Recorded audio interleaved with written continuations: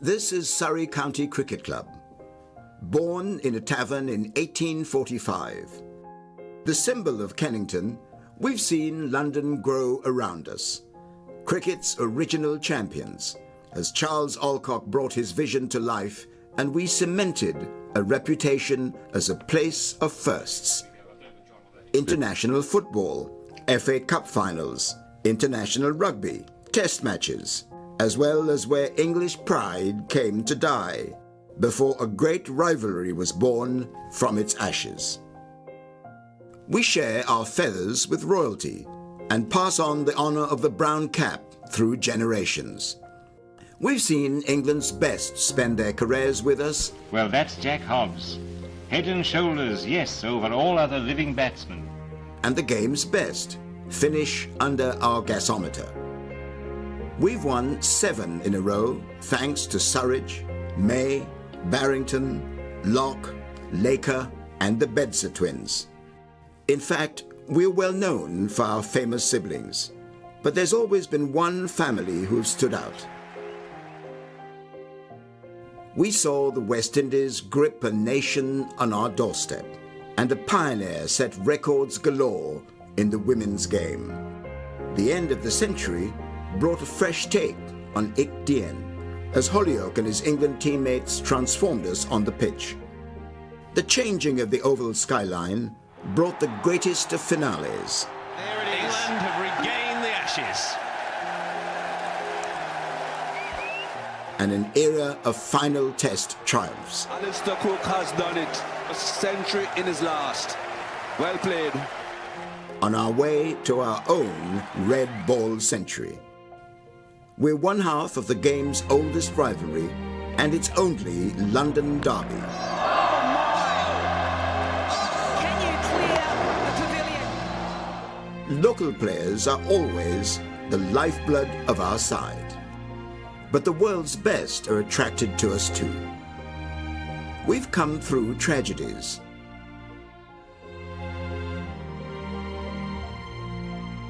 Now we're home to world champions and cricketers of the year. 175 years have passed. There's much more to come. This is Surrey County Cricket Club, heart of London, pride of the county, the grandest stage in world cricket. 3, 2, 1, ready? On now. Hello and welcome. It is at last one-day cup action from the Oval in Surrey against Leicestershire. 8 matches that Surrey will be looking to progress into the semi-final stages and beyond. And you know, despite all the nightmares that they have with their players sent around to play in the 100 competition, they're fielding a pretty decent outfit today, to say the least. They're up against Leicestershire, a side they're most unfamiliar with, and the players are already out there because we've had the toss. Leicestershire have won it, and they've elected to bowl. They are wearing a kit of absolutely monumental awfulness. It really is one of the ugliest things I've ever seen in my life. But that's Leicestershire, by the way. Surrey kit is impeccable in its black with a little trim here and there. Yeah. Alongside me is Cameron Ponsonby, and here is the first ball. Nicely struck back towards the bowler. We're coming here so late. I need to introduce you to our team. We've got Phil Long, who is, of course, BBC scorer and SEN scorer. Hello, Phil. Welcome aboard. I just noticed the clock said 10:58. No wonder we're not prepared. We were up and running 2 minutes early. It's bang out of order. You know, there were about 12 or 13 years ago, I think, one of Surrey's openers was out before the official start of the county championship season, which was quite the feat. He was out at 10:59. The game started a minute early. Cameron Ponsonby alongside me. We've all been sort of taken aback by the sudden and rapid start of today's game. It's now clicked over to 10:59. We've already had 2 balls. Ryan Patel is out there in the middle with Dominic Sibley. Do you want to run us through the teams? I'd love to, Dan. Go for it, Cam. So we have Dom Sibley and Ryan Patel opening the batting. Captain Rory Burns is at 3. Captain of last year's campaign, Ben Geddes, is at 4.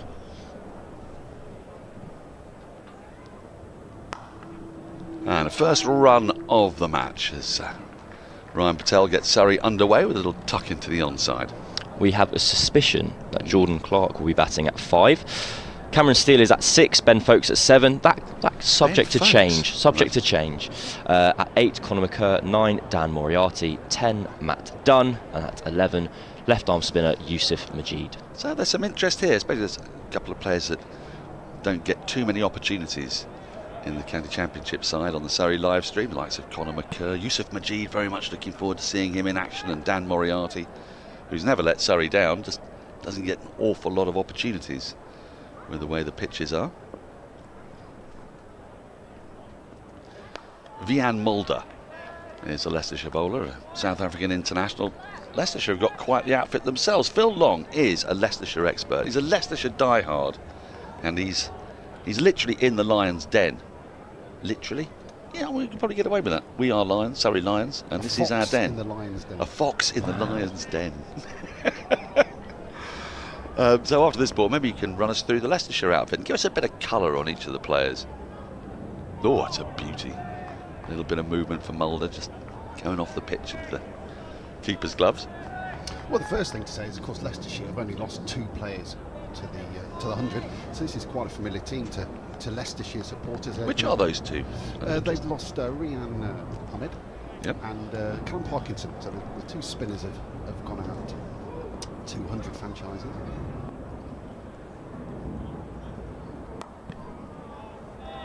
And the last delivery of that first over easily played, just a single off it.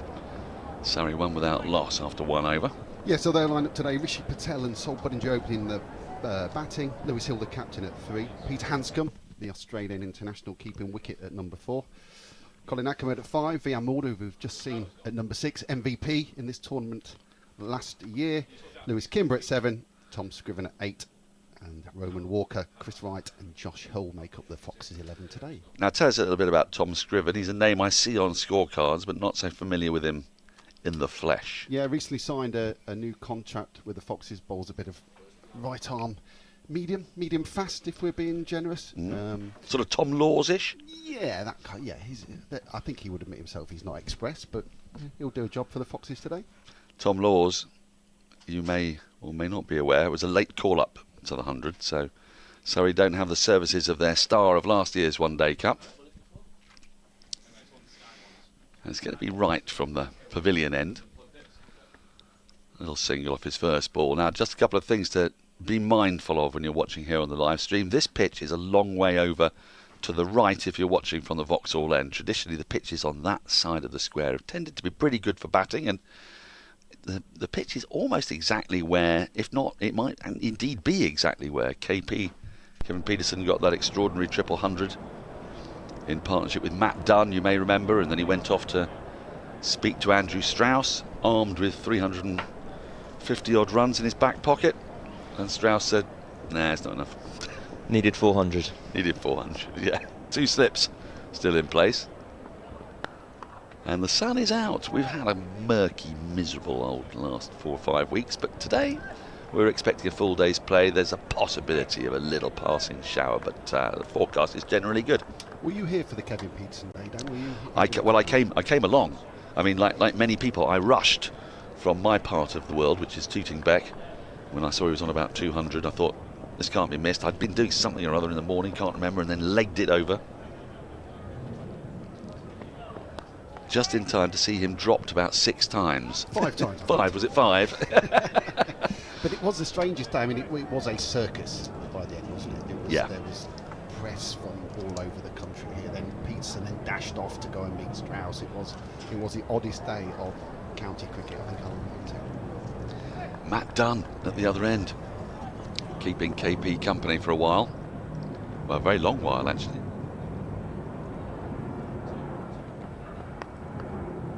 And the other thing we're going to have to get used to is the rhythms of 50 over cricket. Cam Ponsonby's alongside me in the lead up to the 2019 World Cup. From 2015 to 2019, we all became very familiar with the rhythms of 50 over cricket.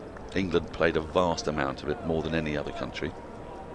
But actually, the England side's hardly played any since 2019. I think they've played about 40% the number of fixtures that they played in the previous 4-year cycle. And is he going to get through for that single? Nicely worked by Sibley, gets him off the mark. And of course, the 50 over competition in England has been relegated, in effect, behind the all-consuming 100, which I was able to watch last night at the second oldest test ground in London, over at Lord's. So we can have a little look at the London derby between the Oval Invincibles. You had a lovely time, Dan. Well, I was there really to watch the women, but they got rained off.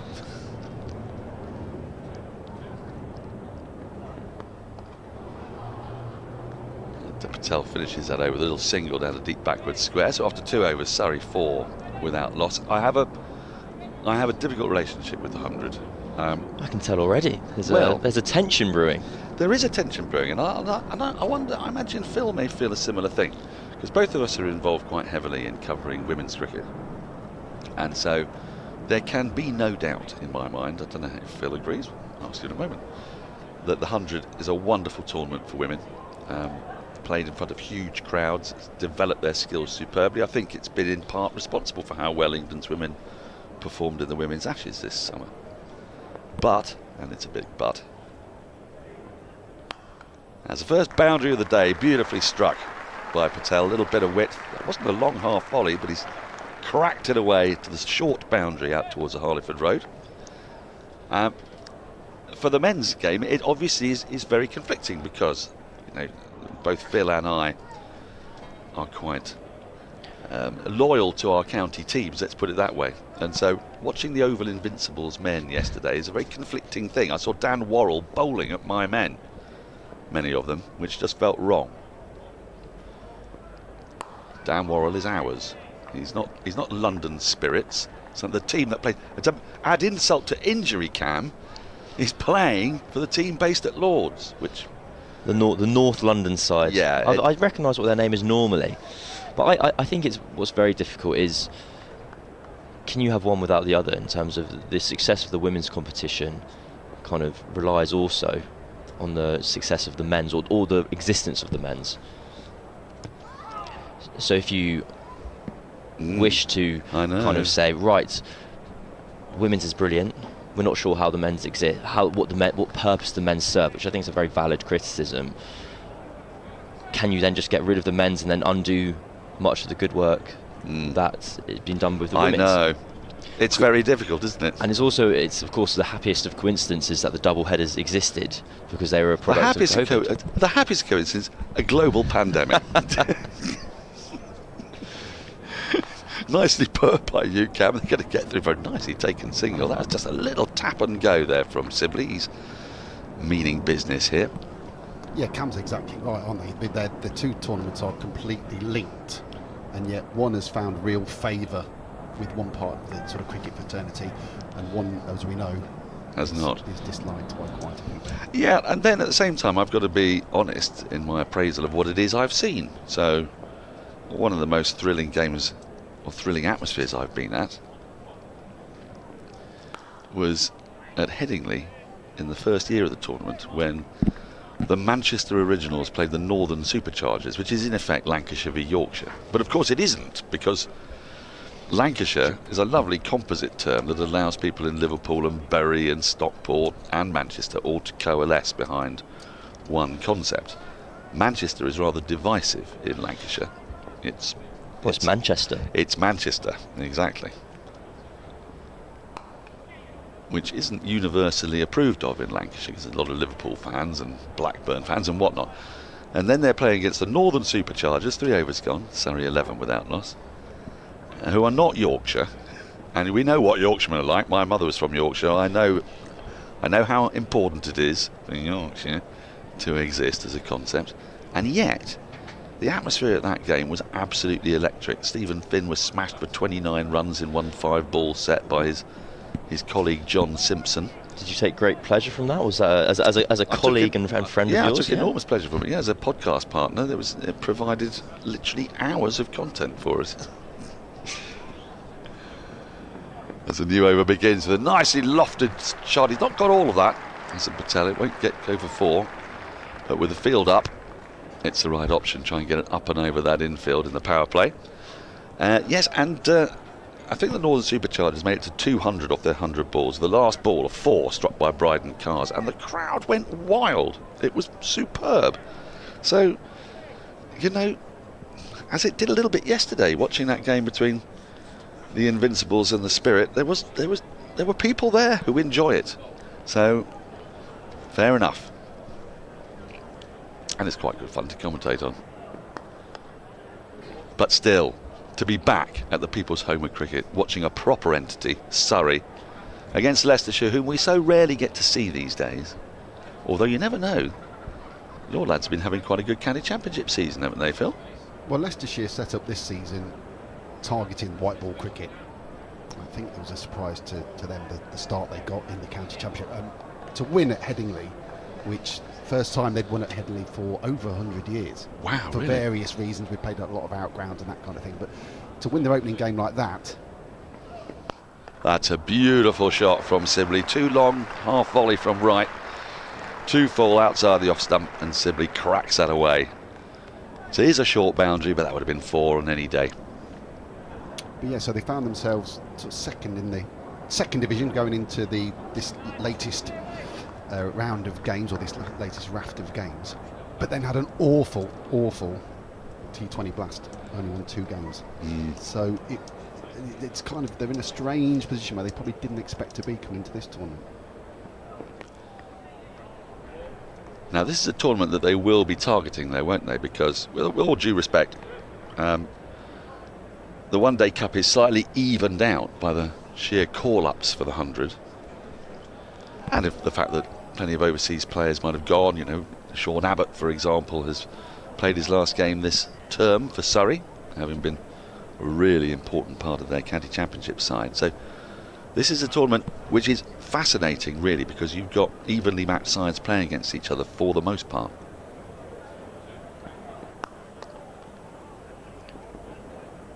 I think, just for the record, Dan, I actually think I quite like the Leicestershire kit. Are you joking It's me? exciting, it's loud, it brings vibrancy and colour. It fits him very well in the 100, I must say. So perhaps that warms my heart so much. It's obvious the kids love it, don't they? Exactly, the younger generation, as it were. It's all wrong. Leicestershire should be playing in something way more They should be yellow. playing in white with a Yellow, red ball. no, yellow. I'm not that old. And that's not quite going to reach deep square leg, but the boundary there is so short. We might be able to take a little look. 20 without loss with 4 overs gone. If we could just maybe have a look round and see where the 30-yard circle is, and then see how many, what the distance is beyond that to the boundary. There are, about 8 pitch widths. I think if that really was a reminder of how short that side is, because the shapes there didn't really make sense from a cricketing sense. No. Ryan Patel hit that ball very tamely and was almost caught on the boundary. I think if I think you can imagine seeing teams looking for that right-hand, left-hand combination today, targeting that side. That thick edge is going to run away for 4, and it's going to be absolutely hellish for the captain here, because he's got what you might loosely call a deep third, but because the boundary, especially that angle, as the ball's coming from the Vauxhall end to the left-hander here, where it's sort of deep third, or fine leg for that matter, the distance between there and the boundary, that's probably the shortest boundary you would think of the lot. So absolutely, defending that, it's going to be a very legitimate shot, is the late cut, I think, today. That's how beats Patel as he looks to work the ball into the onside. You mentioned earlier kind of readjusting to the rhythms of 50 over cricket, and I think we almost you forget that the 50 over cricket we got used to was England being the best 50 over side in the world, and they kind of almost had one gear. They nailed it through the power play. They went at 6s for the middle 30 overs, and they went at 10s again at the end. And just trying to readapt to that and understand with this Surrey setup. Oh, what a catch that is! An absolute screamer at slip. That went really low to the left of first slip. A genuine edge induced by Mulder off Patel as he looked to drive the ball through the offside, and a really sharp catch. That is a screamer, and Surrey lose their first at 24 for 1. It's a fantastic catch by Colin Ackerman at first slip, diving away. As we were just mentioning there, Ryan Patel looking to force the issue through the power play. He had such a good campaign last year, and this has been like his opportunity of a competition this year. he's not been getting a game in the red ball stuff, and there'll be a great disappointment to him that he wasn't able to make the most of that tiny boundary. Well, that's the thing. That's what he's going to be really upset about. He's looking at that boundary on the offside, and I suppose you could say that's pretty clever bowling, because he knows, Mulder, that Patel is going to target that boundary at every opportunity. He's bowled it a little bit straighter. It may have just left him a fraction at the last minute, and a really, really good piece of fielding by Ackerman at slip, and handy bowling. You're right, because it's a strange corner of the ground there. Great catch. But once that's by him, it's 4, isn't it? Yep. You know, there's no messing. Vian Mulder starting the way he performed last season in this competition. 14 wickets at 29 apiece. He got back in the South African team on the back of his performances in this competition, which kind of shows, you know, that there is quite a bit to play for here. Oh, there's plenty to play for. I mean, as you can see, Surrey are fielding how many internationals here? Sibley, Burns, Foakes. One day I wouldn't be surprised if Yusuf Majid, he could be a bolter. England's very much lacking spin bowling, aren't they? Yeah, it'd be a serious rise. You take some Metro Bank one-day wickets, get yourself into the red ball side for September. We need a spinner for India. Bang. Yusuf, in you come. Well, who would have seen Rayan Ahmed playing for England a year ago and taking 5 per run debut? Well, Rory Burns has come to the crease here. He missed, if not all, most of last year's campaign. And he has an incredibly well-worn bat. He looks like it's seen a number of bowling machine balls. Potentially might be his one-day stick that he prefers. Oh, yes. It's got a very red middle, hasn't it? And instantly he's advancing on Mulder, but can't beat short fine leg. I was talking to our friend and colleague Nick Friend downstairs before the start of play. This is Roy Burns' first this day game for 4 years. Over 4 years. May 7th, 2019, his last game. So in case you're wondering, that means he did miss all of last year's competition. Yes, that is what and that the one means. before that, and the one before that, and the one before that as well. Well, we need to clarify a little. Because in 2020, he's off the mark there with a little single. Yeah. There was that coincidence, was there? There was that coincidence. There was that happy coincidence, as you put it. Then, of course, those are your words now, not mine. 2021, he'd have been playing for England. Of course. Yeah, so that... Details are funny things, though, Dan, aren't they? Yeah. And then last year, I think he quite understandably wanted a bit of time off, having been discarded by England following that Ashes tour that didn't do anyone any good. An Ashes tour that, according to Stuart Broad, didn't really happen. So it seems rather unfair that anybody should have been jettisoned from that team for a series that didn't actually happen. I heard a fantastic point, I think by Jeff Lemon of the Final Word podcast, who mentioned that if that series is in fact null and void, then Broad no longer has 600 Test wickets. That's right, yeah. Which is a shame. It is a shame. But you do, as is all of our rights, wants and rights, you want to have it both ways. And I think Stuart Broad is allowed to both have 600 Test wickets and to have null and voided that series. Are you referring to cakeism, the brand new political philosophy that came? I've always been very confused by like because when would you ever have your cake and not eat it? I've always wondered that, Cam. I mean, it's one of the most curious things in the world, isn't it? I mean, maybe if you're sort of a monk, I don't know. As Ben Stokes said on the final day after the close of play here, 3 days ago, hindsight never loses.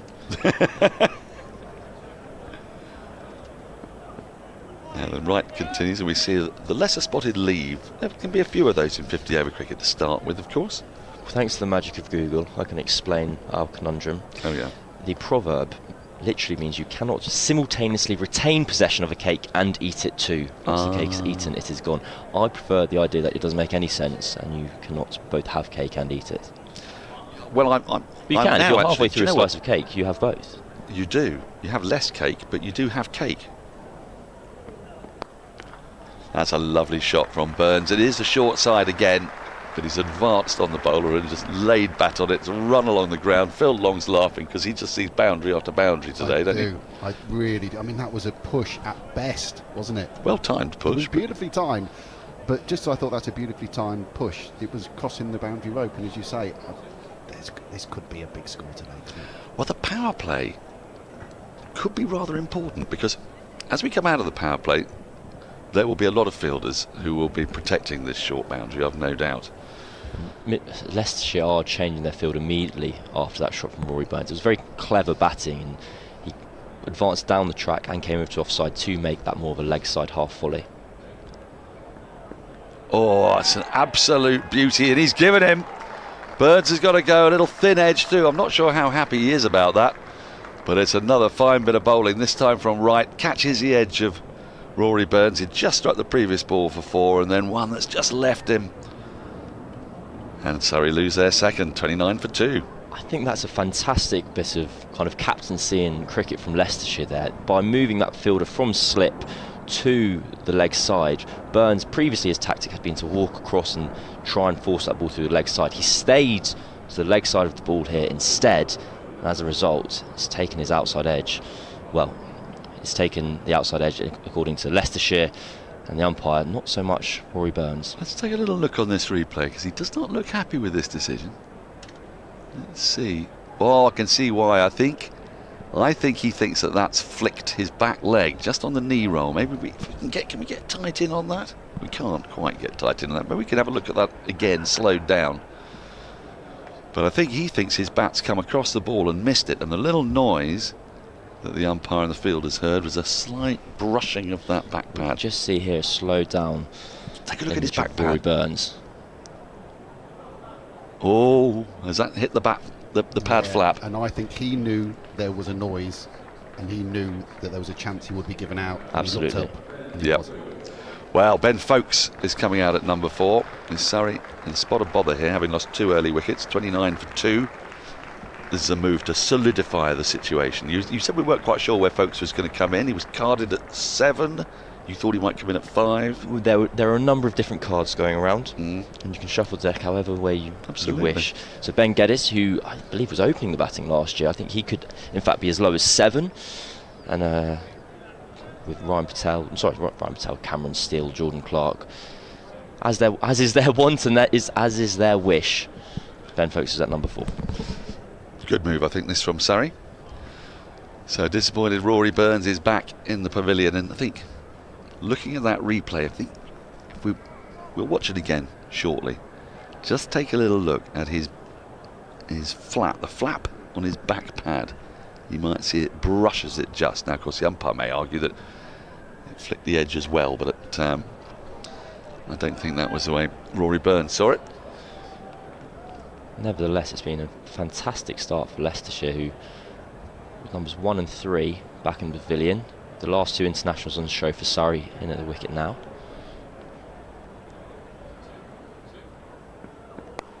The last 2 internationals. It's pretty good still, isn't it? It's tough down here at the Oval, isn't it? Well, I think, is it 14 players that Surrey have lost to the 100 and 6 coaches? It went up 1 a day, didn't it, over the last 2 or 3 days? It was 12, I think it was 13. I think Tom Laws and Dan Worrell disappearing. At the last count, As I said, I saw Dan Worrell yesterday bowled beautifully. The ball was darting about. He took 1 wicket, which was like being at the Test match. I'd been at the Test match 2 days earlier. Absolutely perfect away swing, and took the edge, called it first slip. Oh, wonderful. We hardly saw any of those during the Test series because the pitches were so moribund and the balls were so dreadful. You have to go to a 100 match to watch a regulation Test match dismissal. That's how they're trying to win the children over, by playing red ball cricket in August, but in coloured kit. I tend to think that the Ashes was a gateway drug for the 100, not the other way around,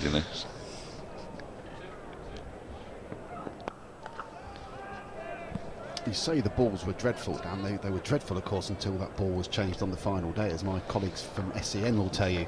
End of the over, 30 for 2. Surrey with a wicket that over. Yes, they were angry, weren't they? The ball that won the Ashes. Oh dear. It's funny, isn't it, how it's the Poms who whinge.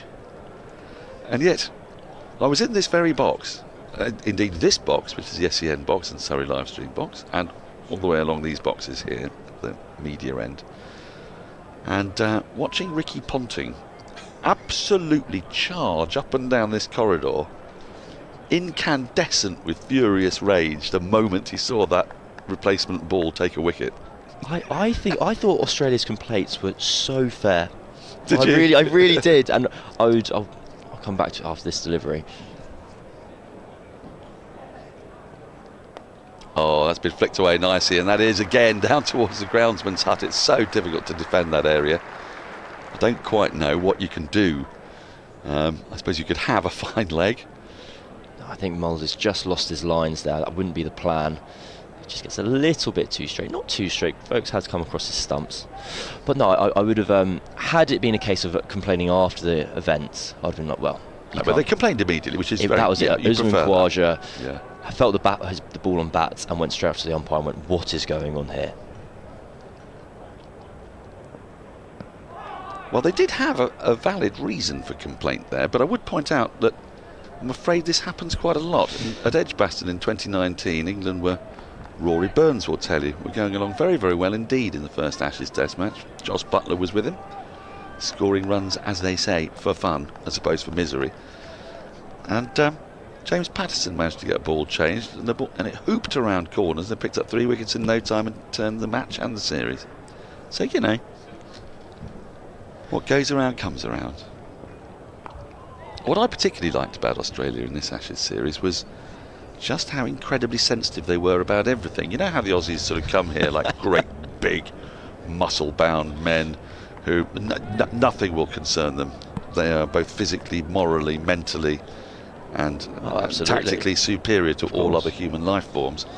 Well, when Alistair Cook accidentally didn't double source a programme and let slip on air a falsehood, namely that Alex Carey hadn't paid for a haircut, it turned out it was a different wicketkeeper from Australia who hadn't paid for a haircut, but he had actually paid for it, but he'd paid for it electronically, so it hadn't turned up in the bank account of the barber just yet. Oh, so that was the truth in the end. That was the truth. Right, okay. But a story so trivial that any other team would just have laughed, stroke ignored it. The Aussies went into full defensive, sad anxiety mode. What? Oh, we did pay. We'd never do that. It was, if you don't mind me saying so, just a little bit wet. Goodness me. Dan's off the long run this morning. The Ashes is only 2 days old. And The Aussies can get it gone, the 100 can get it gone. But you notice he's waited till they're all on the plane and No. home, hasn't he? No, I had a little go at Cameron Green on TMS. Because there's another one who came to this country with a great fanfare, and the Aussie journalists were informing anybody who would listen. Oh, it's a beauty. Another edge through to the keeper. Is it? Well, the umpire's not given it. Leicestershire were convinced they got Foakes there. Oh, and he says that's brushed my pad, which is pretty much what Rory Burns thought happened to him. Let's take another look at this in the replay. Well, if that's brushed a pad, it must be the back pad. Could really do with seeing that again. Take a look at his back pad again. Oh, it's nowhere near the pad. I like Ben Foakes' suggestion that it was his pad. Was his bat? Did his bat brush his pad, perhaps? I could have believed Foakes that he may have missed it had he not suggested that it hit his pad. Well, it might be that his bat hit his pad. I think we'd need another look at that. That being said, Mulder, he didn't turn around. He celebrated, he didn't turn around, but when apparently it wasn't given, he didn't seem too aggrieved. No. There's a bit of kidology going on here. As Wright continues, that's a beautifully played shot by Sibley. It's his favoured area on the leg side. Might just get hauled back in, it does. But they'll get back for 3. On the topic of changing deliveries, I remember talking to one county captain. He was saying that is, I think you get 2 ball changes in 80 overs. Basically, you can ask for it twice. And he said that's kind of your game, because in England you're not really in conditions where you can get too much reverse swing. So rather than it being a case of how can we manipulate the ball in X, Y, Z, it's okay, as soon as the ball stops swinging, how can we convince the umpires to change this ball for us? Well, it's a valid tactic, especially as the balls in the last couple of years have been pretty manky, to put it mildly. But almost every time you looked up during when England were bowling, they were taking the ball to the umpire. The amount of time those hoops came out to see if the ball went through, it was ironic. In the end, it took a good delivery hitting Usman Khawaja to get the ball changed, and was changed because it had been knocked out of shape. Well, there's a bit of a problem with those hoops. and it'll be exactly the same in county cricket as well. Stephen Finn was informing me on TMS that some of this batch of Duke's balls are a little smaller than they used to be. So even if it goes out of shape, it can still go through the hoop. Oh. Yeah, I know. Well, So I've they enjoyed need- that. I've they enjoyed need- that tidbit. They need to smallen the hoop. But then what? They need to smallen the hoop, but then do they need to biggen the other one? They need to biggen. Yeah, I don't know what they need to do with the other one. This is a question from Ray Erasmus. I haven't finished on Cameron Green though. Oh, sorry, I beg your pardon. So I don't know, because you've been out in America. We have to ask you about that shortly. Of course, yes. But Phil and I have spent an inordinate amount of time with Aussie journalists lately because we were lucky enough to work for SEN. In my case, I think we both did 3 tests for them, did we? You did 3 tests, didn't you? And as a result, we had great men like Peter Lawler, Bharat Sundaresan, who has got Stockholm Syndrome since he's moved to Australia and become one of them. The mighty Jeff Lemon, Adam Collins. And we were also Louis lucky enough to Cameron. spend time with them in India as well, so we have spent Yes. a lot of time. A lot of time with Aussies. And their absolute certainty that Cameron Green is exactly this kind of thing, sort of chiselled out of Uluru. He's a son of Australia, built out of Tim Tams and crushed avo and moral purity. A vastly superior human to all others. Tall, can bat, can bowl. And bless him, as a wide down the leg side is signalled. Bless him, when he got here, and he looked like he might have a pretty good series, didn't he? And diving around gully, looked like the best gully fielder in the world. He was declared the best gully fielder of all time by every Australian. It's the wingspan. That we know, the wingspan, yes. And then he 3 bowls. gully fielders, wasn't he, according to the Aussies? Like 3 fielders in one at gully there. Yeah. He bowls the ball that Alex Carey legitimately stumps Johnny Bairstow for. The crowd go on a bit of a pantomime tour. Give him the bird. And it turns out that the country that invented sledging can't take it when they're sledged back. And his kind of entire season, the whole series collapsed around his ears, didn't it? He's a lovely guy, but his eyes looked frail and anxious and despairing. How can this be happening to me? So I do think it was a strange reversal of role models, or at least stereotypes. You sort of imagined that. Did you prefer being the aggressor versus the aggressive? I'm not anything. I'm entirely impartial, Cam. No, I just watch on. I've got that impression, actually. I watch on with studied indifference. But I'm fascinated to see how those stereotypes have been turned on their heads. Well, such is the kind of revere that Australia hold Cameron Green in, is that they completely changed the balance of their side to getting back in for that 4th test and not picking a spinner. Which don't you think that showed incredible weakness as well? I mean, they're just lengthening that batting it order was because they're desperate not to lose. It was a nice. I thought it was a nice guy decision where you didn't want to make the difficult one and leave out your prodigious talent. Yeah. Yeah, that Australian team of old would have been, thanks Mitch, thanks for coming in. Yeah. But you were just in for one game and now our first choice all-rounder is in. Thank you. How interesting you'd have gone that way round. I think that's what the old Australian team would have done. Do you not think? I suppose you have is it Martin Love, who's like one test match and 60 not out, and Stuart Law, of course, another one. Yeah. Curtis Patterson. Oh, nice. There you go. Beautiful shot that from Foakes. That's going to run away to the boundary for 4. 2 full from Mulder, and his prevailing shape is to take it slightly away from the right-hander, and Foakes has capitalised on that. He's found the gap between mid-off and extra cover. If I can bring in a very quick football analogy, I'm not sure if I'm allowed Always. to. Can I be very Yes, quick? of course, yes. Lampard and Gerrard. Oh, yes. England could never They choose. so they should both- be in, Yep. but you should only pick one. And I think that's the same with Green and Marsh. I agree. Although I did recognise the logic, largely because if I was in their position, I would just look to have drawn the Old Trafford test with rain predicted and just pack the batting. I might have only had 3 bowlers. Mission accomplished. Yeah, England can score 700, who cares? It's raining, guys. We didn't turn up. What's the problem? Yeah. Yes, there was some marvellous whining throughout that series, on both sides, in fairness. Was it the whiniest series? I don't know. I suspect because it was so close and so tight, both teams could legitimately whine or whinge about something or other, couldn't they? I think if one team's got the upper hand throughout, you do sound like either a whinging Pom or a whinging Aussie, don't you? Well, exactly. Because it went up and down. In 17-18, there was a genuine... The English team said, right, we are not going to complain about anything. They had plenty to complain about. You remember the extraordinary crease that Moeen Ali was stumped on, yes, which seemed to have suddenly... down the leg side, and there'll be another wide. Seemed to have it about 6 inches where he was standing. But because England were losing so badly, they knew not to complain. It's hard to complain. That would have turned the series. That one would have. Brisbane, though, it was a tight game. That one. It all really hinged on James Vince's run out, didn't it? On the first day. The major butterfly effect of cricket. Yeah.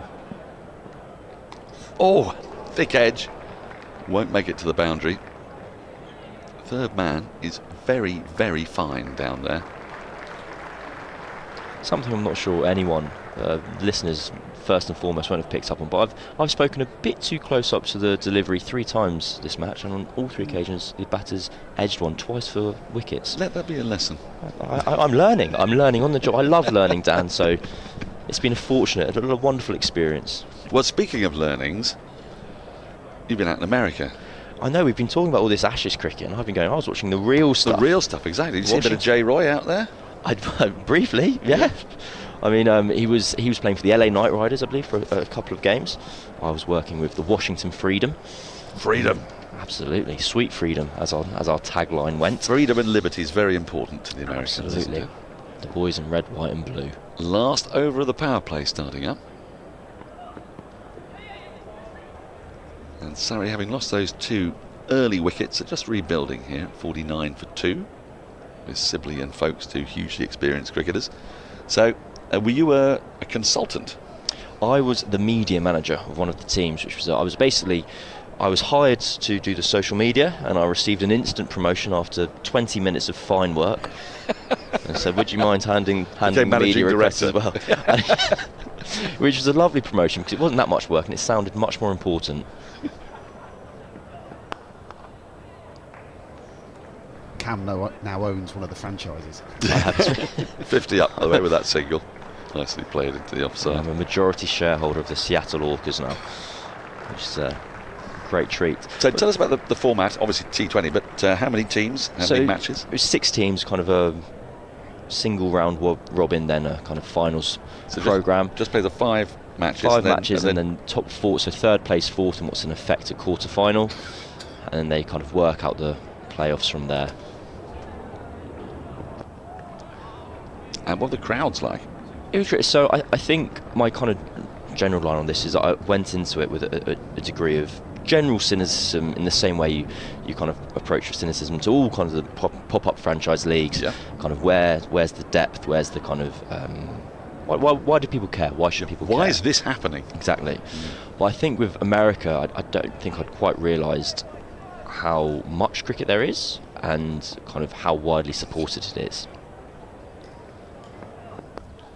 Well, now that is interesting. So where was it? It was in. So the competition was split between Texas and North Carolina. They're kind of 2 hubs there, and the way they'd chosen where the 6 teams are based is they'd looked into broadcasting demographics to see where cricket was most watched. So I'm pretty sure if you kind of see ICC broadcast deals or you speak to people from Cricinfo, they say their 3rd largest kind of viewership and readership goes India, UK, USA, because there's basically this massive diluted fan base.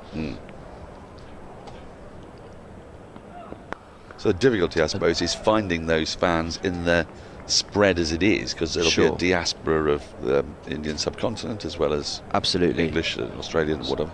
Did the whole circus move from one venue to the other? Was it split? No, it was split. So it was pretty much 1 week in Dallas, 1 week in North Carolina, and back to Dallas. And I think that the challenge they've got is kind of padding out for the next 5-10 years, because we got taken down by one of our players to the Dallas Youth Premier League. Last ball of the power play is swiftly driven, but can't beat the fielder. So after 10 overs, Surrey 50 for 2, the 2 men out. Patel and Burns. Burns rather controversially, maybe that ball didn't hit his bat, little flick of the back leg perhaps, but Patel out to a beautiful catch from Ackerman. This game is so much about this small boundary away to our right. We'll be keeping an eye on that, but I want to get to the bottom of this American T20 franchise league while we can. So what I would say is they have the cash to look after the short term, in that they can pay these players of the highest quality to come over and play immediately in their competition and get the eyeballs on it. And they've got the growth at the grassroots level to look after the long term. The difficulty is where that middle ground lies. Do you need to? So I think between 3 and 5 years ago, they attracted a lot of players from South Africa or Pakistan to come over and set up their life there. Basically, I call it kind of green card cricket. So you're kind of at the back end of your domestic career in one country, move over with your wife and kids, and set up for the long haul over in America. Yeah, it was fantastically interesting, and I believe it will be a success. Do you? We've got to change a bowler. Phil, tell us all about this young man, Hull. Josh Hull, 18 years of age. That's his first ball in List A cricket. Made his debut for Leicestershire early on in the year, up in that famous victory now that Leicestershire had up at Yorkshire in the opening game of the season. Yeah, quick bowler, left armour, high hopes for him. Could he be the extra abroad? What, playing for Nottinghamshire within 2 years? Yeah, of course.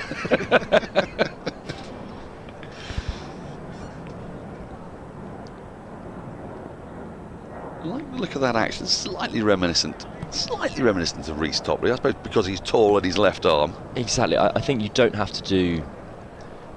There's an Australian bowler called Spencer Johnson who's very tall, left arm, quick. He's touching 150 kilometres an hour. But with Josh Hull, you don't have to do too much to very quickly be highly thought of, because they go, oh, you're 6'7", bowling fast left armers. Handy. That works. That can work. Let's take a little look at this action. See how high he is in his delivery. It's nicely struck through the pigeons.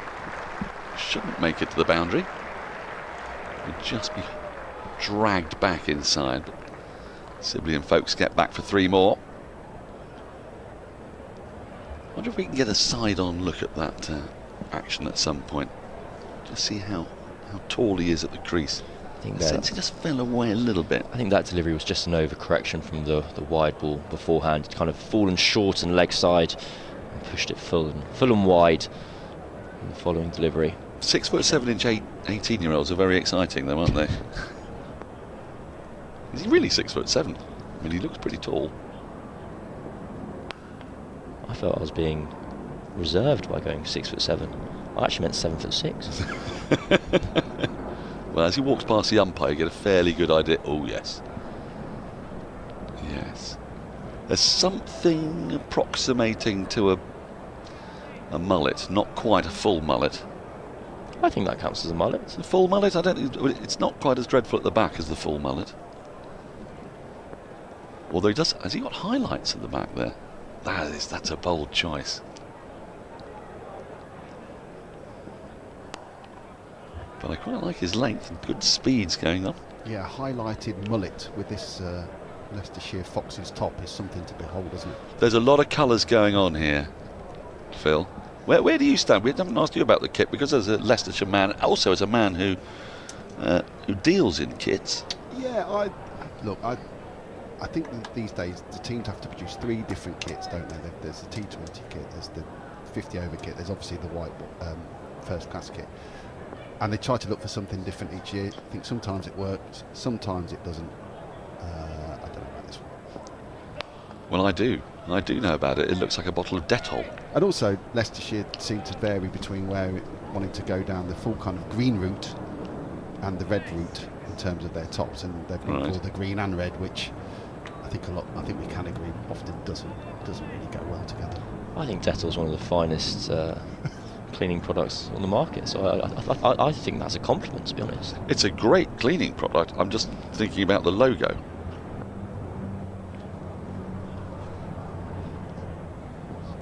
Just remove these cookies. Yeah, I mean, it's not very helpful for anyone listening. Well, go and Google a bottle of Dettol. And the 11th over, 54 for 2. Half and half. I like the look of that over from Hull. Got a decent pace. He just, as you said, he overcorrected off his second ball as he bowled the wide of the second delivery bowl, but wasn't legitimate. After that, though, he got his length back, bowls at a nice pace. But unfortunately for him and the Leicestershire team, he's dressed up as a bottle of Dettol. Cleaned them up. There we go. Very good. Cam, just going back to your American experience. Yes. Talk to us about Morrisville. So the best way I can describe the difference between Morrisville and Dallas, where Dallas was the main hub, Dallas was a cricket ground. It was a stadium, it was purpose built, whereas Morrisville is an outground. It's a council facility. You're sat in the media tent, and to your left is the swing set where all the kids go on the swings. And I think it had a fantastic atmosphere there because it was a local ground. It had a lot of local fans. Change bowler Roman Walker into the attack. There's a pigeon that got in the way. It will do that. Do you know that they weren't here at all for the test match? And there's a theory. So we'll get back to Morrisville in a moment, but very briefly. Absolutely. The theory is that they were spooked by spider cam.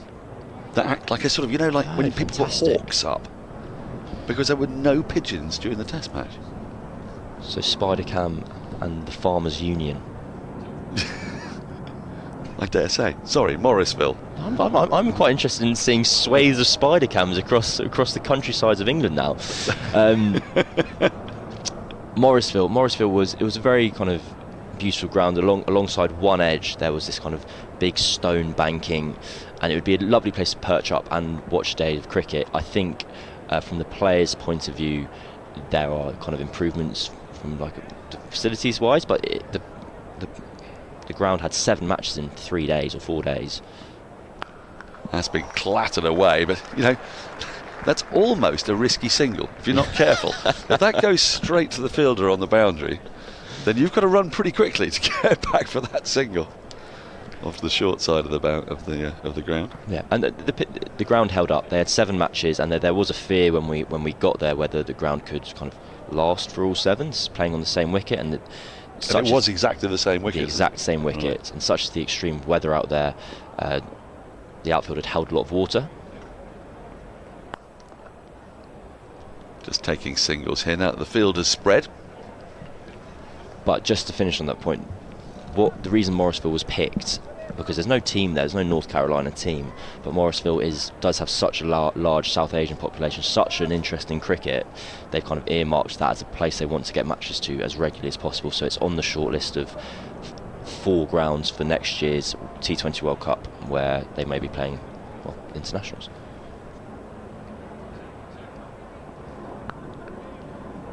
That's nicely guided. It'll only be a single. I don't think we're going to see very many 2s to the short side today. There's a lot of space on the other side, we should say. We've seen some 3s already today out towards the gasometer side. And are we sure that T20 World Cup is still going to be taking place in the USA as well as the Caribbean? Well, I don't know anything more than that than anyone else. But from what you've seen out there, you think it's perfectly feasible and perfectly... That'd be fine. They could play at Dallas, absolutely no problem. I imagine they'll want to spruce up Morrisville a little bit, but that's just a matter of kind of time. But yeah, I mean, I think there was a rumour, a threat that maybe it wasn't going to happen in the US, but that doesn't seem to be the case anymore. It seems to be kind of moving on.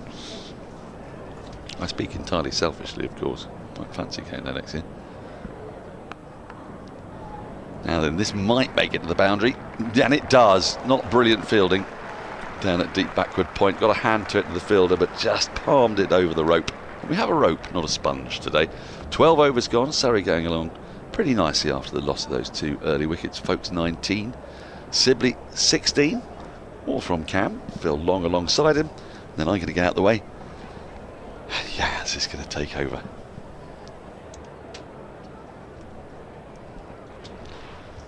Well, fine start for Surrey here as Yas takes his seat. 61 for 2 after 12 overs. Ben Foakes trotting along on 19 off 22. Dom Sibley a little bit more sedate on 16 off 28. Josh Hull to continue, all 7'6" of him and blonde highlighted mullet.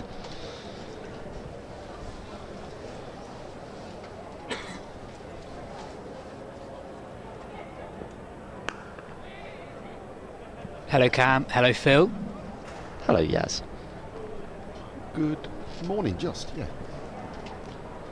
Obviously quite a lot of conversation at the moment about America, given that's where you've spent Absolutely. the latest leg of your gap year. But why do you think English cricket is just so obsessed with America? We're obviously talking about it because you've just come back, but a significant portion of the hundreds coverage yesterday was spent talking about America.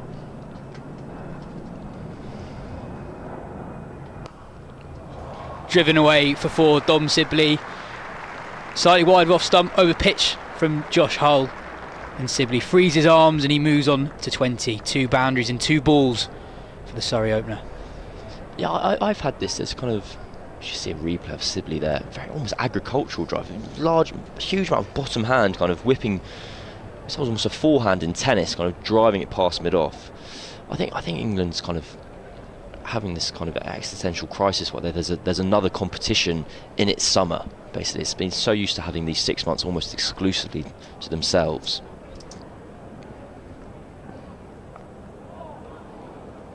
Slightly wide of off stump. Sibley looks a dab it towards deep third, but doesn't quite get hold of it. And I think in the terms of the kind of the threat or the challenge, I think it's a better word, that MLC poses to the 100. I think something that's slightly overplayed is the money, and something that's slightly underplayed is IPL involvement in the MLC. So yes, you earn slightly more money in MLC for slightly less work, but the tournament's going to get bigger, so that kind of time frame will change.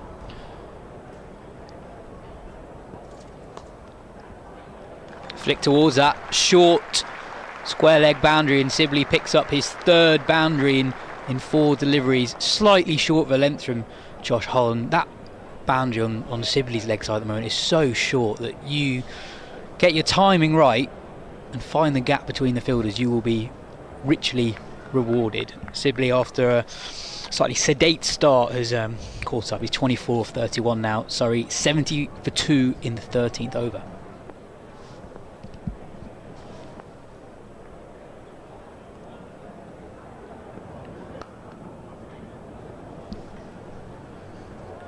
Boundary down behind square, unless it goes straight to the fielder, it's almost not worth having a fielder there, is it? Because it's 4 straight away. I mean, the fielder there had 5-6 yards to move. He didn't even really move, did he? I mean, it was there before. No chance. But yeah, in terms of that, the time to money work ratio will kind of even itself out. But if you're a player, if you play in the MLC, you're rehearsing in front of IPL owners, whereas that doesn't exist in the 100, and I think that's a big attraction to those players. Driven into the offside. Foakes pitches a single. There's almost a collision between Foakes and Sibley, but they get through unscathed. That's the end of the over. A profitable one for Surrey. They pick up 11 of Hull's second, 72 for 2 after 13. I understand that, but IPL owners surely can watch other cricket. Why do performances physically in front of IPL owners matter more? They can watch the 100. They have all the data analysts in the world providing them with the latest intel on who's doing what. They can, but I think there's the element of confirmation bias, kind of the eye test. If you are scoring runs for the Seattle Orcas, who have a Delhi Capitals partnership. Oh, Foakes inside edges it, narrowly beats his leg stump. He picks up 4, but in fortuitous fashion. He moves on to 25, but Leicester so close to picking up a 3rd wicket as we look at the replay here. Drives forward, it's a pretty good ball, decent line, decent length. Foakes drives back slightly away from the body. He rehearses a more secure defensive shot. I think it's kind of the bane of the analyst's life, is they all say kind of players will recommend a kind of a signing to their coach, and they'll go, he scored runs against us a couple of years, good player. And when you have the kind of macro in front of you, you can see the true level. I know at Leicestershire a couple of years ago they employed Dan Weston, who's now at Kent, I believe, and he's done some analysis in the IPL and with Birmingham Phoenix and the 100. And his role as analyst was quite unique in that normally it goes analysis first, recruitment second, and his priorities were flipped. So he was kind of put in charge of recruitment. And so Louis Kimber, as part of the Leicestershire setup, was a prime example of that. Cut away from Foakes to that short boundary. He picks up just one. And kind of Louis Kimber was, the whole idea is the same as anything, trying to find value. If we're Leicestershire and we have the smallest pockets, how do we get the most bang for our buck? Where can we look where other people aren't? And so Dan Weston kind of created a model that weighted second 11 runs to see who scored the most second 11 runs against the highest quality.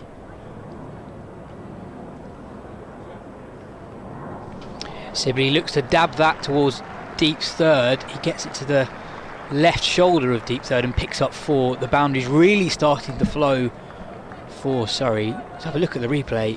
How deliberate is it from Sibley to get it this fine? I don't think he means it to be that fine, but it's convenient. And I think if he middled that, it'd probably go straight to the fielder. A happy accident. But yeah, you're right, sorry. Yeah, 50 partnership and that run rate now above 6. It seems a long time ago since those 2 early wickets fell. My Leicestershire hat is not quite Walker in again, and Sibley picks up 1 in the leg side. Trivia question for both of you. Yes. I think Phil's going to get this straight away, so Phil, please let Cam have first go at this one. Roman Walker shot to fame last year. Oh no. What did he do? Was it not playing cricket for Leicestershire? It was. Okay. But what did he do for Leicestershire that attracted global headlines without Googling it?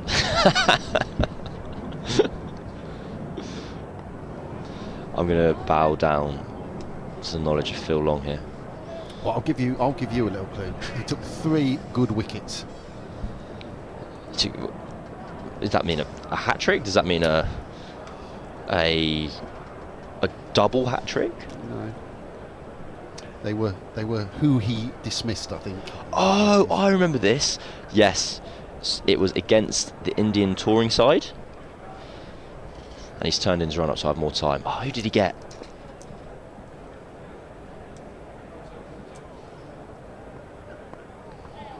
I do remember this. As did he get kind of Kohli once or twice, and kind of was it a hat trick against India? He took a 5 against India, that over from Walker conceded 13, but last year he took 5, but the 3 wickets Phil's alluding to are Rohit Sharma, Hanuman Vihari, and Virat Kohli. He also got Jadeja as well.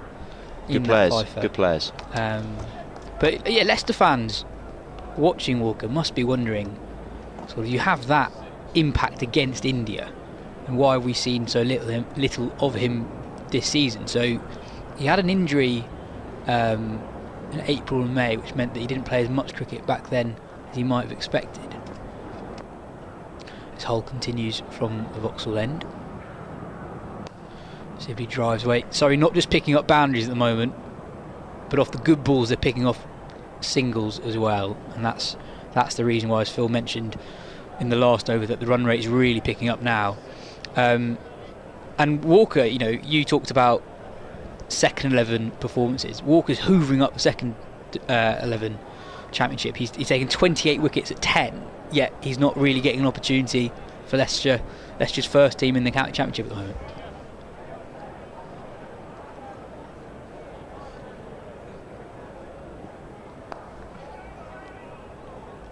I think second 11 county cricket is such a kind of unique and kind of strange being, in that you can have kind of players of the highest quality on their way back from injury, and also a kind of local clubby who's just got called up for the weekend because they're shorts. The county twos teams will occasionally be like, we literally need an 11th player.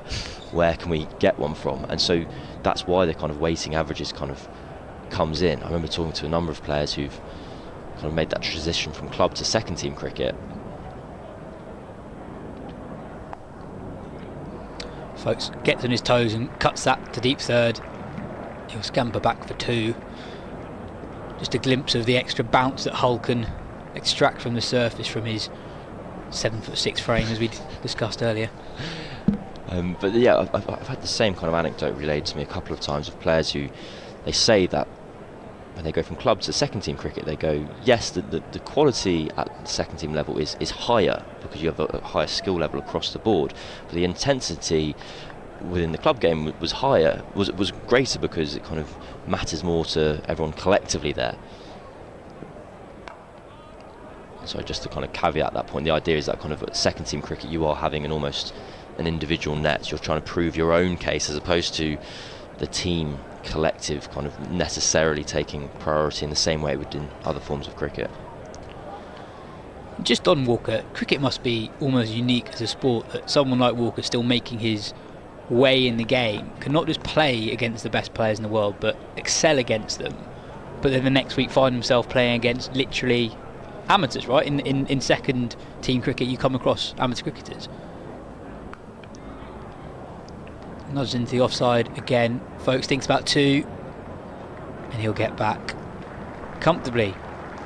Again, Surrey already picked up 5 from this over without scoring a boundary with 1 delivery remaining. That run rate staying above a runner ball. I think Roman Walker's also looking at his career. Played that game against India, took those wickets we mentioned. His first class debut in the county championship, Glamorgan wrapped up 795 with 5 declared. So that's a rude awakening to to championship cricket. Foakes inside edges it past the stumps again and picks up 1. 6 from the over. Surrey 91 for 2 after 15. I think I've just seen the scorecard over Phil's shoulder. I do recall this match, not for the most famous reason, which I imagine you'll refer to in a second, but Leicestershire managed to lose by an innings, having scored 584 in their first go, which that's got to be some sort of record. I do remember a friend of mine saying, we're going to lose this by an innings now. I mean, we're playing not even weak. And the ingrained misery that must exist in the Leicester supporters' mind. If you get 600, you go, we're in trouble here. Yeah, there's too long left. We can't save this one. No, yeah, it's the game. Cam, as you referred to. Sam North East 410 not out, 450 balls, 45 fours and 3 sixes. Yeah, Glamorgan went on to make 795 for 5 declared. Roman Walker bowled okay, to be fair. 20 overs, 3 maidens, 1 for 95, so he didn't go round the clock. We're going to have a first look at spin as Durham-bound Colin Ackerman turns his arm over. Question for you guys, really. With such a short boundary on that side of the ground, as a spinner, you must always be thinking that, and the batters too, almost wherever he's bowling the ball, they will be targeting the short side of the ground. I think for a spinner it can, it's obviously not ideal, but it can also work in favour of the clarity in your plans, and that it makes your decisions for you. You know that you have to hide the ball in one direction. That obviously makes you more predictable, but I expect we'll see Ackerman bowling very straight here and looking to try to get hit for 1 out into the leg side sweepers. Yeah, he's got 3 out on the leg side boundary at the moment. There's 1 man patrolling the offside fence. That's a bit of a clue how we expect him to go. Starts just outside off stump, and Foakes is frustrated with himself. I think he saw that as an opportunity to really whip that past a man at backward point. See, even then, that wasn't that wide, and the risk of that beating backward point either side and going for 4.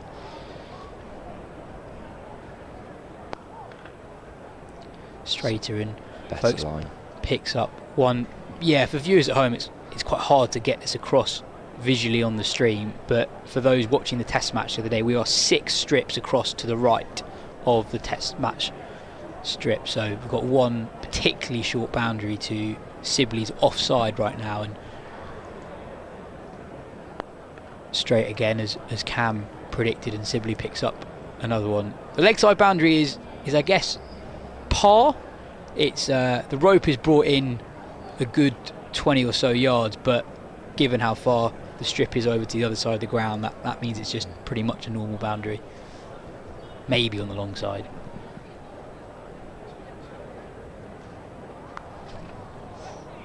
That is a fantastic dot ball. Leicestershire will be delighted with that. I think a good way to kind of explain to the listeners at home and viewers, is the where you see those steps where the players walk up and down, that is now the sight screen. Cut away again, but only to the fielder at deep point. You bowl quite a lot like Colin Ackerman, don't you? I've always thought that, actually. I've always thought that. No, quick, non-turning off breaks are very close to my heart. Short, and Ackerman for half a second must have thought it was in with a chance of a return catch. Again, probably not quite the length that he intended, but it almost stopped on Sibley as we have a look at the replay here. Really not that far away from the diving Ackerman at all. I think Ben Foakes has done quite well there to both get out of the way but be quite lethargic about it and just keep himself ball side. And then crucially obscuring the view. Turn your man. Yeah. He'd be an excellent striker. Play it into his feet, holds the ball up. Yeah, after that good start from Leicestershire. Sorry, 95 for 2 after 16 overs, but a good start from Ackerman, only 4 from his first over.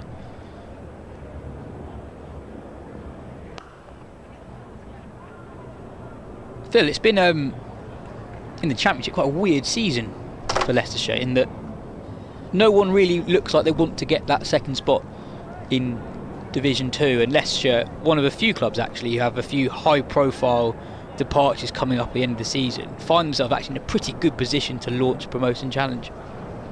Yeah, you're exactly right. It's now a strange position to be in that they've produced their best Championship form for 2 or 3 years.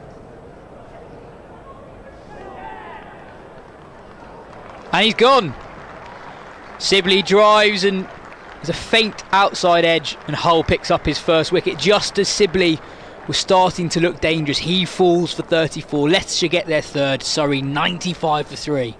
Yeah, Josh Hull's first List A wicket. We can say we were there in a few years to come when he's here at the Oval changing the bails to end his long and illustrious Test career, can't we? I'm calling it now, chaps. Actually, we'll see it on the replay here.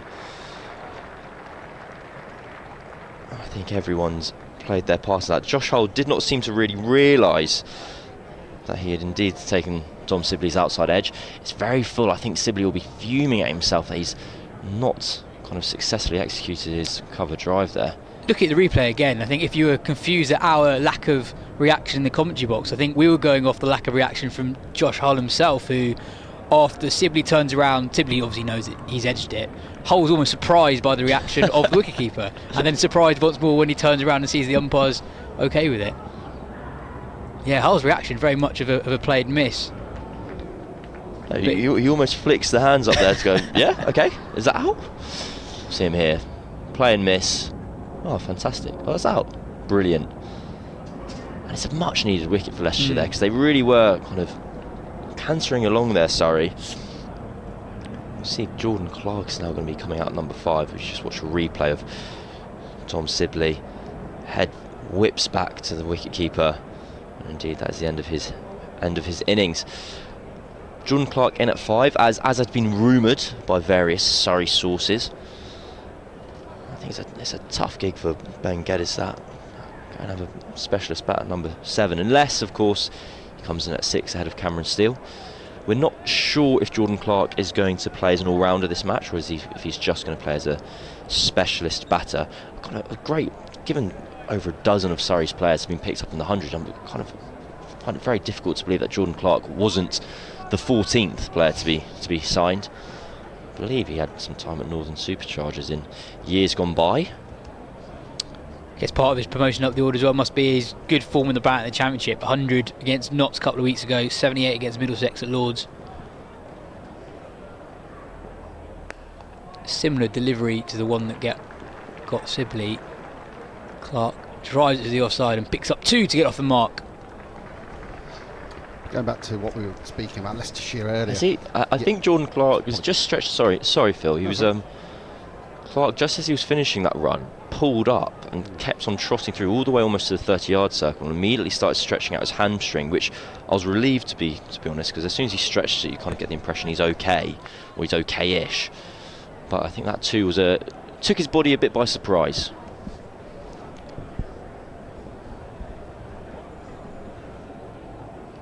slightly shorter into the body. Yeah, but Leicestershire's start to the season, I think surprised a few people. Second in the Division 2 going into this last raft of games, but also rocked by the fact that three players who form an integral part of their squad are leaving at the end of the season. We know they're leaving. There's no surprise about it. No hidden agendas. They are leaving. Chris Wright, who's playing here today, is off to Sussex. Colin Ackerman off to Durham, and Callum Parkinson also off to Durham.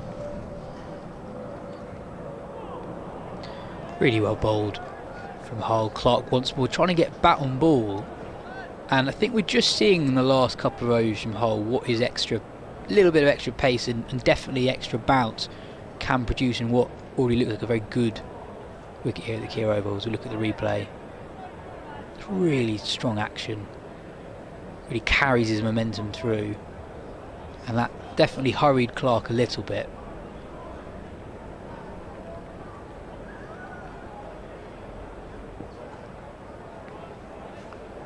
I think because he's played a fair bit of cricket for Leicestershire this season, you almost forget how young he is. He's only 18 years old, and I think 18-year-old bowling, I can't remember many who are at least this physically intimidating at such a young age.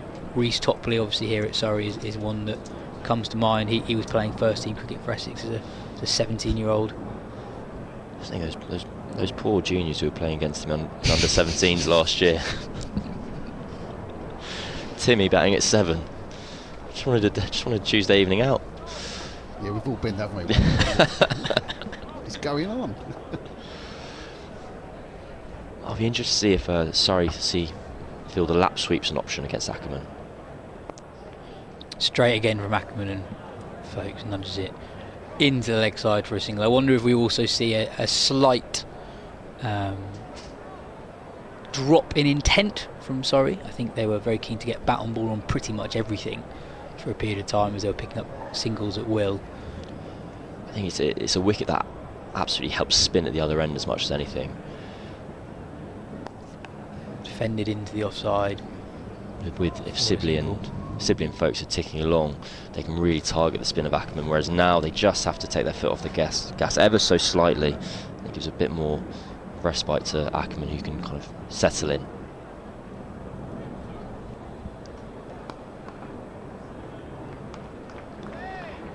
Just to explain to those at home, the field Leicestershire have, they've gone to a 4-5, so they have backward point cover and mid-off in the ring on the offside, and a cover point out on the boundary. On the leg side, they have no one behind square in the ring.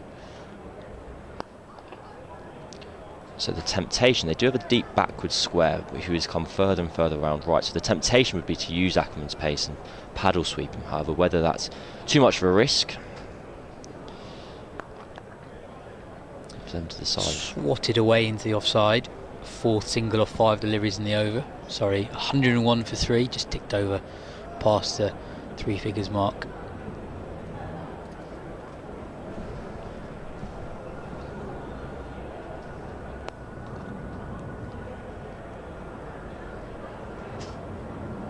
Six balls, 5 singles, end of the over.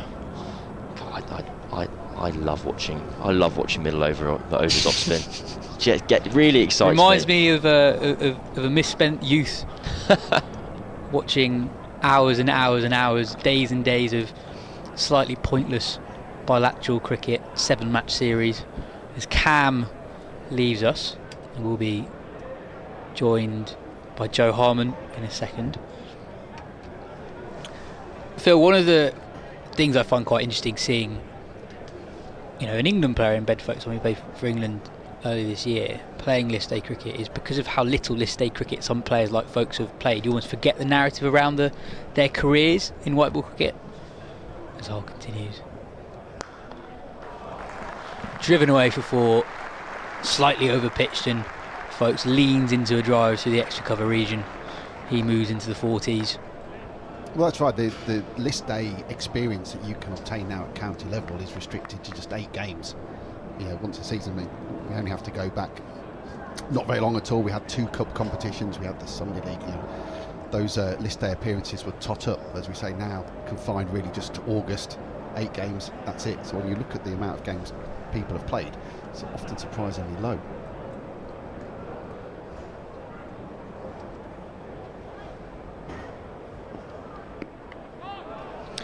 Yeah, so Foakes' last list day game but one was his ODI debut against Ireland. Do you remember that, when they played Ireland just before the 2019 World Cup? I think they played Ireland and then Pakistan in a series.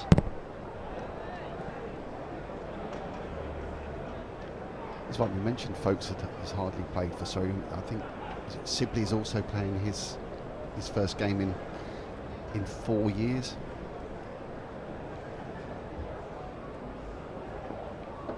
Then again, short, pulled by Foakes. It's good effort on the boundary, so they'll come back for 2.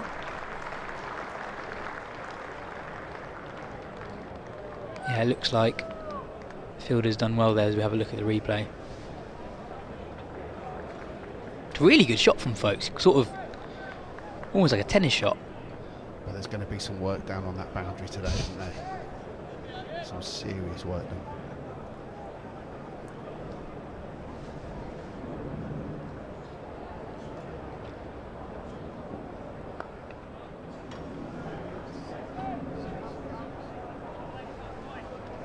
Joe, do you remember how Foakes ended up playing an ODI? Because he was never talked about as someone who is always Red Bull. He even did an interview the other day where he said that he's put all his eggs in the first class Test basket, and he ended up playing 2 white ball games. He's played for England in all 3 formats.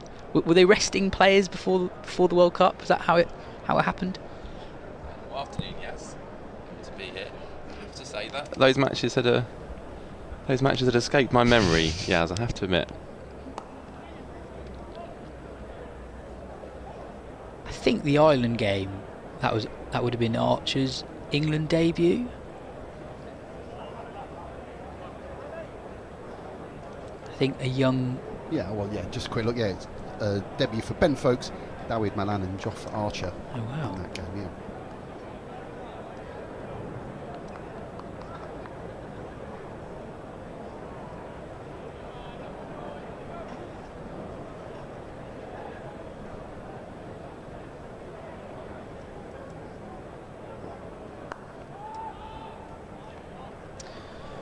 Hull finishes his 5th over on the trot. Figures of 1 for 30, Surrey 109 for 3.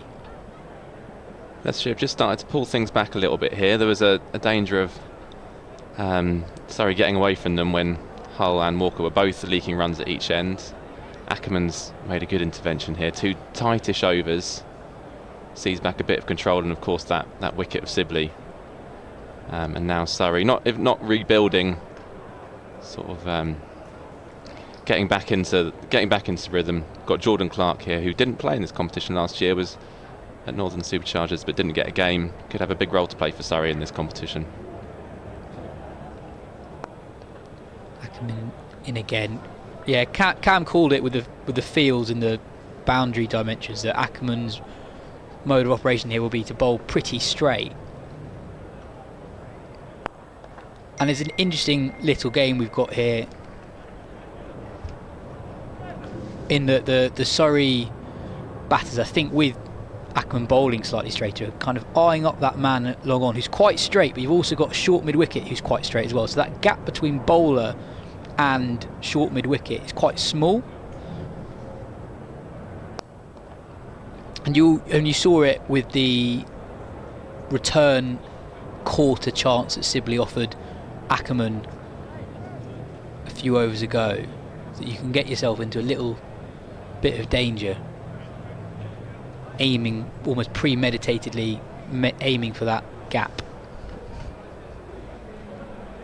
Well, when he's set, Clark might well fancy taking on that boundary and clearing the ropes. He plays really nice straight, but he's probably not quite at that point in his innings just yet.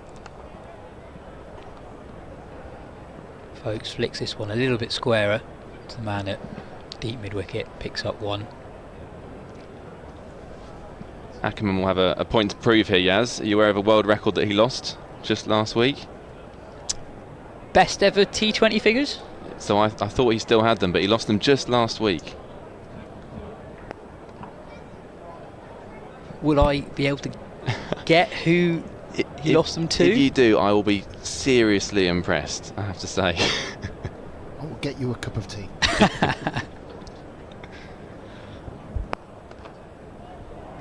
Driven straight by Clark. Good bit of relay fielding in the deep. Keeps the Surrey men to 1. Had you picked up on this one, Phil? Yeah, I saw it. I saw the record had gone, but you'll have to bring me up to date with who and what. So Ackerman took 7 for 18 for Leicestershire against Birmingham Bears in 2019. Those were the best ever T20 figures. And just last week, on the 26th of July, Sirazul Idris of Malaysia, up against China, took 7 for 8 from his 4 overs. And actually, I was sitting next to Jared Kimber at the test match here, and we were watching highlights of that spell, and he's a good bowler. He's definitely got something about him. What was the total in that 7th for 8? Was it a big one? China managed 23, which Malaysia chased down in 4.5 overs. They'll take the positives. They were going nicely on 12 for none at one stage as well. So from Malaysia, China back to the Keir Oval, got a change of bowling at the Vauxhall end. Tom Scriven coming on, replacing Josh Hull, who picked up the wicket of Sibley. Half a shout for LBW, but that was always 2 leg side. It's a leg by though. Sorry, 114 for 3 in the 21st over. From this pitch so far, Yas, have you got any idea of what you think Surrey would think is a good target? What they'd be aiming for at this point? Good question. I think quite a lot, to be honest. I think the pitch looks like it's got good pace to it. As they scamper through for a quick single, well backed up in the deep. I guess with the short boundary on one side as well, that particularly if you preserve wickets and you can mount a proper counter-attack towards the end of the innings, you'd think that you can really pile on 100 or so runs in that final 10 overs. Yeah. So it's a really crucial 15 over spell here, because Surrey will want to make sure that they've got the batting left to make the most out of what could be a very profitable 10 or 15 overs at the end of the innings. Yeah, Joe mentioned it, people getting their eye, and it could be carnage in that corner there, couldn't it? I mean, it's so close. We saw at the last over, long on come into mid on. It was literally 8-10 yards, wasn't it? It was no more than that. Very, very tight down by the groundsman's hut down in the corner there.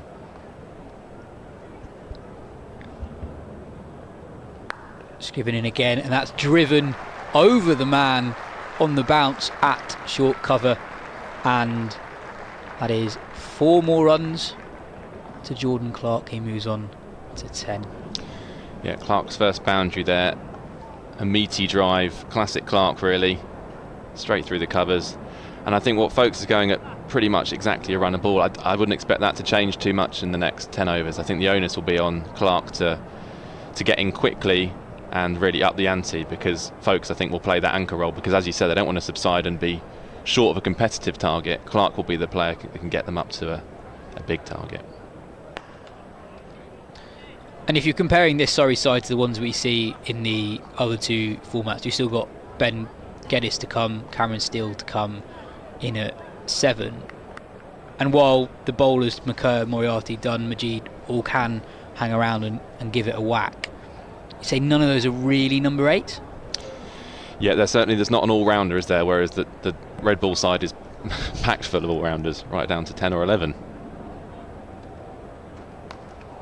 What a shot that is! Slightly leg side, and Jordan Clark has whipped that out of the ground. I think that's into Archbishop Tennyson's over there.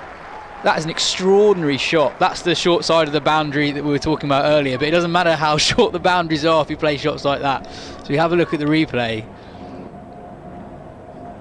Slightly leg side, and he sort of on the up flicks that miles over the deep square leg boundary as square leg umpire goes for a stroll to have just attempt to retrieve the ball.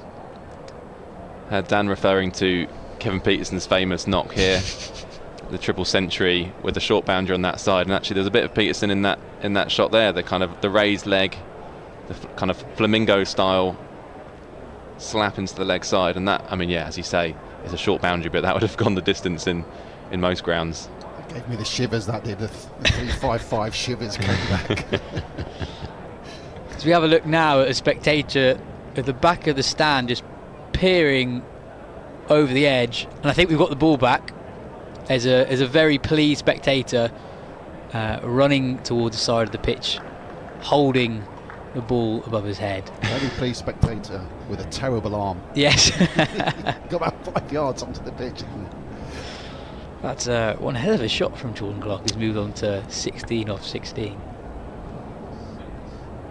Yeah, well, we talked about Clark being the aggressor, and there's certainly signs of that already in that over. And Foakes will just continue to do what Ben Foakes does. Makes it look very easy. Keeps the scoring out ticking along. But I think we can expect more of the same from Jordan Clark as long as he stays at the crease.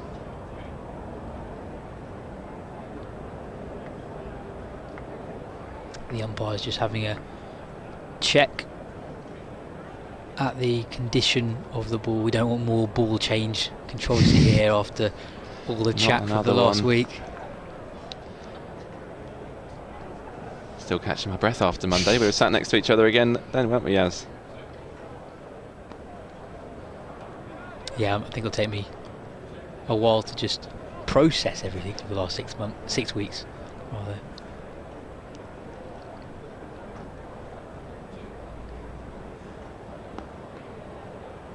Ackerman's bowling really well here. He's into his 4th over, and very quietly he's got figures of 0 for 15.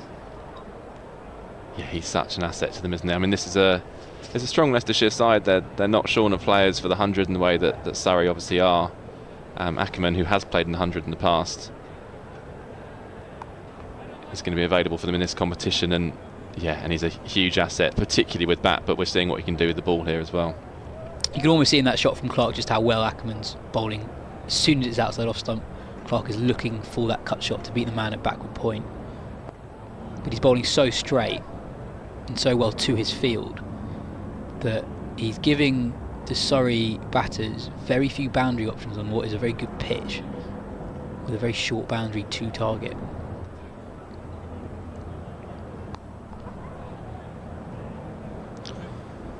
And Surrey will be watching this with interest themselves. They've got 2 specialist spinners, 3 if you count Cameron Steele in their side. We'll see quite a lot of spin from them as well, I think.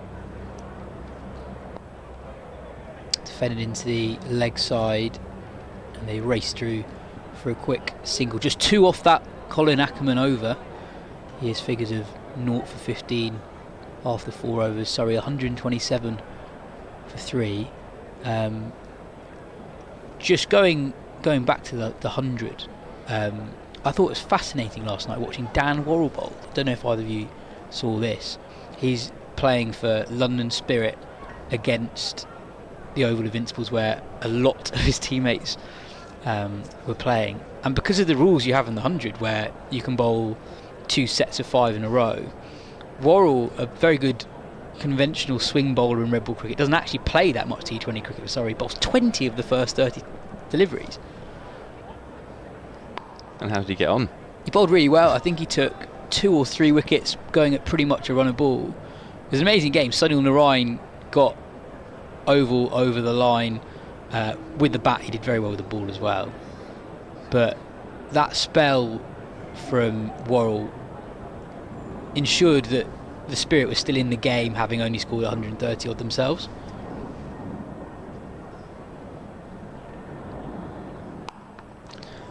And I wonder actually that those rules, the quirkiness of those rules, bring in a bowler like Worrell for the 100 in a way he might not have as much of a spot in T20 cricket, because he can bowl such a high percentage of the new ball overs, and you can kind of balance a bowling attack in a way that leans so much to individual strengths.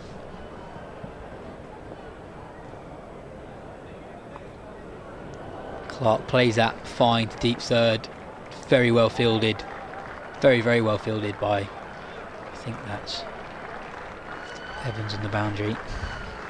Yeah, it's an element of the 100 I do enjoy, actually. I've seen, it's interesting to see when captains attempted to give their bowler another 5, and I've often seen it backfire, because actually the batter starts to line up the bowler however well they're going, and they go the distance.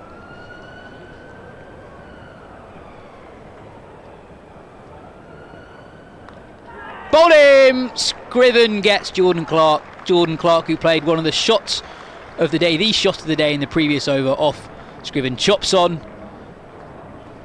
He falls for 19. Leicestershire get their 4th. Really good little period here for Leicestershire. Surrey were going so well in that partnership between Sibley and Foakes, and they've just picked up a couple of quick wickets here. And Scriven deserves some credit because he took some tap in his opening over. Clark launched him into the Archbishop Tennyson School. Tries a cut shot. I think, was it a little bit close to him for that shot perhaps? Or maybe just poorly executed. Chops on. And that's a really crucial wicket for Leicestershire. That's Surrey 4 down in 22 overs, and that's really going to put a cap on the run rate, because they can't just continue to keep losing wickets at this rate. Yeah, bottom edge onto the stumps. Yeah, it was definitely just back of a length, but as you say, Joe, really wasn't that much room for Clark to work with. It was very close to the body for that full-blooded cut shot. It's sort of a line where sort of guide to deep third is probably more appropriate. But yeah, as you say, Scriven rewarded for an excellent comeback after a difficult first over, and Leicester now have 4 wickets. We're only in the 23rd over. Just before that wicket, I was actually about to say I wondered if Leicestershire might be tempted to bring back on Mulder or Wright, because a wicket at that point would have been so crucial. And to get the wicket from Scriven, you've still got Mulder and Wright up your sleeve, 5 overs each. Leicestershire will be very, very pleased with the position they're in at this point, I'd say. We see so little 50-over cricket now. We forget about these little nuances within the game, don't we? Now, Surrey stick or twist. Do they well, they have to rebuild, because, as you said, there's only 22 overs gone. There's 28 overs remaining. What is a good score here? You'd think it was 300-ish, wouldn't you? But now, I mean, that seems quite a distance away. Yeah. Yeah, we're into the famous middle overs, which is supposedly boring, but I've always found quite enjoyable. I know 50-over cricket isn't as fashionable as it once was, but absolutely feels right. There's different elements to the game that you don't get in Test cricket or T20 or the 100. What a shot, first ball. Slightly leg side. A delivery not that dissimilar to the one that Clark hit out of the ground a couple of overs ago, and Steele, with a little bit less panache than Clark showed with that shot, flicks it to the leg side boundary for 4. That looked very easy indeed, didn't it? I mean, the line was off. It was too far down the leg side, and still absolutely capitalised there. Yeah, no matter what the cricket, you do not bowl there, do you? I think especially so with that boundary. Yeah. That is the short boundary. Bit of a freebie for Cam Steele to get off the mark. Good over for Leicestershire. 6 runs off it, but they get the wicket of Jordan Clark, who's in excellent nick with the bat. And Phil, worth saying, Colin Ackerman, he's not picked up a wicket, but he's had some effect on this game. Just 15 runs from his 4 overs and 2 wickets from the other end since he came on. Yeah, one of those players who probably in the sort of wider form of the county game goes a little bit under the radar, but he's been vital to Leicestershire's. He was vital in Leicestershire success, across that they've had. We use the term lightly down at Grace Road. Our successes maybe not quite in the Surrey realms, but yeah, I think it's a real disappointment for the club that he's leaving at the end of the season. As we mentioned, there's no secret, he's off to Durham, but he's bowled well today, brought Leicestershire back into this. Chris Wright back into the attack, replacing Ackerman from the Mickey Stewart members pavilion end. Yeah, Chris Wright replaces Ackerman. Chris Wright was also leading at the end of the season. There's a common theme running through this Leicestershire team today. It'd be really interesting to speak to someone from within the Leicester dressing room, what it must be like having not just 3 players departing, but 3 really important players who play. Callum Pogson's not here, he's at the 100, but Yeah, it can't be good for dressing room morale. Worcestershire obviously going through the same thing. Worcestershire in even better position to get out of Division 1 this year. Sorry, out of Division 2 and into Division 1. But if they do, they'll have had the heart torn out of their side, and the same for Leicestershire. It's difficult times for these counties.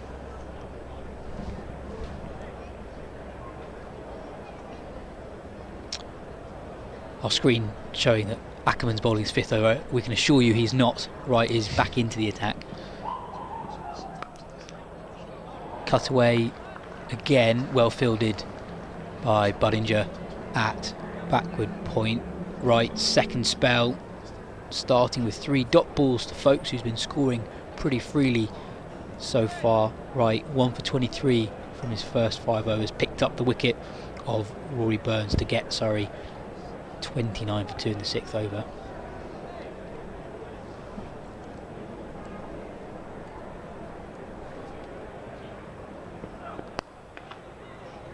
Driven into the offside, Foakes picks up 1, he moves on to 49.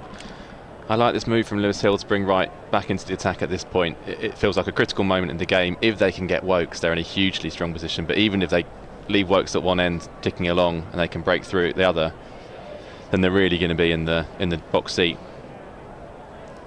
Yeah, definitely. I think they've got the bowling attack to be this aggressive with. They've got 6 frontline bowling options. We've seen them all bowl so far. Oh, nicely bowled. Still looking to be proactive. We haven't really seen a change in game plan from Surrey here. They're still very much intent on getting bat and ball.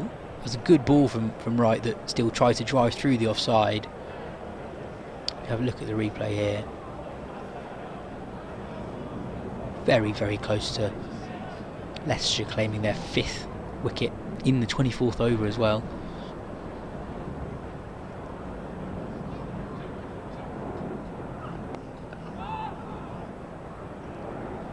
And that is the end of an excellent return. First over returning to the attack from Chris Wright. Concedes just 1 off it, and not for a lack of intent from Surrey. Just very, very good with his lines, giving the Surrey pair very little to work with.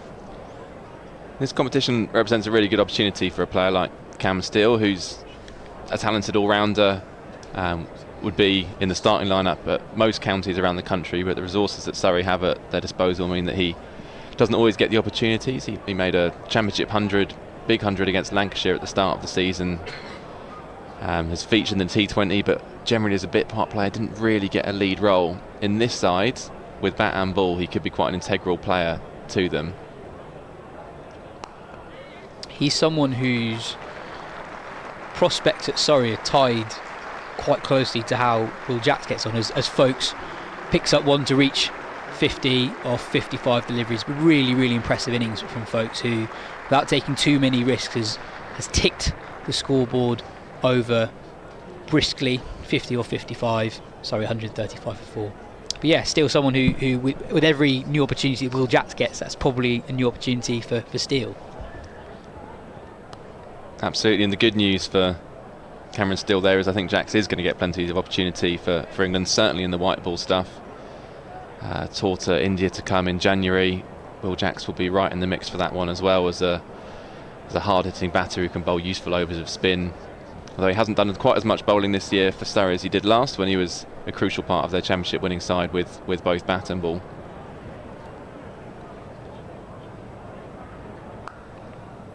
Yeah, it was an odd one this season with Jackson, that he actually ended up playing slightly more county championship cricket than he was supposed to because of the injury that kept him out of the IPL. He returned from injury just before the end of the IPL, but he was out of the tournament for long enough that they just ended the stint before it started, really.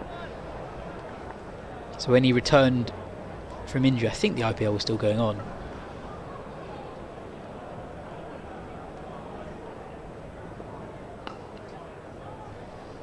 A 4th single of 4 deliveries in the over. Sorry, just rotating the strike without taking too many risks at the moment.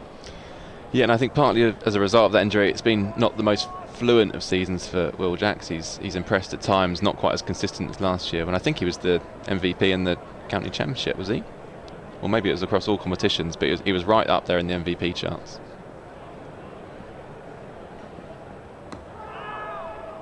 I've never really understood how the MVP charts work. They dished out quite a few awards at the end of the Ashes series, and one of them was for the MVP of the summer using those charts, and Joe Root was the recipient of that award.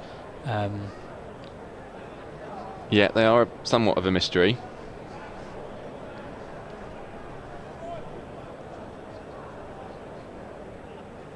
All-rounders certainly seem to do very well.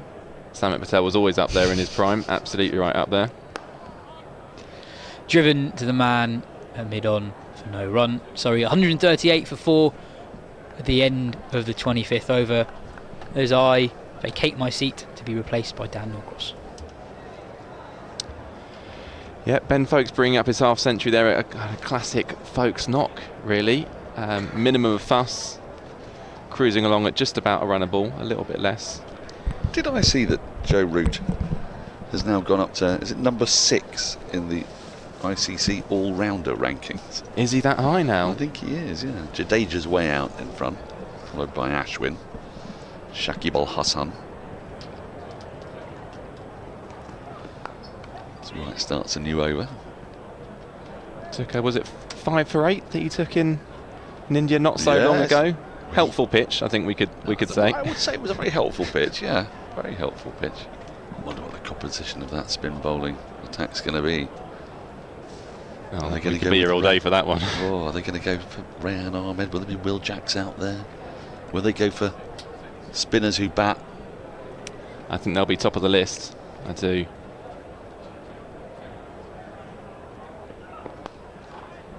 Well, I had the very great privilege of being out in India for the Border Gavaskar Trophy, and the first 6 overs of the 3rd Test in indoor were entirely unnecessary. They were bowled by seam bowlers, at which point Nathan Lyon came into the attack, turned the ball about 2.5 metres, and after that it was just spin. So, I mean, you could make an argument for just going in with Ollie Robinson and Chris Woakes, because Ollie Robinson could bowl a bit of off spin if need be. Yeah.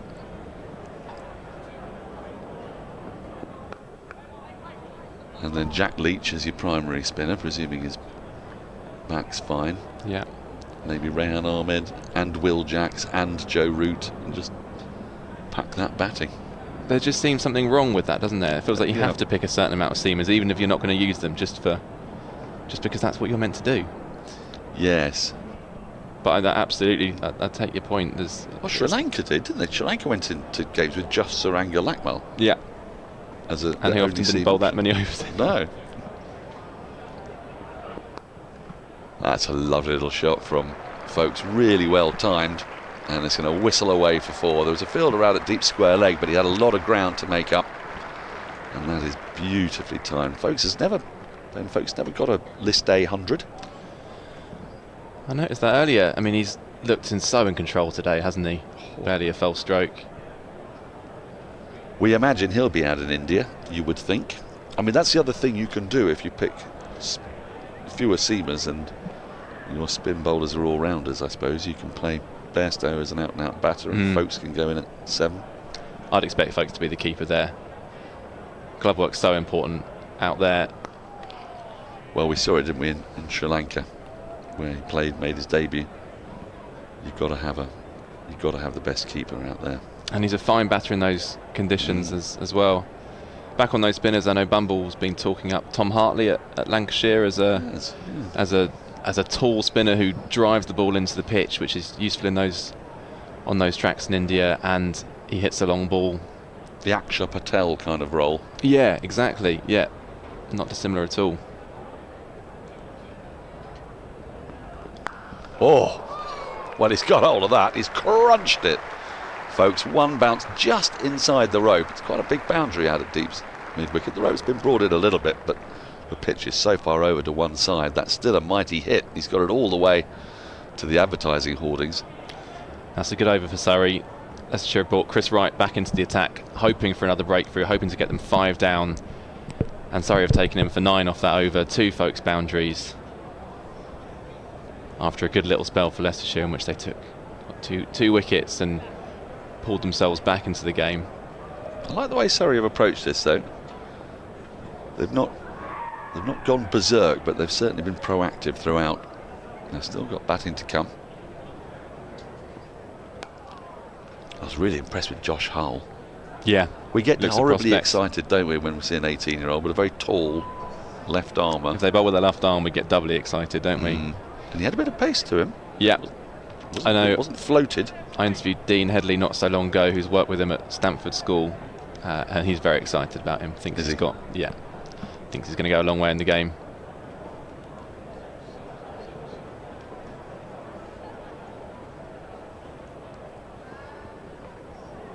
Oh, that is so delicately played. He's going to pick up 4 for it as well. It's entirely deliberate, that, from Steele. It can look a little bit like an edge, but he can see the keeper's up. There's no slip in place. He's played that as fine can be.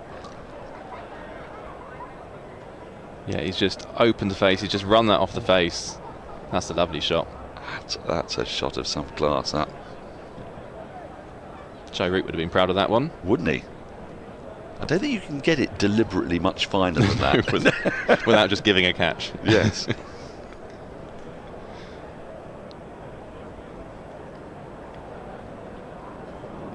.150 up with that boundary.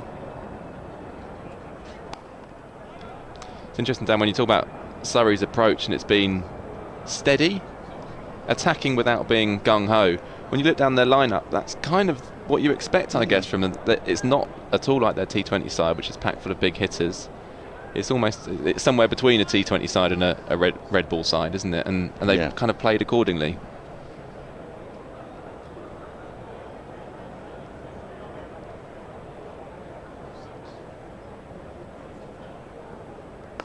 Now, have you been asked to opine on this Leicestershire kit? I don't know why it's irking me, but it is. You clearly weren't happy at all. I picked that up. I wasn't happy. Leicestershire play in yellow. It's a yellow thing. It's a yellow county.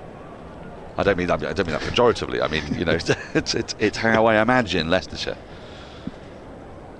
I mean, it's not so much the colour. It's more the balance, I would say. The stripe almost looks like kind of a tail as the bowler's running in there.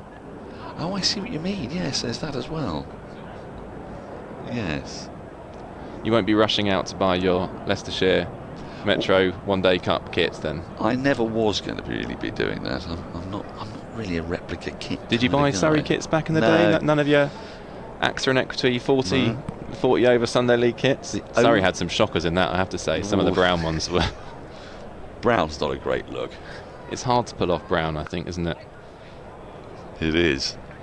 Well, it is. You know, I'm very loyal to Surrey and their aesthetic choices much of the time. You don't go that far. I won't go that far. End of the over, 27 gone, 151 for 4. So just a reminder that and in 50 over cricket in the Metro Bank, you're allowed 2 boundary riders for the first 10 overs, then 4 for overs 11 to 40. I've got to get this right. And then a 5th for overs 41 to 50. That's correct, isn't it? There's been a lot of tinkering over the years with this format. There's been batting power plays, remember then, and bowling power plays. There were 2 extra ones, weren't there? 2 extra 5 over jobbies, and the bowling side would always take it from 11 to 15. Yeah. Pretty much. Of course, we've also had 40 overs at different points. We've had 45. Yes. You've had 45. That was just awkward mathematically. Yeah. Because, you know, if you score 273 and 45 overs, you're scrambling around trying to work out precisely what that. I think from a spectator's point of view, I can see why it appealed, though. Shaving off at 10 overs, shortening that day a little bit, I could see why that would appeal, particularly to families. Yes, I can see that. But then you play 50 over cricket in a World Cup. Yeah. Now, this could be risky, but it's put pressure on the fielder there, Scriven. He was certainly having to hurry. If he'd picked that up cleanly, there might have been half a chance on. But forced the error in the field. Also, I'm really impressed with the crowd, actually. I mean, we can see quite a lot of the crowd from our position, but actually if we go and stand outside, there are plenty of people below us in the JM Finn stand at the Vauxhall end. The members have turned out in force as well, but that's in part a function of the fact that what are they going to get? 2 games that Surrey play at the Oval in the entirety of August. Another 2 games are in Guildford. I guess you would come along then, wouldn't you? Well, I think you would. Yeah. Yeah, I was encouraged when I came in this morning. and saw the crowd. Sometimes you get kind of pockets, but actually it's quite a nice general smattering across the whole place, which gives a nicer feel, I think, as well. It is, isn't it? Well, I was talking to those who are in the know, and I think around about 10 minutes into play, they'd already made it to 2,200. Okay. More have come in since then, so more than decent crowd. We obviously know that the 100 isn't everyone's cup of tea, and I do think that has had the positive effect of really reinforcing some people's love of county cricket and wanting to come down and support their team and show their face. It's been thrashed away. Fielder might just cut it off. There's a really good effort on the deep extra cover boundary. And despite smacking it that far, they got back for, is it just the 2? No, I think they might have made 3 there. That's really good running. It's a short old boundary that way. Cover fielders busy out there, aren't they? Ball absolutely racing still by the time it reached him. I tell you though, that 6 that Jordan Clark hit, that must have been perilously close to the cars on the Harleford Road, wasn't it? I think it must have been. Yeah, that's a glorious shot. There should probably be a bit of a warning on that road at the moment.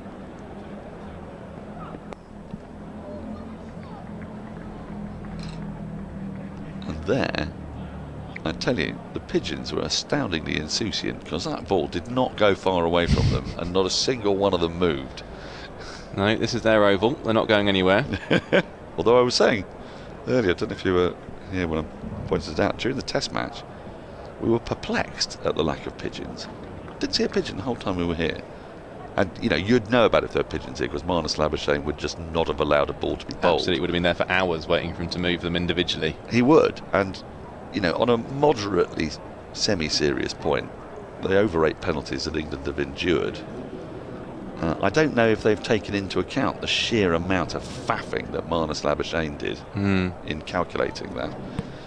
I mean, both sides were guilty. I'm not in any way going to exonerate them, but yes, if there'd been a pigeon, I don't think we would have barely seen a ball bowled. And the only conclusion we could draw was that Spider Cam acted as a deterrent, like a kind of, you know, like a fake kestrel. Yeah. I mean, I can see some logic in that. Yeah. Have we got, but you must have been at other games with Spider Cam. Has there been a shortage of pigeons at those games too? Well, yes, there have been a shortage of pigeons, but I don't know the local pigeon conditions. Right, of course, yeah. I mean, we know how much our pigeons give to our club. They are loyal servants. Is this something we can get Andy Zaltzman on? Can he monitor pigeon numbers at different grounds around the country? It's not like he's got that much to do, is it? Well, no, he hasn't now. He's going on holiday for 3 weeks. He's earmarked this time in the season, as I'm sure you can imagine, for some rest and recuperation after a rather heavy couple of months, because I think he also did the World Test Championship final and England's test against Ireland. Now then, has that gone all the way? It has. A flat 6 from Foakes, too short from Mulder. He leant back and he hit that pretty straight, actually, over a fairly straight mid-wicket. Yeah, he was onto that early, wasn't he? Foakes' first 6 of the day. Lovely pick-up. Straight into the hoardings on the full.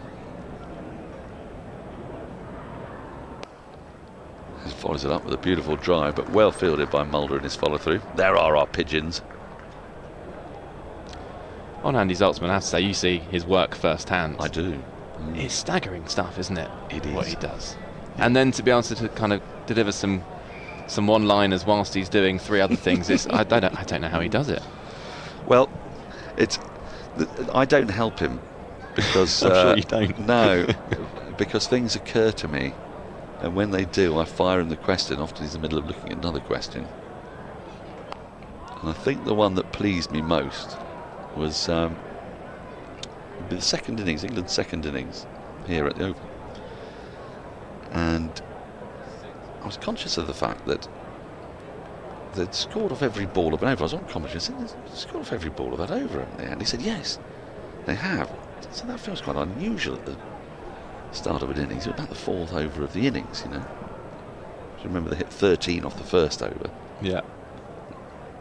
To wipe out the deficit. This could be tight. Throw comes in, misses. I think Foakes was home anyway. It's going nicely here. It's moved up to 68. And then the next over happened. Into the over, 29 goal, 163 for 4. And they scored off every ball of that over. I said, this is amazing. He said, oh yeah, I think it's 15 balls running. I said, how many times can that have happened in the history of Test cricket? You know, which is a cruel question to ask someone. Particularly when you know he'll be absolutely wanting to know the answer himself, and you've just given him a huge job to do. That's right. Well, luckily, the ball-by-ball record is now filling up. There's wonderful cricket statisticians have backfilled from scorebooks the ball-by-ball record. It's an incredible task. It's been undertaken by dozens and dozens of dedicated statisticians, including Andrew Sampson. And he quizzed it, and this is a truly staggering stat. We were both so excited. It felt like hugging each other on air because, you know, essentially what happened is we both had an instinct that something weird was happening, but we didn't know how to quantify it. So, first ball of a new over from Ackerman has just eased out to deep mid-wicket for a single. This partnership going along pretty nicely after the loss of Jordan Clark, dragging the ball back onto his stumps. So he quizzed the record, and I think what I'm going to tell you now, if you haven't heard this, will blow your mind. So in the entire history of Test cricket, only 3 times has an over been dotless in the first 10 overs of an innings. A dotless over. Right.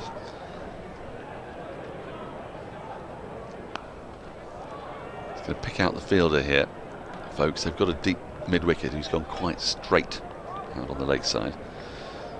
And it seems like a remarkable statistic, but actually, if you think about it, for the most part, people will leave the odd ball here and there, and the field will be quite tight. Now then, has he got anything on that? It's running away down towards the boundary.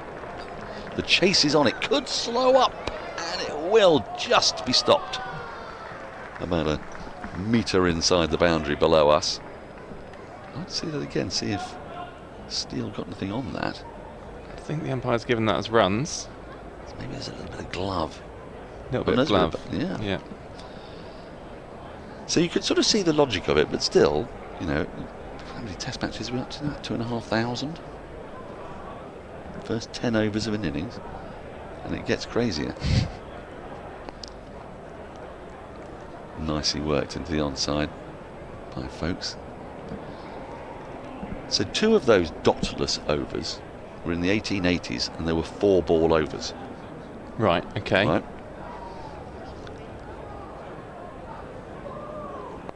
So until that England second innings, only 1 over in the history of Test cricket, end of the over, 30 gone, 170 for 4.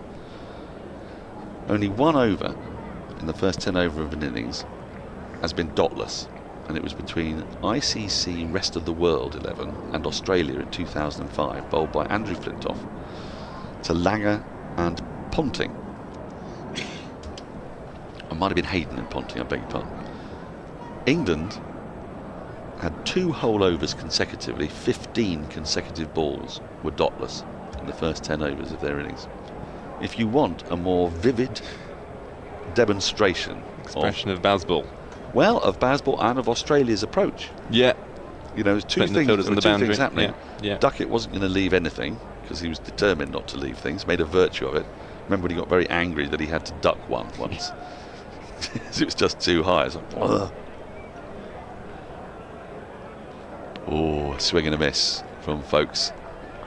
One of very few foul shots that he's played today. A little bit ambitious there. I'm not sure that ball was there to drive. A little bit of movement in as well, actually, from Mulder there. Oh, that was closer to the stumps than I thought on first inspection. That was a good ball. Yeah, between bat and pad.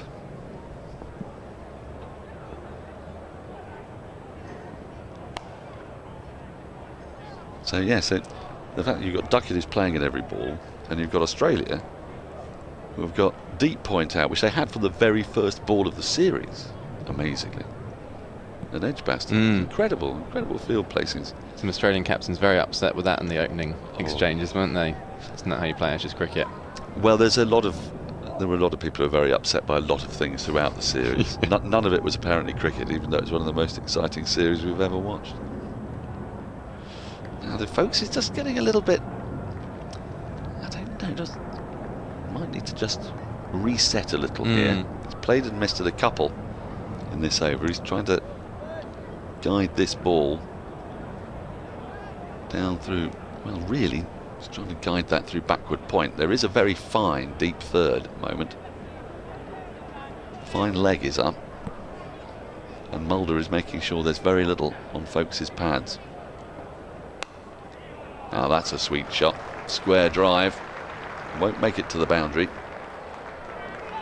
Some relay fielding, but another 3 taken out there on that long offside boundary as we're looking at it to the right-hander.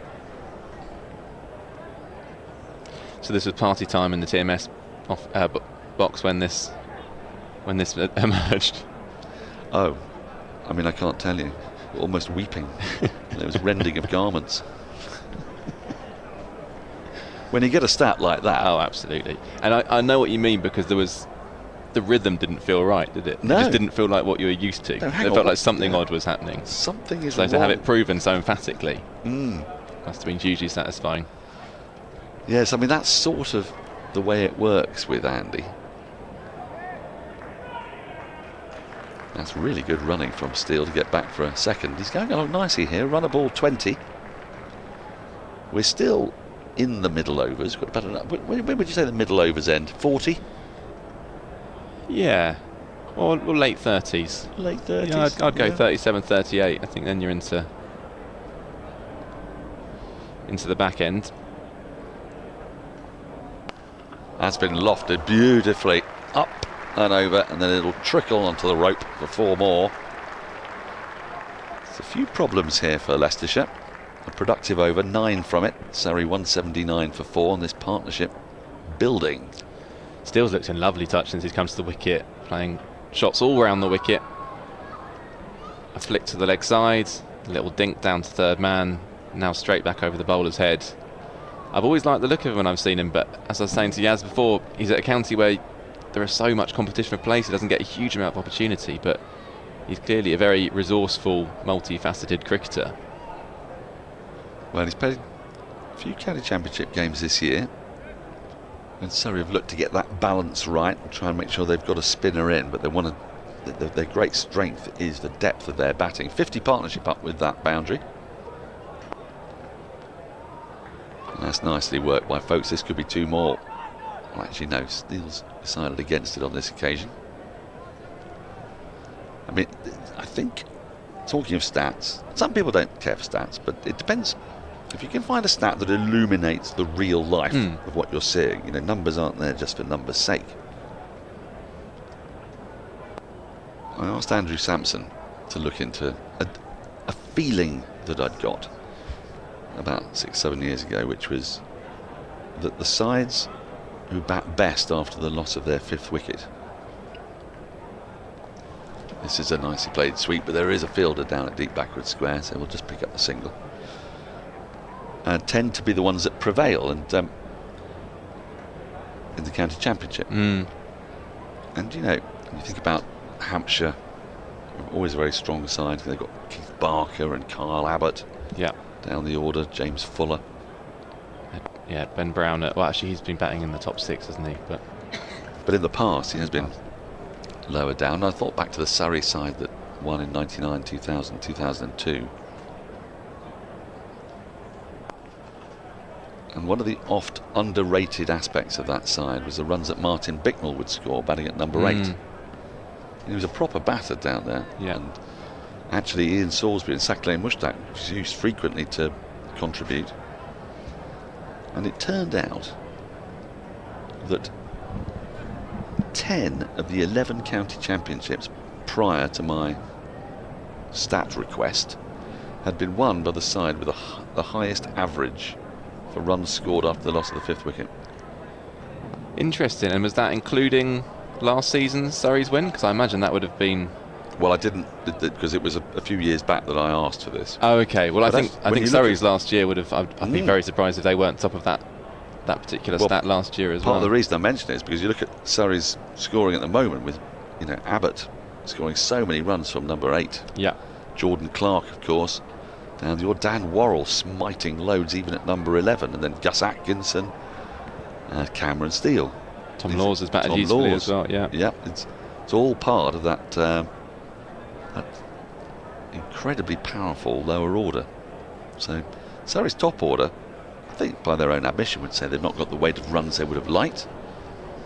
But when you get Surrey 5 down, that you're not. I mean, you're through to the bowlers technically, but it means something different. And that makes sense, doesn't it? We know, particularly in I suppose in more recent years, it would have only become more exaggerated with so much Championship cricket played at times of the year when top order batting is incredibly difficult. So it does make sense that those players coming in when the pitch isn't quite as juicy, potentially on day one, the ball's lost a bit of shine, it does just become a lot easier to bat. Now Hull's back in the attack. I was really impressed with his first spell. We like the look of him a lot. Tall left armour. He's picked up a wicket already. Yes, there'll be that element of it, that the ball's getting softer, so it is easier to bat. And last year especially, we saw massively inflated 5th wicket partnerships, didn't we, in Test cricket, 5th and 6th wicket partnerships.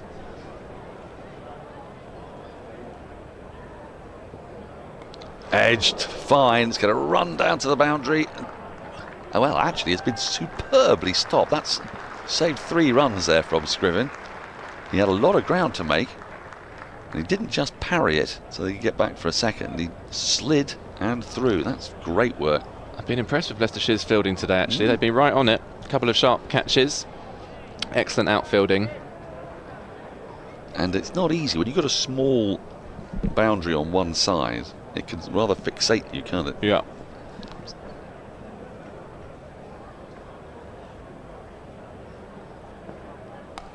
Now Foakes goes for it, and he's just got it over. Deep square leg. He was in business there, was Kimber. Heading to the short side, Foakes, but it's another 6, and he moves into the 80s. Wasn't quite out of the middle, was it? He was lucky to be hitting towards the short boundary, otherwise I think the catch was right in business, just over the fingertips. Oof. Ironically, if Josh Hull was fielding off his own bowling, I think he'd have been able to catch that, actually, but that would have been difficult. Tricky to be in 2 places at once.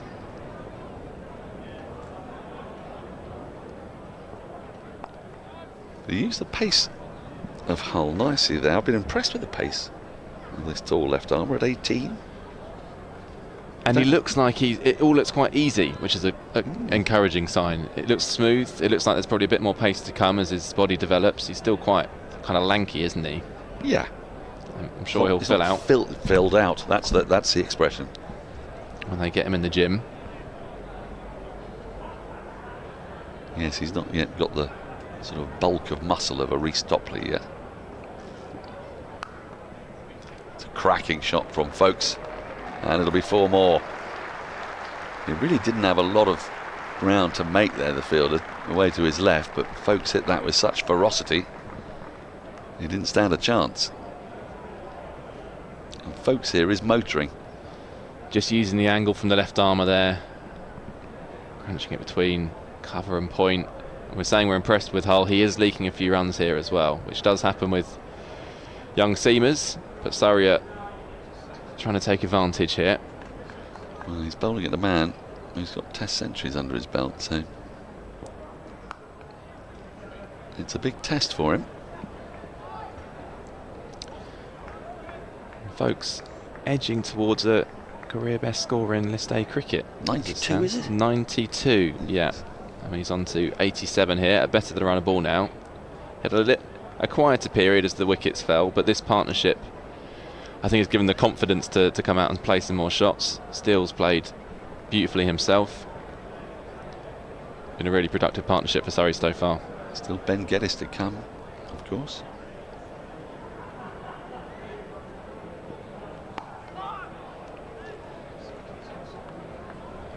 End of the over, 33 gone. Surrey just starting to nudge up towards 6 runs and over.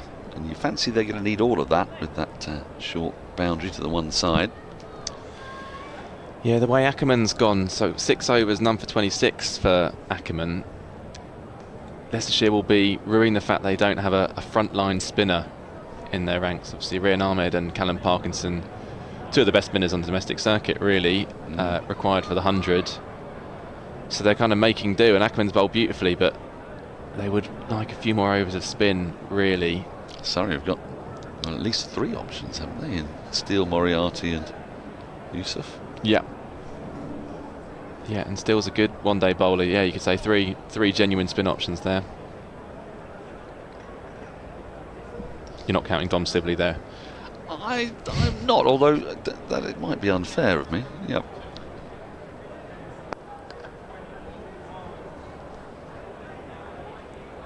Now, Foakes, there's a perception of Foakes that he's not, that he can't go into Baz Balian mode. So I wonder if there's just a little bit of, do you want to see what I can do going on here? It's well played by Steele in the end, he didn't get to the pitch of the ball, but he didn't lose his shape and has just lifted the ball. It looks like an unusual shot if we see this on the replay, but actually it was quite safe. He just had to spoon it up and over the bowler. I think he adjusted nicely, didn't he? It's interesting with Foakes' approach because he's slightly fed into that himself by saying the famous quote now, I'm not, as you say, Bazball. But he's not a defensive player. No. I remember a flurry in Sri Lanka in the start of his Test career where he made a quick 30 or 40. Now he's got hard at this. Has he got enough of it? Well, he surely has. That's cleared the rope at a straight deep mid-wicket. And now Steele has decided to cut loose here, and Surrey's 200 is up. 205 for 4. That must be the longest boundary, do you think, today that he's gone for there, but still managed to clear the ropes. Caught that really nicely. He's definitely showing aggressive intent here. He's come charging down the wicket a couple of times and did well to adjust on each occasion. There he's gone for the... It's not a slog sweep as such, but a lofted sweep.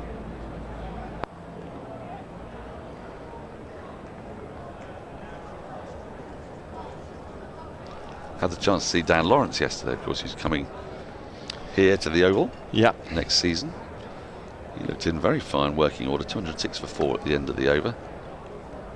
I'm just imagining what he would do with this leg side boundary, because he does like the leg side. He does certainly favour it. I think he's been a fantastic touch recently. I was on commentary here in the T20 game that Essex won at the last, and he batted beautifully in that game. He's got an interesting title race shaping up for Essex up against Surrey. It's looking like a 2-horse race. I Lawrence think it pretty much is now, isn't it? I think it is, really. After the way Hampshire and Warwickshire both lost in the last round. Lawrence obviously moving from Essex to Surrey, hoping to get one last title for his current county and deny his future county. I hesitate to call him your boss. I'm sure you have a very flat structure. You should hesitate to call him my boss. Absolutely, yeah. You have a proper egalitarian flat structure at Wisden Cricket Monthly. How is Phil Walker handling it? Have people been, looking out for him? I think he's battling through it manfully. He doesn't like to make a fuss, Phil, as you know. Yeah, but you can feel the misery and disappointment, can't you? I think he's torn though, because he's gone again. This is going to be a flat 6. That's a crowd killer, that one. A great shot from Steele. Banged in short, and that really didn't get more than about 10 feet off the ground at any point. So Steele moves on to 41. I think it's about 32 balls now. This has been a fantastic knock. Exactly what Surrey needed. Yeah, that was flat, wasn't it? Watch out in the crowd. Yeah, just a little bit of inexperience showing here from Hull. He's got to be careful with the short ball because he's got very little margin for error with that boundary. That's more like it. Still only able to get a single down to wide, deep third.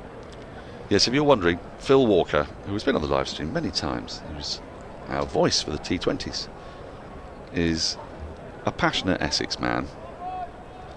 And I know he needed to be put in a darkened room for a couple of months after Ben Foakes left. So I wasn't quite sure how it was going to be when... Well, also Lawrence is his absolute favourite as well. Yeah. But then we do work here. We're fortunate enough to have an office in the Bedser stand, in the upper Bedser. It's nicely driven. He's only going to bring him a single. There's Foakes with that. So whilst moves into the 90s. Phil will be most sad to see Lawrence representing someone other than Essex. He'll be tailing him. He'll be shadowing him wherever he goes, won't he? He will at least be able to see him live regularly from our office. Dan! It's a bit like Alan Partridge. I think there might be a bit of that.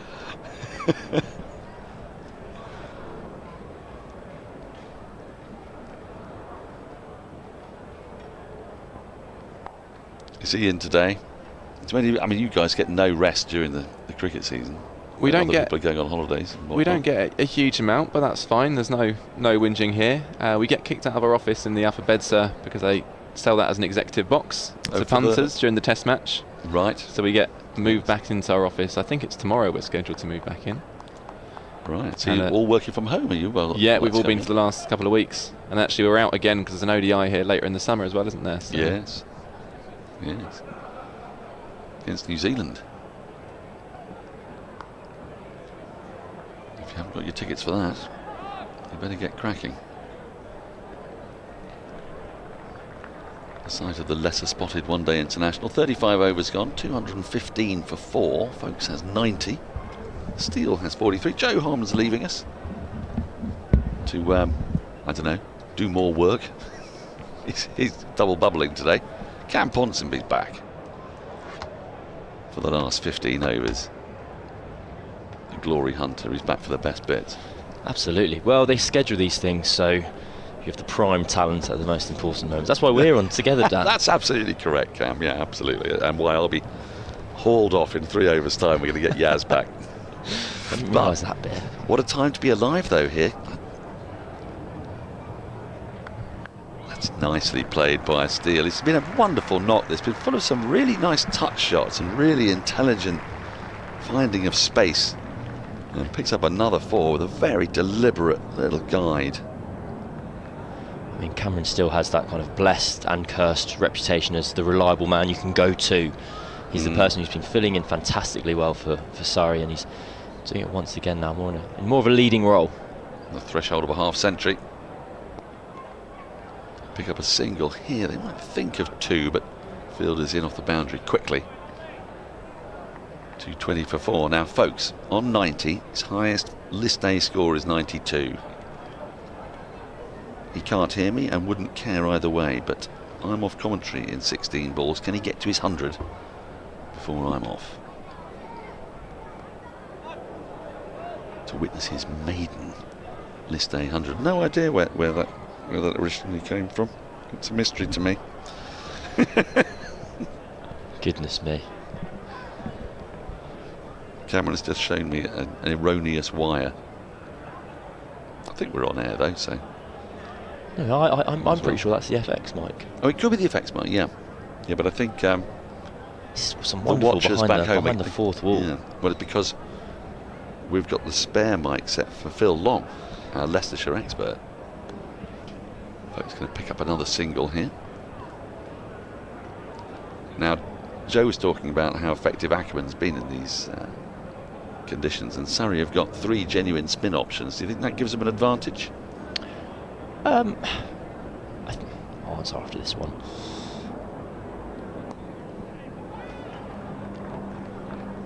I think Ackerman has bowled very well in tough, trying circumstances. I wouldn't necessarily say it's a ground or pitch, or on occasion that's particularly well suited to the spinner. It's not to say that obviously spinners can't bowl very well, but if you go from the other side, kind of Tom Scriven has gone for a few runs as well. I think that's probably closer to the true mean of how I'd expect spin to behave in this match.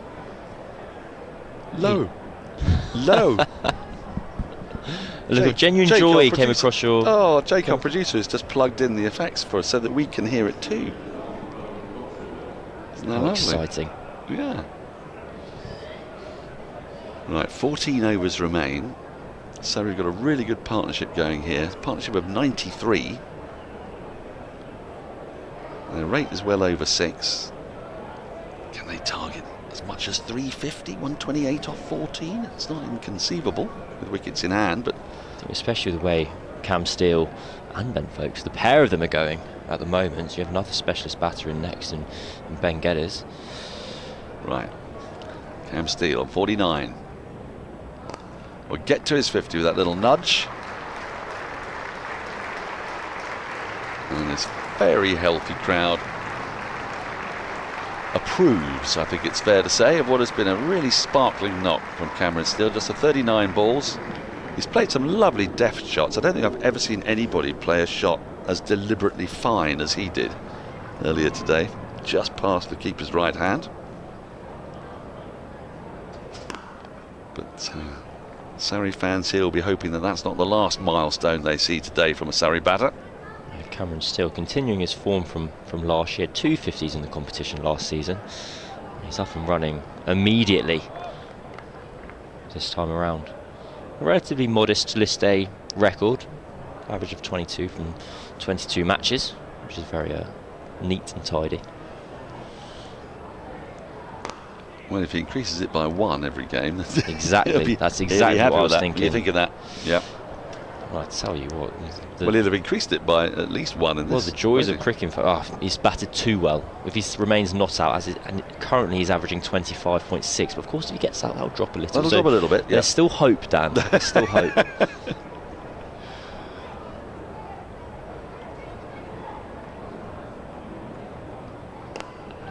And and he's dropped it. Oh, hang on, is he going to claim that catch? Well, would need to see that again. Has that bounced out of his hands and back into his hands? This is an interesting one. The umpires, I think, are going to have a chat here. The standing umpire's given it straight away. Well, Steele's on his way. Let's take a look at this. My initial reaction was that he dropped it, but it might have bounced out and bounced back in. Let's see. Oh, I think he has. I think Patel has somehow pulled off the grab after dropping it initially. It's one of those ones where, on coming into contact with the ground. Here we go, let's take a look.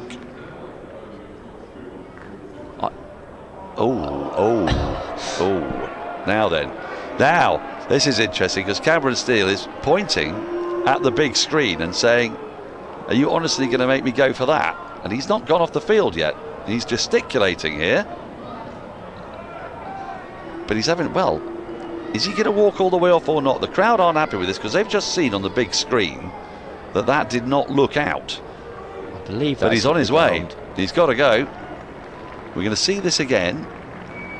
Can we slow that down, Jake? We're going to have to take a look at this in much closer detail because this is a bit of a controversial moment here. This isn't the best view from behind. When he scooped it up, did the ball touch the ground on the rebound? Going really slowly here. It's come out of his hand. That's so hard to tell. Cameron Ponsonby. Do you think it's hard to tell? Do you think? I was going to say, often in controversies there are grey areas, and I just think that is not out. It is bounced on the floor, and I think you can almost make an argument it's hit the floor twice. I don't necessarily know if Rishi Patel will be 100% aware, because if the ball's bounced, he can then scoop his hands underneath it, and he won't feel that contact. But I think it's pretty clearly not out, in my opinion. Right, well, Geddes defends his first ball, and there's a couple of things that we've got to unpack here. Firstly, the umpires have given it out, and I don't think they're allowed, really, are they, to say, well, I've just seen the live stream pictures, which would suggest to me that there's a greater doubt there, and then call him back. I don't think they can do that. If I'm being I'm not 100% sure on the rules and regulations of the Metro Bank Royal London One Day Cup but I replays. Don't think there are umpire referrals, though, are there? That's the issue.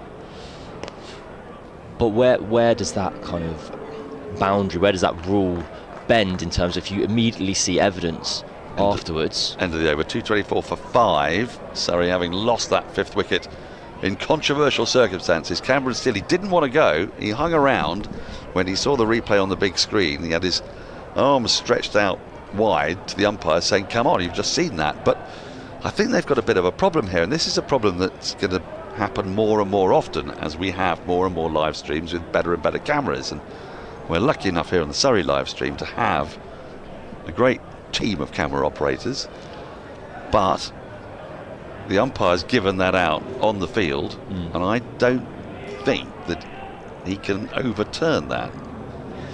I know you say it's a grey area, but I would be surprised if he could look at a live stream image. I mean, Leicestershire would be infuriated by that. There's also then the question of where it comes out. Cameron still could have been appealing to Leicestershire as much as the umpires to be like, you've seen the ball bounce there. Yep. What are you going to do about it? I mean, Cameron still has a reputation for being the calmest of heads. Start of a new over, and Ben Foakes has reached his highest score in List A cricket. Moves to 93 with that single. He'll be eyeing up plenty more than that, though. I'm going to ask Jake if there's any way we can get another look at that catch, because without a doubt it's a very controversial moment in this game, and you can understand why Cameron Steele was unhappy, because it's been blazoned out on the big screens here at the Oval for everyone to see,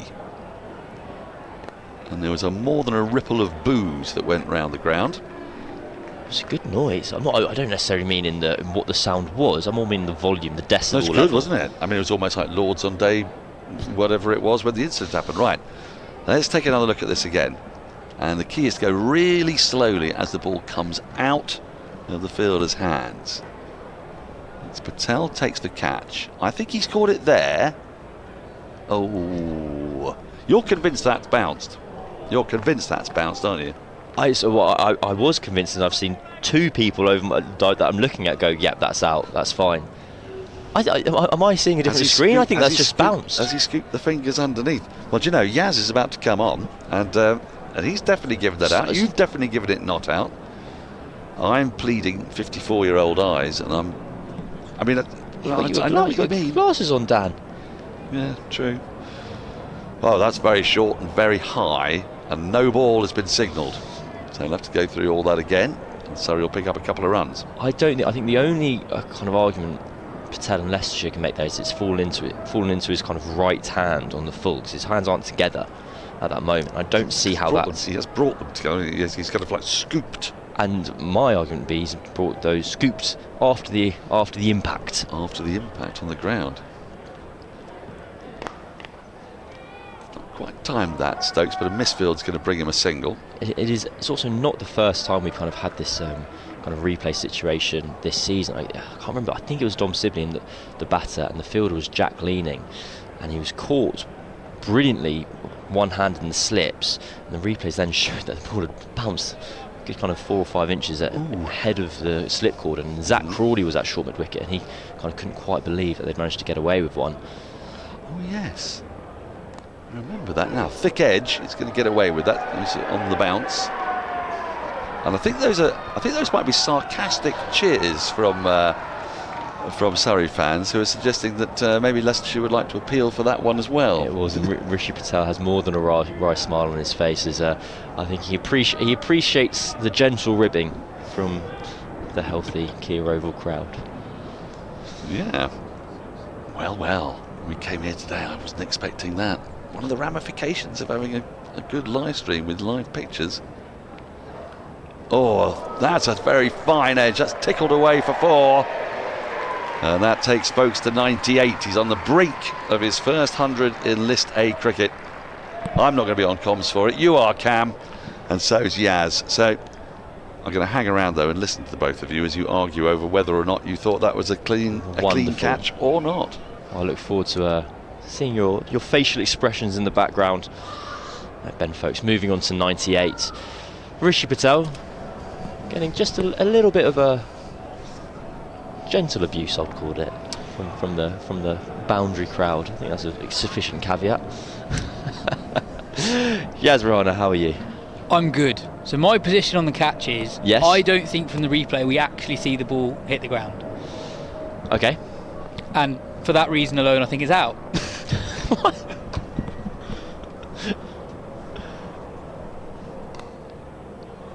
I don't think at any point we've seen a replay where ball touches ground. See, I now want to watch the replay again to kind of have this. I mean, Foakes is on strike now, 98. There are more important things in the world than whether Rishi Patel successfully caught out Cameron Steele. But from my view, that I don't see kind of physically and kind of from a scientific viewpoint that ball kind of not touched the ground from what we've seen. Well, anyway, Scriven in, Foakes on 98.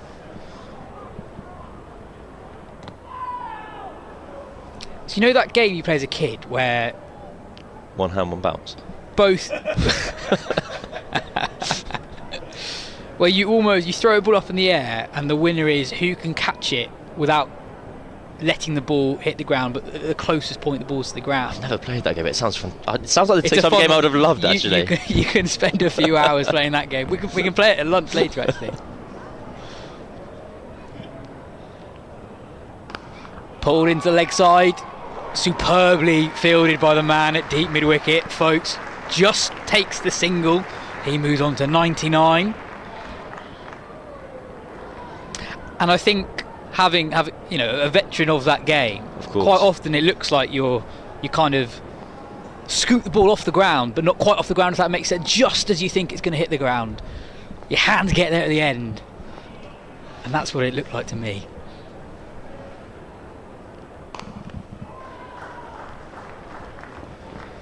Geddes takes a single, which means that Foakes is on strike, 99 not out. He's never scored a list A 100. Yeah, almighty return to list A cricket. His first match in over 4 years in the 50 over format. No obvious change in field as Scriven bowls to Foakes on 99.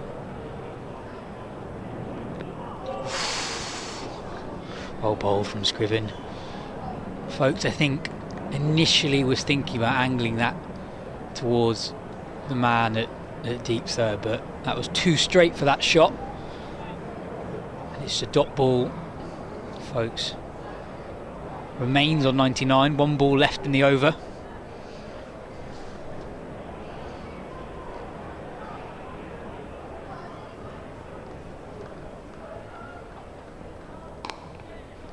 And there it is. A first list A 100 for Ben Foakes.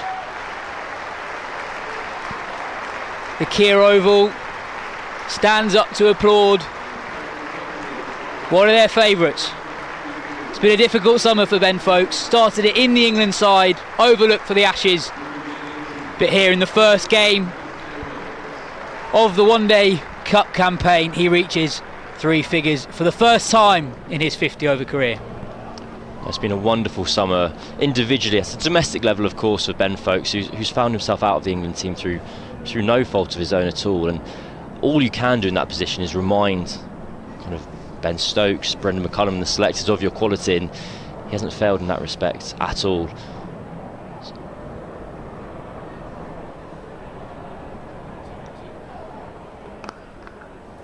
Cuts that to the man at deep point for a single. And I guess it really impressive in a couple of ways that we see so many players when they're dropped from England come back to county cricket and really struggle for the motivation, because you go from that high to the comparative low. The intensity is very different, but also almost doubly so for Foakes, having done really well. He didn't get dropped through, as you say, through any fault of his own, and to have the kind of summer he's having for Surrey. Pulled into the leg side for one bounce for just short of a length from Roman Walker, and Geddes rocks back, pulls that over mid wicket. There's no one patrolling that boundary, and a low risk shot really, given the ball, given the field, and Surrey going on at a really good rate at the moment, over 6 runs and over.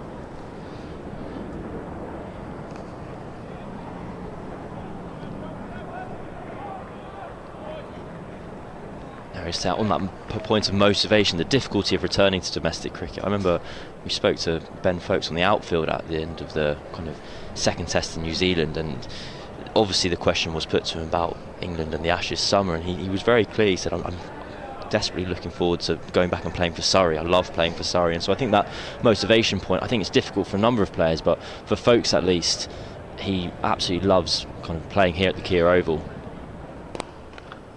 Driven down the ground for 4. Foakes beats the man at mid-off, and the ball races away to that very short mid-off boundary.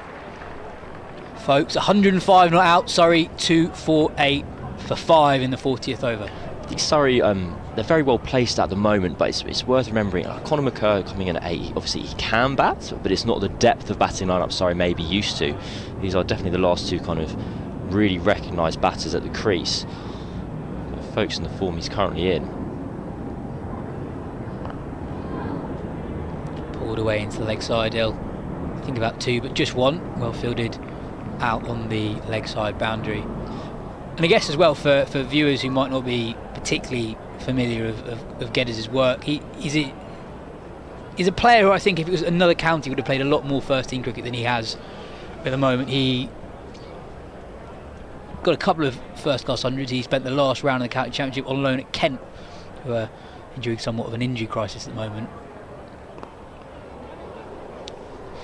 as he nearly spoons a chance of the man at.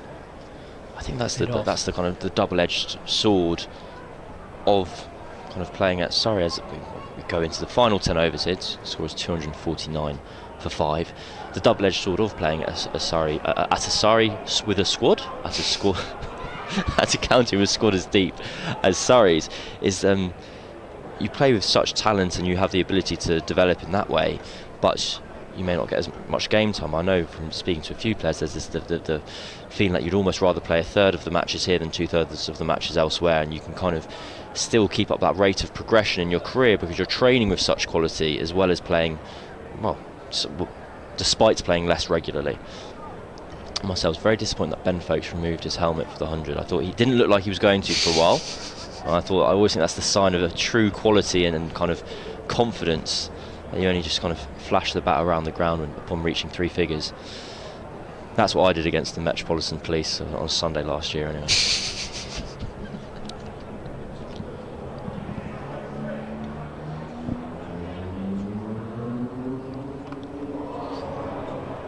Gone high up into the air, keep underneath it, taken, and that ends a sensational innings from Ben Foakes. He departs for 106 off 107 deliveries. Peter Handscomb, I think, briefly lost sight of it, but recovered well to take a very, very high catch. Roman Walker claims his first wicket of the innings, and Ben Foakes departs for a very, very well made 106. And as Cam alluded to a few overs ago, Surrey lose their 6th wicket, which brings in that tail end, which is slightly longer than it is normally here at the Kia Oval, as Foakes walks off the field to the adulation of the home crowd. Wonderful innings, a really important innings given Surrey scored a good rate, but they've lost wickets consistently through the innings. Just see the replay here. It's a fantastic catch from Peter Handscomb. Although it's gone straight up, sometimes as long as there is an arc to those balls you can settle yourself underneath them, but Handscomb's had to deal with 2 things here. One's the lid of his own helmet. If the ball gets over the top of that, all of a sudden you're having to spin around, and 2, because it's gone so straight up, the ball doesn't have its kind of natural trajectory. It can really swirl around in the wind. It's done very well to hold on.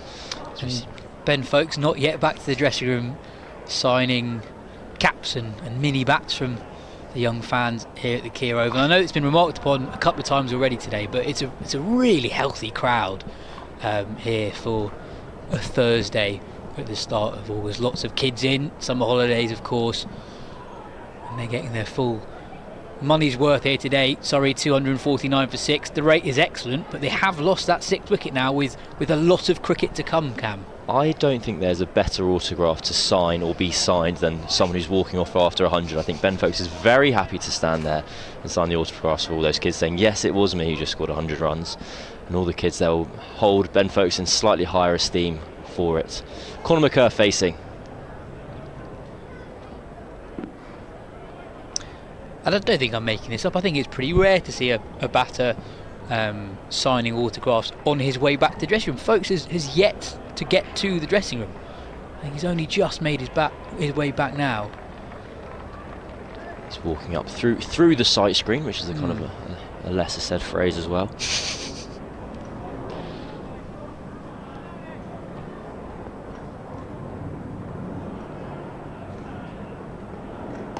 actually quite an impressive logistical piece of work from the staff here at Surrey to create that temporary sight screen. As we talked about earlier, the pitch is so far across to the Archbishop Tennyson School side of the ground that the usual sight screen doesn't actually travel far enough across in that direction. So quite a significant bit of the bedster stand has to be covered up. Scriven in again. Now with more than handy figures of 3 for 32.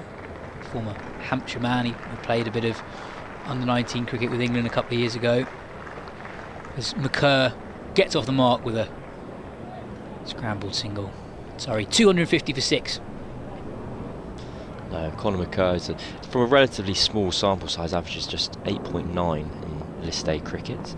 So, it'll be at 8 for a reason. Short and wide and cut through cover, and it should be 4. Geddes looked good here, other than the leading edge that fell just short of mid-off. He's looked assured. Anything short, he's looked to capitalise on it. And you can tell he's a player who's got time. Just because it's short, you often associate short balls being hit very square of the wicket, but both times he's gone to the boundary, he's pulled and cut well in front of the square.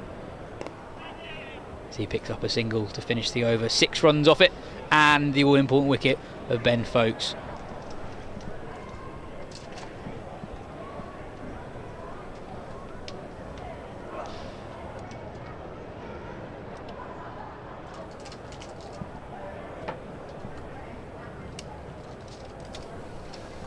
As Phil Long rejoins us with 9 overs left in the Surrey innings. Surrey 255 for 6.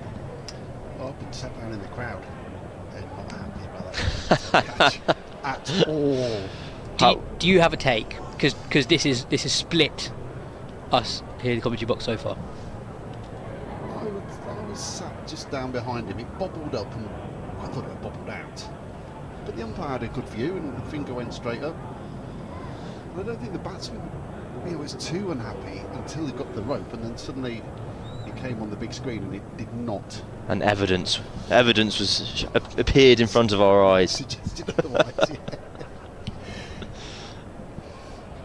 Mulder in short, and it's just 1 as Geddes gets himself off strike. I think just to return quickly to the Surrey innings here, they've kind of scored at a good rate, but they're also losing fairly regular wickets, and they're into a tell. They kind of batted well enough already that they don't have to do too much more to get to a good score. They might find it difficult to get to a great score, but if between Conor McCurr, Dan Moriarty, Yusuf Majid and Matt Dunn, as long as they can knock it about, they can accidentally get to 300 and beyond. Dab down. It's backward point for a single direct hit, but the Leicester fielders aren't particularly interested. I guess it's one of those, when you lose more wickets, that just sort of delays the point at which you go crazy at the end. And that wicket of Foakes, maybe they thought with 6 or so overs remaining, the two of them would have gone through the gears, but with the wicket now of Foakes, Geddes might bide his time a little bit more, very happy to go and run a ball. I mean, he's 15 off 12 at the moment. Gives himself room and drives to the man at deep point. It's kind of had the feel of a T20 innings, doesn't it? And you don't worry so much about the wickets now, you just keep scoring. Sure. The wickets have fallen. And as you say, but now we're in a kind of weird position where there's 8.5 overs left, only 4 wickets in hand. Stick or twist, you've got Yas. There's going to be a good score. Whether it's a great score depends on what happens next. Short and pulled to the man, a deep fine leg. And sorry, just so we can have a conclusion to this and all kind of move on with our lives. We have 1 all. We're not going to be able to. No, but it's a low-level crime. It's in magistrates' courts. It's 3 people sitting. We're at 1 guilty, 1 not guilty. Did you, after the replays you saw, and what's your opinion, out or not out? Out. But There I we have go. got my Leicestershire cap firm on my head. Yeah, I'll go back to what I said. I don't think we have seen enough evidence from the replays personally to overturn the decision given by the on-field umpires. I still maintain we haven't seen. Here we go, this is the replay again, as it just slows down. See, I think personally... That's fine. That's all right. That's fine. I think there's two instances where I think the ball potentially, if not did, hit the ground there.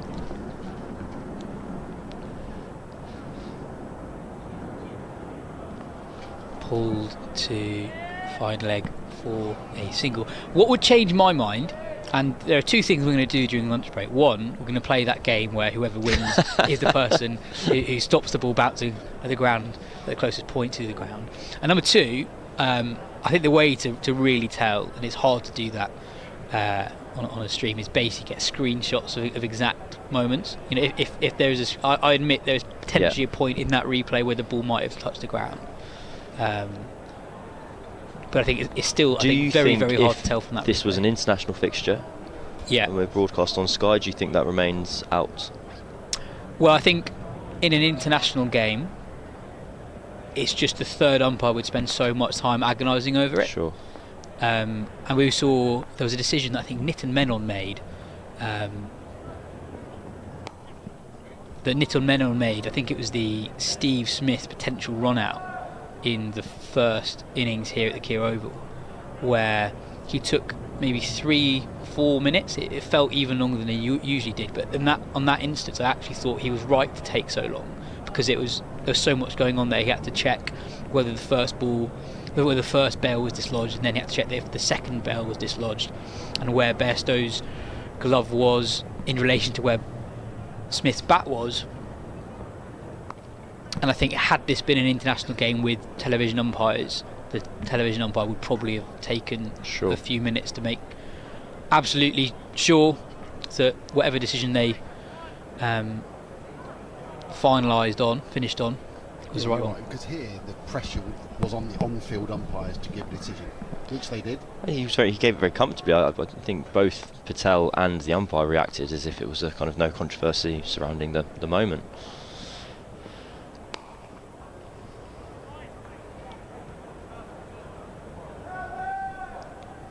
I think we're already seeing, following that wicket of Foakes, a slight change in plan from Surrey. They seem very content, as Cam said a couple of overs ago, to just take the singles, and they can almost, to use Cam's words, by accident get to a really good score here, given their run rate earlier on in the innings.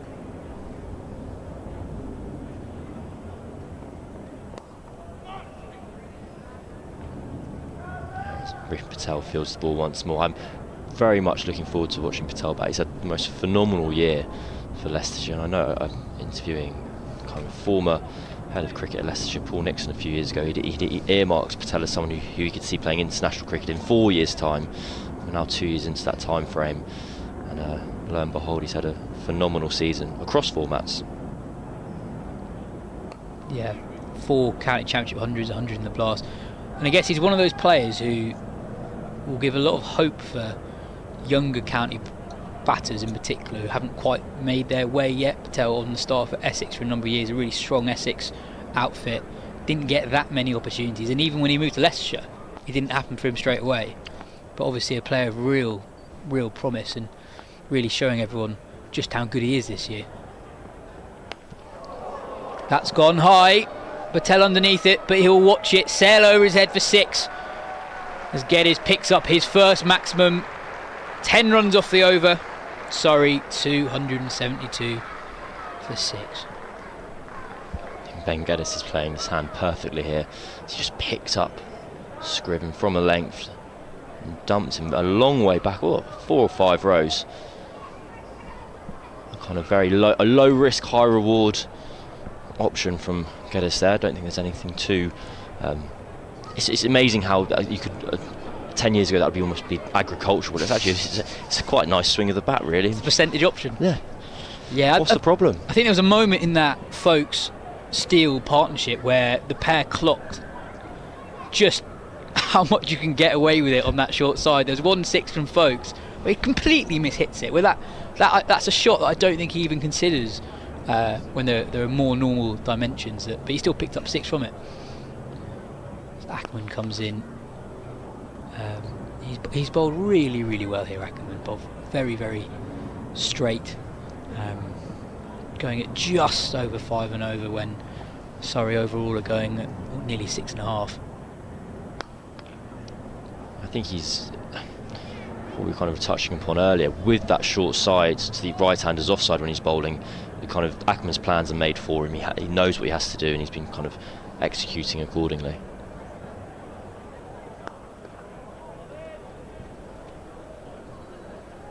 Yeah, I don't know if you've been for a wander around the Archbishop Tennyson side. They come up for I think it was gate 6 I came through. I felt I was filling in the slips. Edged away, and that run away to the deep third boundary for 4. A bit of luck for McCurr. Well bowled again from Ackerman. Not the width that McCurr was looking for really, but he still picks up 4. I think actually he will say that he's played that really well. That's definitely the area that's vacant on the field that he was targeting. And McCurr's now 10 off 11. Wonder how close we are from McCurr really getting licensed to swing his arms. Just 6.1 overs remaining in the innings.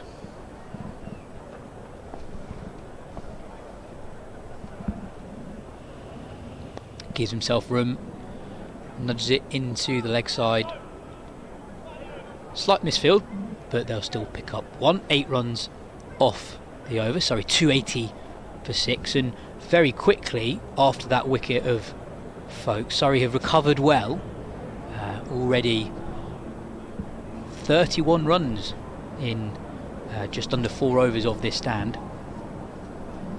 It's interesting you were saying there about McCurr being the one to be given licence. It kind of it still feels at the moment that McCurr's being the one who's actually just kind of knocking one, and Geddes has the kind of permission as the senior batter to be the one chasing the boundaries. And I can imagine that could, with how little time is left, that is probably the kind of best case option for Surrey to back their specialist batter out there to do the batting. But you could see a world where, say, if Geddes' skill set was slightly different, you'd ask the tail ender to have a swing and Geddes would keep turning over the strike. Yeah, as Chris Wright comes back into the attack from the Vauxhall end. I think I've been really impressed by Geddes. He's 29 off 20 rather. He's only scored 3 boundaries, but I don't think he's taking undue risk. I think he's just pounced on balls that have slightly erred in length.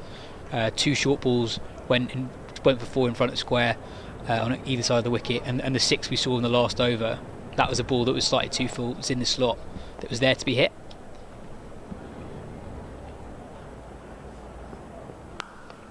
And he drives through cover. That's 4. And Roman Walker retrieves it, and listeners and viewers, you'll have heard Cam Ponsonby's reaction on commentary. He's called 4 as we have a look at the replay here. He does really well to get to the ball. That's fine there. His legs are over. If it's whether it kind of rolls onwards.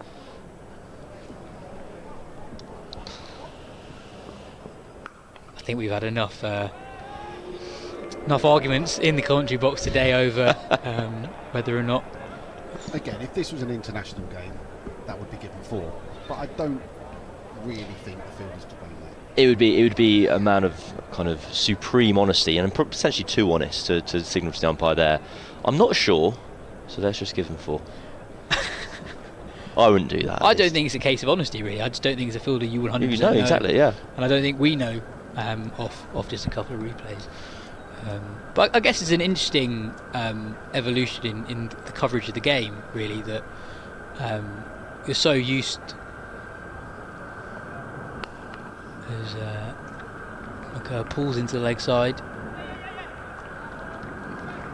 and they'll pick up 2. We're so used to watching cricket, international cricket on television for years and years and years. Anything like that, even if it's pretty clear from first viewing on the boundary, bit of boundary fielding, that gets checked every time, and we're just so used to that. But in counter cricket, with the quality of the streaming you get now, we get coverage that's on a par with television stuff, but you don't have the TV umpires poring over every single replay.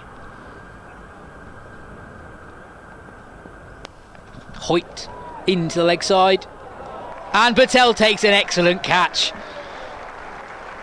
Running in and running around from long on, McCurr hoiks it straight, and just as it was dying on Patel, he dives low, swoops low to take the ball, and Leicestershire have their 7th wicket. Really is a fantastic catch by Patel. As you said there, it's just dips on him at the last moment. This will be a better angle as McCurr's pulled the ball straight. Patel diving forward, perfect. Nothing wrong with that one, Cam? Look dodgy to me, mate. Really good catch.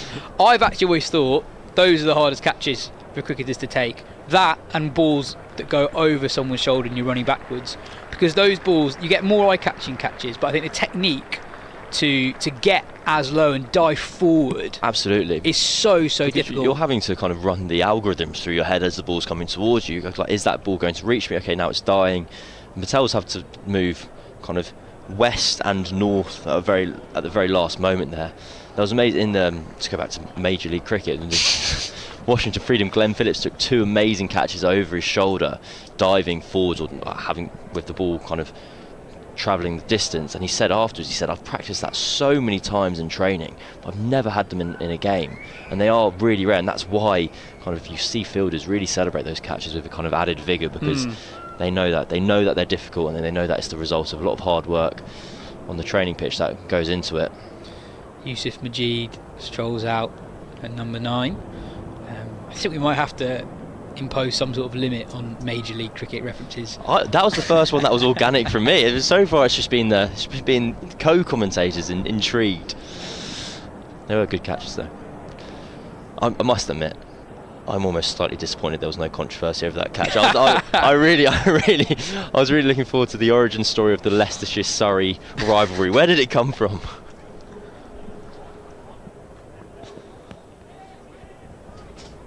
Right in, and Majid gets off strike but not off the mark. That'll be a leg by. No, I've always found it happens in football a lot, where you kind of, there's the bizarre rivalries between two teams. You go, why does that exist? And Brighton Palace, QPR and Cardiff is another one where it happened. QPR, who's my team, played against Cardiff in the playoff final 20 years ago, and Cardiff kept the QPR team all night after finding out where their hotel was. So ever since then it became this big rivalry.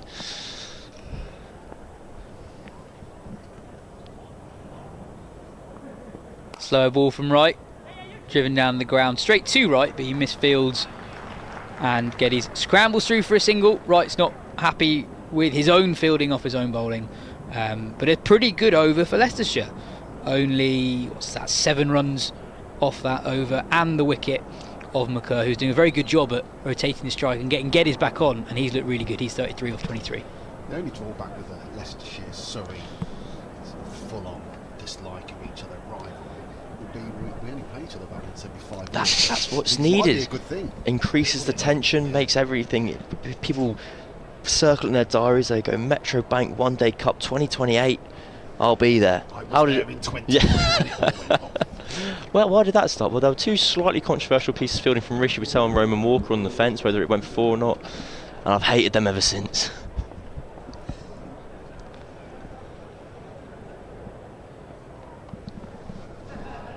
Leg side, flicked towards the deep fine leg boundary, and Geddes picks up 4 more. He gave himself room, the bowler followed him, and he did really well to adjust late and flick it to the right of the man at deep fine leg. Patel can't haul this one back. Really, really well played from Geddes, who's playing a gem of a knock. I think we can graduate this innings from a cameo to a gem. It really has been. I think Geddes would have the right to feel slightly perturbed at his relegation to number 7 after skippering the side last year. Played into the leg side, in the gap between the 2 fielders on the leg side boundary, but they do very well to restrict the side pair to just 1. Scrim's got rid of the ball there exceptionally quickly. The Surrey batters were looking for 2, and that has been a hallmark of Geddes' innings. You picked out his 2 boundaries where he's cut the ball in front of square, and I know there's been chat of that in the past, of kind of in a T20 sense or the death over sense, where a short ball will be bowled and someone will slap it out to the cover point fielder for 1, and the kind of the mindset change of that going from a good shot to actually that's a bad shot, and rather than being lazily hitting that for 1, you need to be earlier on it and really cut it in front of square to increase your chance of scoring a boundary, and that's what Geddes has done exceptionally well.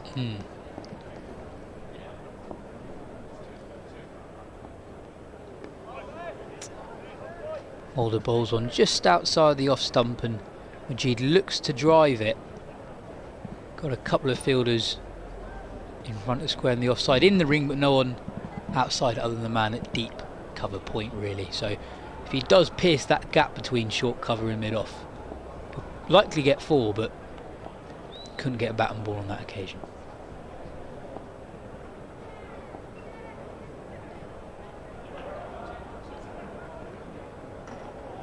Sort of gropes at it again.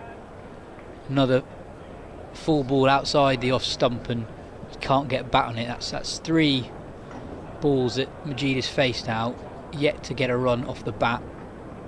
2 dots in a row. 5 or 4 in this over, and Leicester again, after a decent over last time round, won't be too displeased at how this one's gone so far.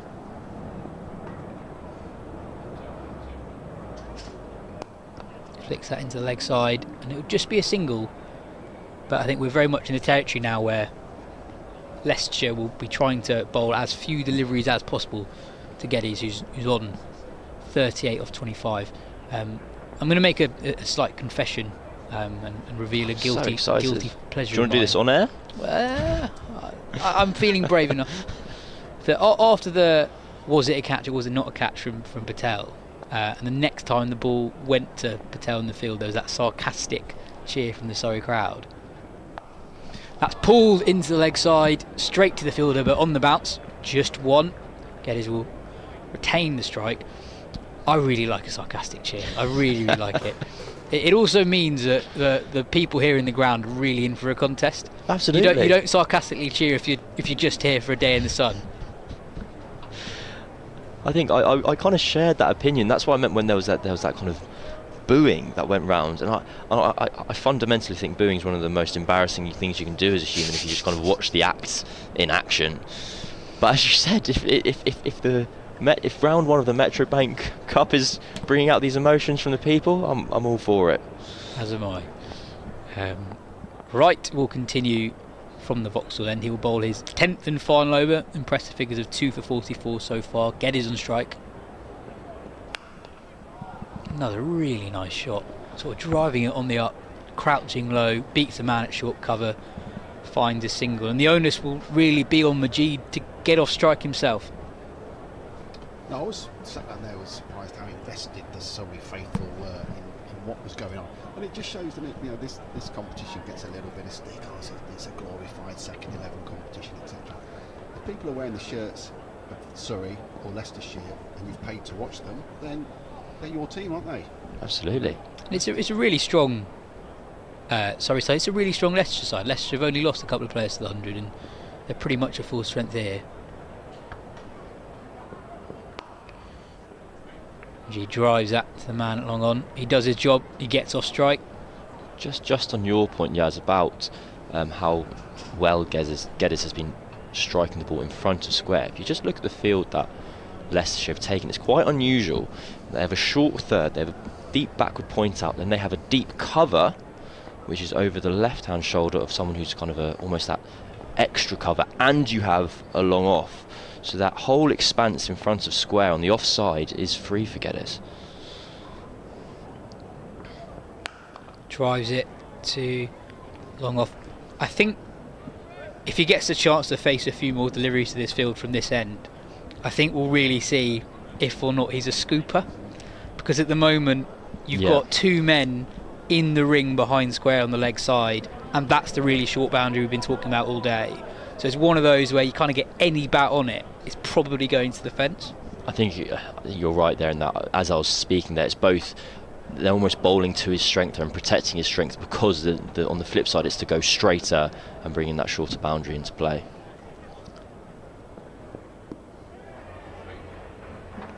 G doesn't. I don't think he gets bat on it, but he scrambles through for a single. I think it was a piece that Matt Roller wrote for Cricinfo where he was talking about kind of what makes Harry Brooks so good.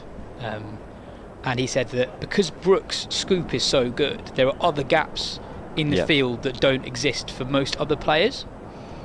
And almost when you show that you can play that shot, you're rewarded by easier runs elsewhere.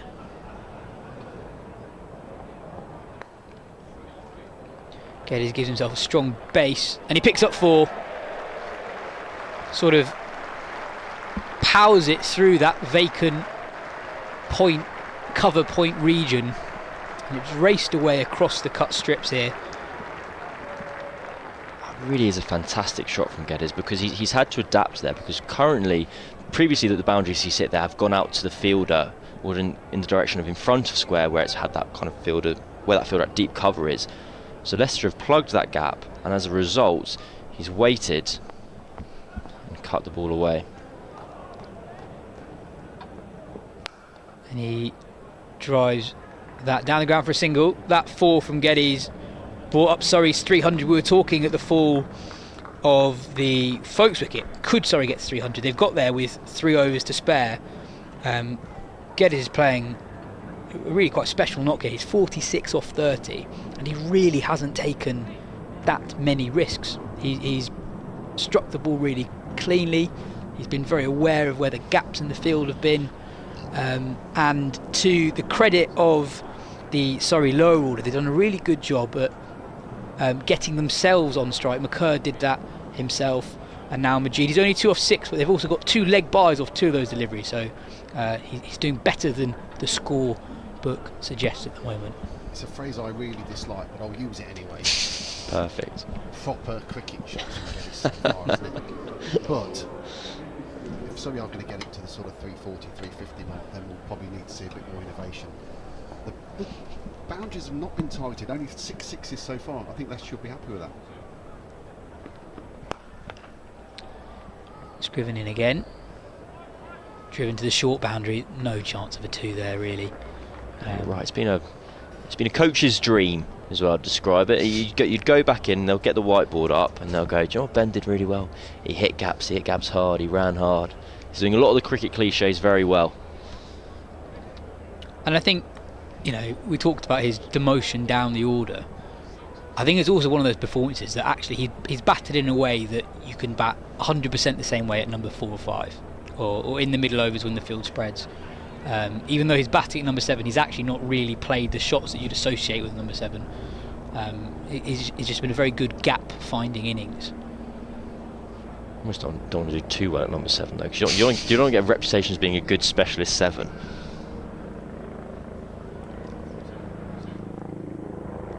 Bowled him. Scriven picks up his 4th.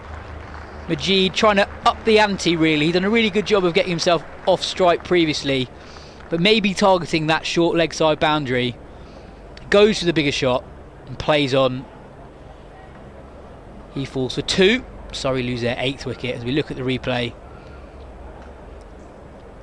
we were talking about proper cricket shots earlier. That probably isn't one of them, Phil. As we look at the replay, yeah, it just drags on. I think that's fair play from everyone there. Short boundary, have a go. 3 overs left. Yeah. Hasn't worked. The bowler gets his reward. Next batter, please. Yeah, and Leicestershire, as they have done all innings, keep plugging away, and you never know. They could end up in a situation where they bowl Surrey out with an over 2 remaining.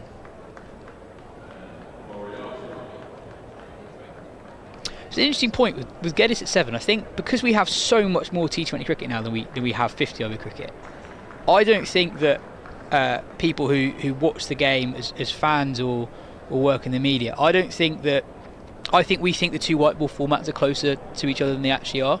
So when you see sides building for the 50 over World Cup coming up, I think it's very, very different being a number 6 or number 7 in T20 cricket to a number 6 or number 7 in 50 over cricket. Like number 6, for example, look at the side that won the World Cup with England in 2019. You've got Josh Buttler as your number 6. He's batting higher up for England at the moment. and England have sought to replace him with T20 number 6s and 7s in Liam Livingstone and Moeen Ali. But you have to be adaptable enough as a batsman to be completely fine with coming in at 100 for 4 in the 20th over, which potentially leaves 30 overs of batting to go. So you need to be predominantly, I think you've got to predominantly be a conventional batter almost at 6. And it kind of gives the batting order enough padding as well. Well, I think you're right in that the game, it used to be that the format's almost transitioned down. So if you're a good 50 over player, you could be a good 20 over player. Whereas now the logic goes the other way around, where it's like you pick your 50 over side from your good 20 over players. And I think that's both domestically in England, that's a result of the introduction of the 100 and also just greater power. Dan Moriarty in at number 10, unable to do what McCurr and Majid did well in getting off strike. That's a good point you make. You look at number 7 in T20s rather than 50. I think T20s, there's a number, isn't there, for the average number of balls at a number. Yeah, it's single figures. You know, whereas in a 50 over game, that you would imagine you're always going to face a certain amount of balls. It might be a huge amount. I think I remember there was the ODI here last year against India, and Jasprit Bumrah bowled the most sensational kind of opening new ball spell, and it was England had their batting lineup, which was kind of the batting lineup that we associated with the World Cup, and before we blinked and we were about 10 for 5, and a kind of reminder of the idea of 50 over cricket is it blends that kind of traditional and new age skills. Brilliant over from Scriven. He concedes just one and takes the wicket of Yusuf Majid. Really excellent piece of bowling. Sorry, 304 for 8. Moriarty just couldn't get himself off strike in the first 2 deliveries he faced, and I wonder if off the last 2 deliveries he's thinking, actually I'm not sure I want to get off strike. Absolutely. But with 8 down, he probably doesn't have the licence to just have a hack as well. So Scriven rewarded with the fine work he did in the first half of the over, with a couple of slightly easier dots, I guess, at the end of the over. I have a suspicion we'll see Geddes go very hard at the first 2 balls of this over. I think there's a choice between trying to get 12 off 12 with 8 wickets down, or it's a case of, right, Geddes, you've got a full over in front of you, target the boundaries, we'll see what we can get. He plays that cover drive we've seen a few times in the last few overs, but he doesn't quite time it, so he picks up 1. And this will be really interesting. Moriarty's faced 4 balls to the crease so far. He's not managed to get himself off strike, and he's on strike now for the second ball of Ryan Mulder's 10th over, the penultimate one of the innings. The correct thing to do is not panic and try and knock 1 and be 1 off 5. The thing that I would do would be panic and try and catch up and hit a boundary. So we'll see which school of thought Moriarty hails from. What's got a very unusual field at the moment, which I imagine Leicestershire are going to change. They are indeed. We have a 45 being put in place. Fine leg is moving around to deep fine leg. Deep mid wicket is coming into the ring. Skipper Lewis Hill in deep discussion with Mulder. Like I said, that fine leg's now dropping back. So he's got 1 man in the ring on the leg side. Mulder in, plays it down the ground, straight into the hands of Colin Ackerman at long on. Dan Moriarty, I think, not taking the advice of Cam Ponsonby on commentary, but doing what Cam does rather than Cam says, and looked to catch up 4 dot balls in a row at the end of the previous over, and he's hit it straight to the man long on. It had Cameron Ponsonby written all over it, that one, didn't it? What a fight, what an honour, what a compliment. No, I can't hit the ball that far, but no, that's a bonus wicket for Leicestershire there. The last 7 balls have gone as well as they could possibly have hoped for. They've bowled 2 at Ben Geddes and had 2 runs scored of them, and 5 everywhere else, and taken a wicket, 2 wickets. So Ackerman takes the ball. It's another very good catch in the deep by Leicestershire. It's just died him. That was a good example, I thought, of your game you mentioned earlier. It looked like he was going to be able to take it around chest high and just let the ball drop towards the ground. Yeah, I think maybe not the smartest bit of cricket there from Dan Moriarty. With the field that Cam was talking about, I know the ball was straight, but there weren't obvious boundary options there. and he's hit that. He's not quite got hold of it, and that's landed straight into Ackerman's hand as Matt Dunn strolls out to the middle. Surrey's number 11. 10 balls remaining in the innings. Surrey 305 for 9. I know you've already mentioned it, but there was something quite beautiful about that side screen at the far end, from the boundary, diagonally across it, then across the top and into the dressing room. It's almost a work of art. Yorker, big shout from Mulder, but instantly dismissed by the umpire. They run through for a leg by and crucially get Geddes back on strike.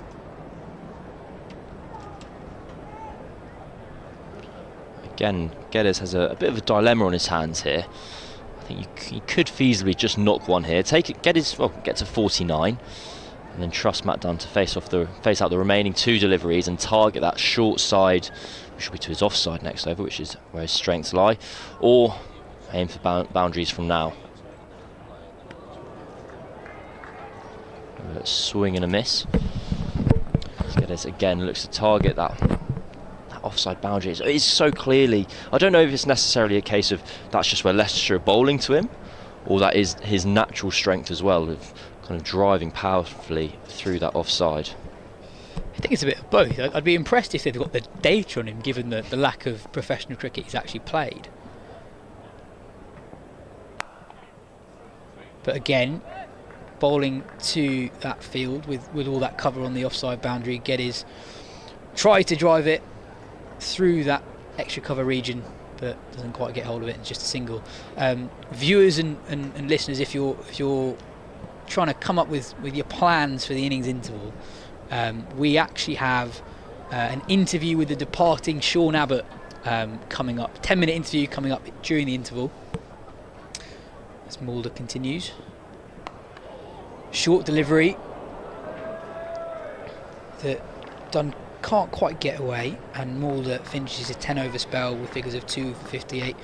Yeah, Sean Abbott, obviously a huge part of Surrey's season so far, going so well in the county championship, and obviously had that historical day in the T20 Blast rather, where he hit a 34 ball 100 that equalled the record for the fastest ever T20 Blast 100. The record is shared between Abbott and his hero Andrew Simons.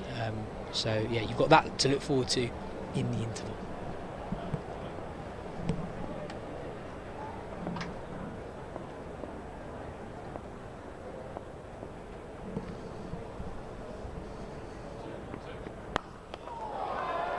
And that'll be 6.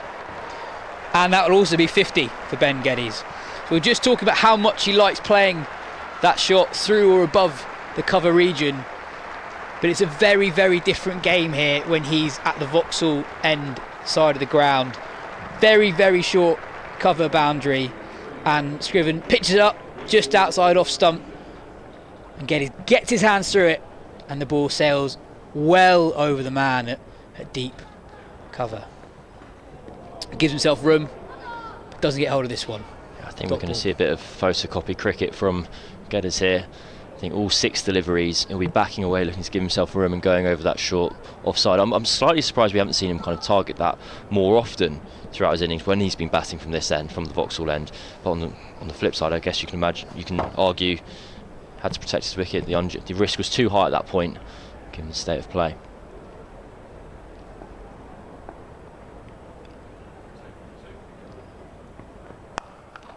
Short. And 6 more. Change of plan from Tom Scriven. Dug it into the pitch, straight at Geddes.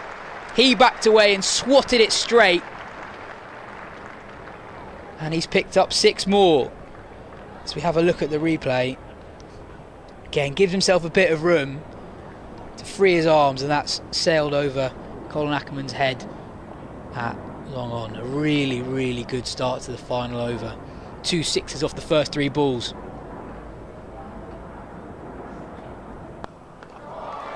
And again, gives himself room. And that comfortably sails over the rope on the offside. 18 off the first 4 deliveries in this over. Cam, talk us through what Geddes is doing right now. I think the second six that he pulled over long on was a fantastic bit of batting, very smart bit of batting, predicting that Leicestershire were going to go short. Leicestershire making the change here that I kind of was wondering if they'd make to begin with. They may bring up mid or long off into the ring and instead go straighter and have the fifth man out at fine leg. Gives himself room again, but straight to the man at deep point. Geddes falls for an excellent 67 off 39 deliveries, and Tom Scriven, after being hit over the rope 3 times in the first 4 balls of the over, picks up his 5th wicket. He finishes with figures of 5 for 66 off 9.5 overs, and Surrey are bowled out for 325 after 49.5 overs. A really action-packed innings that Surrey were, after a relatively sedate start, have pretty much been going at 6.5 runs and over throughout the innings, but Leicestershire have been able to plug away, constantly taking wickets. And after the wicket of Ben Foakes, you wondered, could Surrey get to 300? Could they get to 320? But Ben Geddes has marshalled the tail superbly. He finishes 67 off 39. I think Surrey will be pretty happy with that. Phil, from a Leicestershire perspective, given the quality of the pitch, given the dimensions of the boundary, that they'll still fancy their chances of chasing this down. I think so. I think Ben Geddes, especially the 60 sort of cut off the square, reinforced how short that boundary is, and I don't think anyone really targeted it today, did they? There are runs there, and we mentioned 300. I thought 350, 325 is right in between. So it's a big score. The runs need scoring, but I don't think Leicestershire will be that intimidated by it. I think that final over, it's one of those kind of blessings and a curse from Surrey's point of view, where, as Phil says, it's reinforced how short it is, and whether that kind of gives a bit of an idea to Leicestershire of how it is possible to play and how it is possible to attack that offside. To use one of the kind of cliches of the next phase of play will be key. The power play, when Surrey aren't able to protect that off short boundary as much, and with the informed Patel at the top of the order and Sol Budinger, who's a fantastically attacking player, I think the start of Leicestershire's run chase could be a very entertaining passage of play indeed. Surrey end their innings on 325. Phil, Cam and I will be taking a short break before the resumption of the second innings of the game. In the meantime, we'll leave you with a departing interview from Sean Abbott, who was so crucial to all the success Surrey had in the first half of the 2023 season. Sean, how much have you enjoyed your time here at Surrey? I've thoroughly enjoyed it. I think it's, I said to the lads after the last game the other day at Lord's that it's probably been one of the more enjoyable periods of my career so far. Great change room to be in, and there's lots of wonderful people here at the club, so a really enjoyable few months. How much have you enjoyed bowling here with the red ball? You've taken a lot of wickets. How good has that been? It feels a little bit like home in terms of the conditions, but obviously a world-class ground and facility. It's something I'd really look forward to doing before getting over here. Like I said, it's been a really enjoyable few months, and just a great change room to be a part of, and a great group of lads to play cricket with. And just on bowling here at the Oval, compared to some of the other grounds around the country, what's different? How do you have to change your skill set? It's definitely a little bit more pace and carrying the wicket here. I thought it's been a pretty good cricket wicket all year, to be honest. I mean, we've typically gone in with 5 frontline quicks, with Jaxie being, the spare spinner. And I thought, for the majority of all 4 days of all of our games, despite maybe some challenges with the kookaburra ball when we experimented with that, I thought there've been good cricket wickets all season, which is all you can ask for as a quick and certainly as a cricketing team. Not just with the ball, you've had some really important performances with the bat, and it looks like you've had a lot of fun out there. It has been. I mean, as I said, it's a great change room to be a part of. Very easygoing, very relaxed. Even when there's high pressure moments in fixtures, the guys seem to have this ability to stay calm and have trust in the guy next to them to go out and get the job done. It's been really enjoyable to go out there. I've batted with the tail quite a bit this year, and we've all watched Daniel Norcross go out there and bat. So been lucky enough to spend some time at the crease with him. So it's been really enjoyable. Like I said, it's been a good cricket wicket all year, but at the same time, there are some rewards there with the bat if you get yourself in and work hard. And there was no better example of that than here against Kent. What are your memories 6 weeks on of that 100? I mean, one of the things that sticks out was, me and Jordan Clark obviously got together for a few overs there and put a bit of a partnership on, and we kept trying to talk to each other in the middle about how we're going to go about it. He goes, man, I just think we need to, keep batting it really. Like, we've got some good batters in the sheds. Let's just keep getting after it. I actually thought that he batted pretty well that night as well. It was just nice for balls to go in the gaps and things go my way that night. And put on a show here on my first game on a Friday night for Surrey. Has it sunk in? Because I think we saw you after that game and you were just pretty blown away by it all. Has it sunk in now and you've realised what a special performance that was?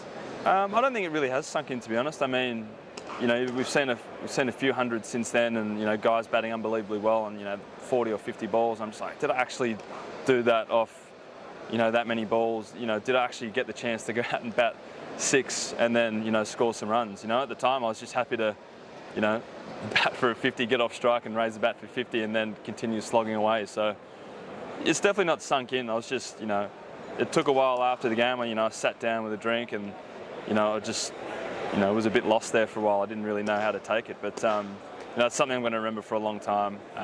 Kept my shirt, kept my bat. I'm not going to give away that bat anytime soon. So hopefully it sinks in sometime soon. And that moment when you reached the 100, we saw that clip of you and the raw emotion. What is going through your mind at that point? To be honest, I sort of felt like, when I hit the 6 the ball before, I just sort of felt like, oh my God, is this happening? I'm 94 not out or whatever it was, and got the opportunity to score 100 in a T20, which is something that I just never thought I'd be able to do. Like, I play a roll back home a little bit further down the order, and the job's always been, try and score as many runs as you can off 3, 4, 5 balls. And here I am, at the Kia Oval, with the chance to bring up 100 and batting with a good mate down the other end. And as professional cricketers, we all work our backsides off to do really well out there and perform the way we want to perform and put on a show. And then, as I said, to be there 94 not out, with a chance to bring it up with a 6, it's just something I'll never forget. Oh, it's down the ground. Has it got the legs? It has. He's done it. Oh, wow, that's absolutely awesome. Sean Abbott. Oh, yes. 4 fours and 11 sixes. The competition obviously ended in disappointment with that defeat in the semi-final. How do you reflect on the T20 campaign?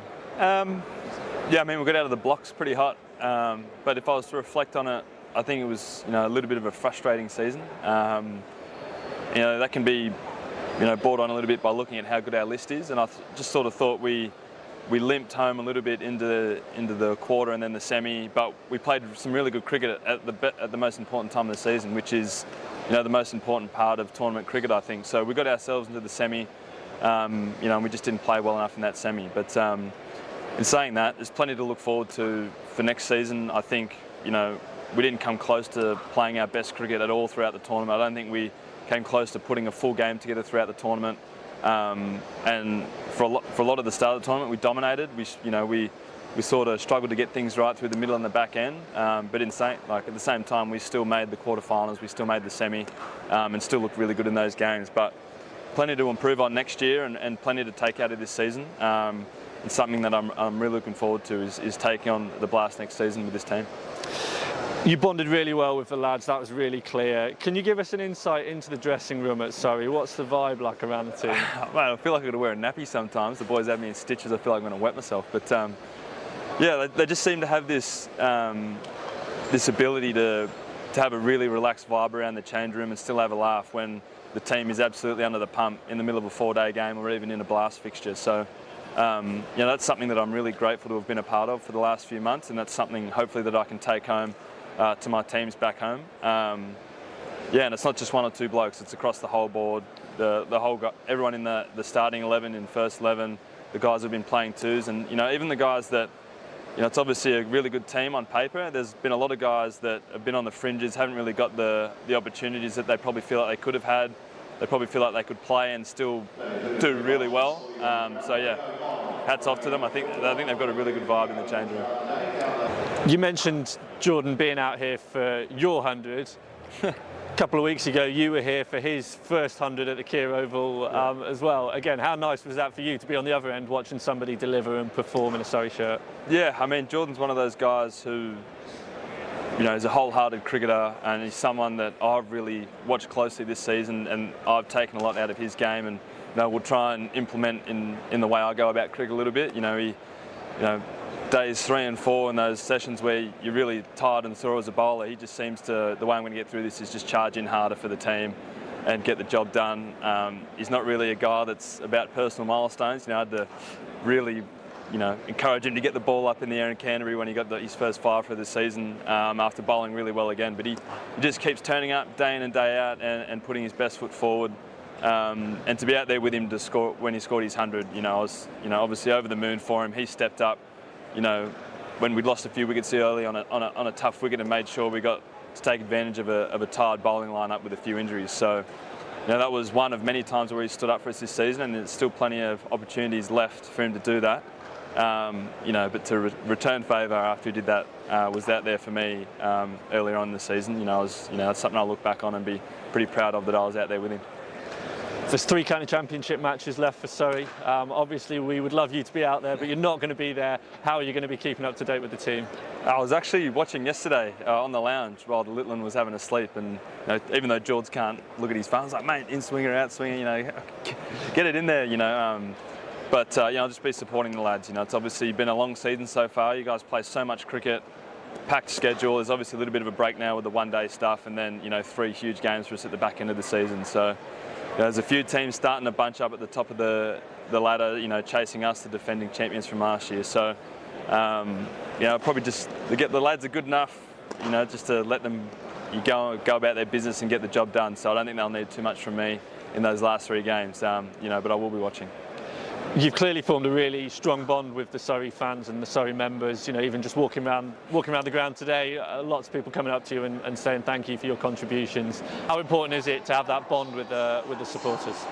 Yeah, it definitely makes you feel like you're at home and you feel supported, which I don't think will ever be a problem here at the Oval. I think they're a very engaged crowd, and whenever you get the chance to be close to them or bond with them, they're always very welcoming and want to stop and have a chat. So. That's another reason why I've really loved being here the last few months is, the fans and the crowd and the members here have been really welcoming of me as an overseas player. And have sort of not made me feel like an overseas player. They just made me feel like another member of the group and another member of, such a great club. Last question. I think the question that all Surrey supporters are going to be wanting to know the answer to. Will we be seeing you back next summer? Absolutely. I'd love to come back next summer. It sort of feels like home at the moment. So, hopefully, I'll be back. I'd love to come back.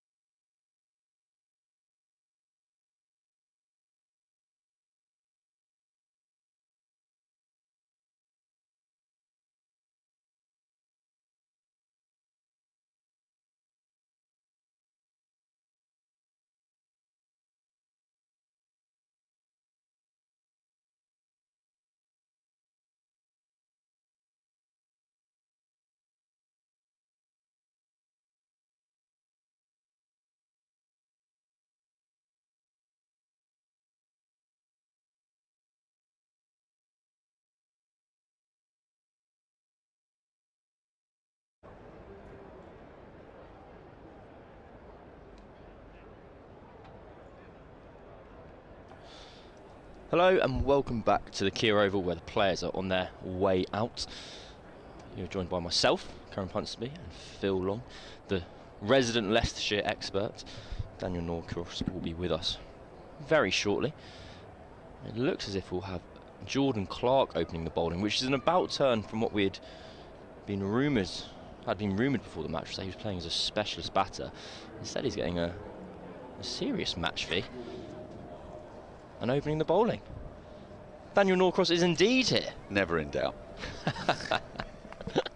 Never in doubt. We've got mixed opinions on how good this score is.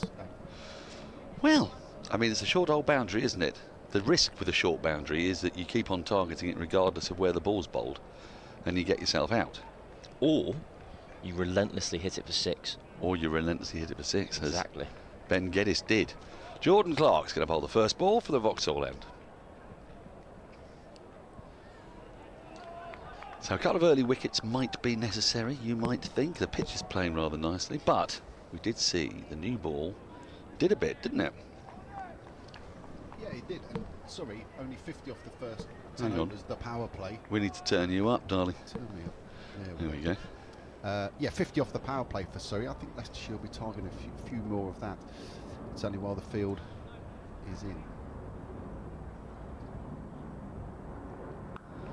Yes, I suddenly realised what's happened now. We had a tweet from someone who said if you're going to have conversations with someone, make sure that their mic's turned on. And I wondered who that was referring to. I think your mic gets automatically turned down, Phil, when you're not here. So I'm sorry about that. I think a lot of your pearls of wisdom may have the been FX mic up there. into the action. Yes. How exciting. It's lovely to have these conversations. Problem solving. Exactly. Oh, that's a little floaty, full, slower ball perhaps, driven down the ground. The first boundary of the innings. Solid looking shot. So here we are on the Surrey live stream with, as we say, a fox in the lion's den. How does he feel? What do you feel about this target, Phil Long? I think it was exactly midway between where I thought it would be and where I feared it would be at the kind of halfway mark. I thought Surrey might get up to 350. That's the kind of total we'll be chasing. I thought 300. Felt like kind of par from the start, didn't it? Sort of run a ball. So 325, bang in the middle.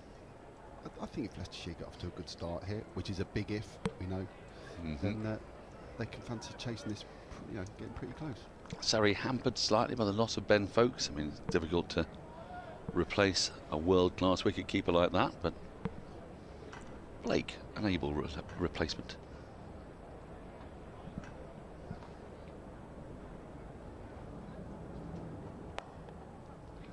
More runs here, just a couple of them, as the pigeons scatter. I think that's absolutely the dream fixture for Ben Foakes there, isn't it? Score 100. Score 100, put your feet up. Someone else filled, actually. I think I'm all right for now. I think he quite likes keeping, though, in fairness. That is true, but it dampens the effect of the tail. I think this part of the innings is the part I'm most looking forward to from a Leicestershire perspective. Oh, now then, thick inside edge, fine leg up. And Patel, lucky he didn't drag that back onto his stumps, but signs of intent here from Leicestershire. Just a little word if you're looking at the bottom of the screen. A ball's been missed, so it should say 10 without loss on the screen there. And that kind of intent is exactly what I was referring to with Leicestershire. We have Rishi Patel, who's one of the form players in the country this season. He's had a fantastic season with 4 championship centuries and a T20 century. And Sol Budinger at the other end, who's come from Nottinghamshire, and he has a list A strike rate of 135. Ooh. He doesn't hang around, and with that small boundary, I've got torn between small and short there. A schmalt. That's the word I was looking for. We could be in for a very entertaining opening power play. So Matt Dunn is going to bowl the first over from the pavilion end. Stalwart here at Surrey. Around a very long time, very experienced campaigner. He's got 2 slips in place. His first ball has been beautifully worked by Budinger out through mid-wicket, that short side for 4 more. 3 boundaries have come the first 7 balls of the innings. We saw Rory Burns play a very similar shot from that end, in the same way that Budinger has there, just coming down the wicket a little bit, trying to make that natural length a bit fuller and targeting that leg side boundary. And immediately we've seen Surrey make that change. Same change. That gap. Same Absolutely. change that Leicestershire made, coming out of second slip into mid-wicket. That's a better line from Dunn.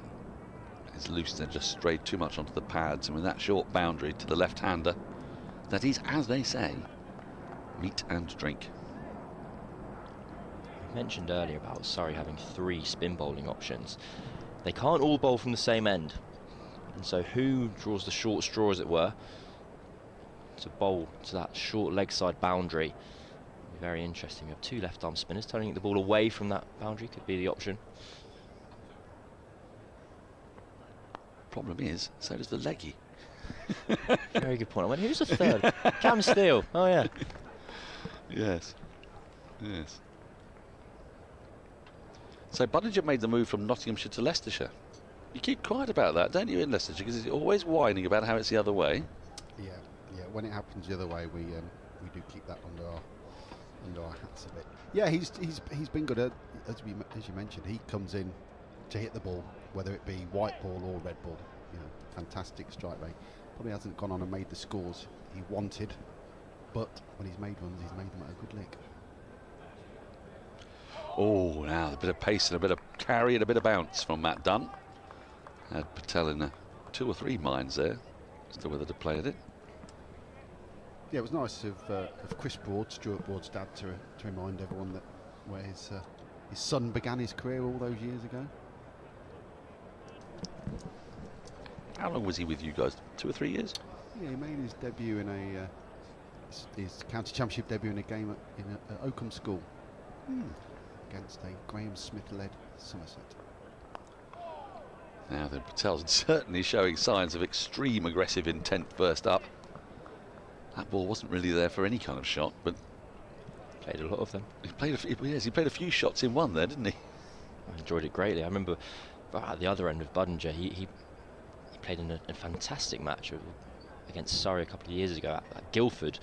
Surrey put on 299 in 30 overs, and Notts gave it their best go to chase it down. Budinger starting with 45 off 21. Oh, now that looks close, but umpire's not remotely interested. Drifting down leg, perhaps. 2 overs gone, 15 without loss. Good aggressive start from the Foxes. Clouds are bubbling up a bit.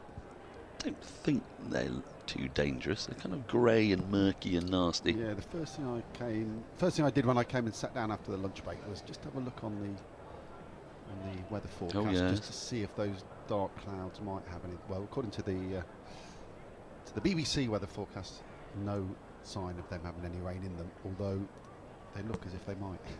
Yeah, well, I mean, we've both of us done a fair bit of work for the BBC in the past. We love them dearly, but the weather forecasting is not necessarily the area of greatest strength. No, as I turned to that page, I thought, why am I looking here? This will not give me any information. Yes, I remember doing the start of one of the days at Headingley. Simon King. Hello, Simon King. We've got Simon King from the BBC Weather Centre. Simon, how's the weather looking for today?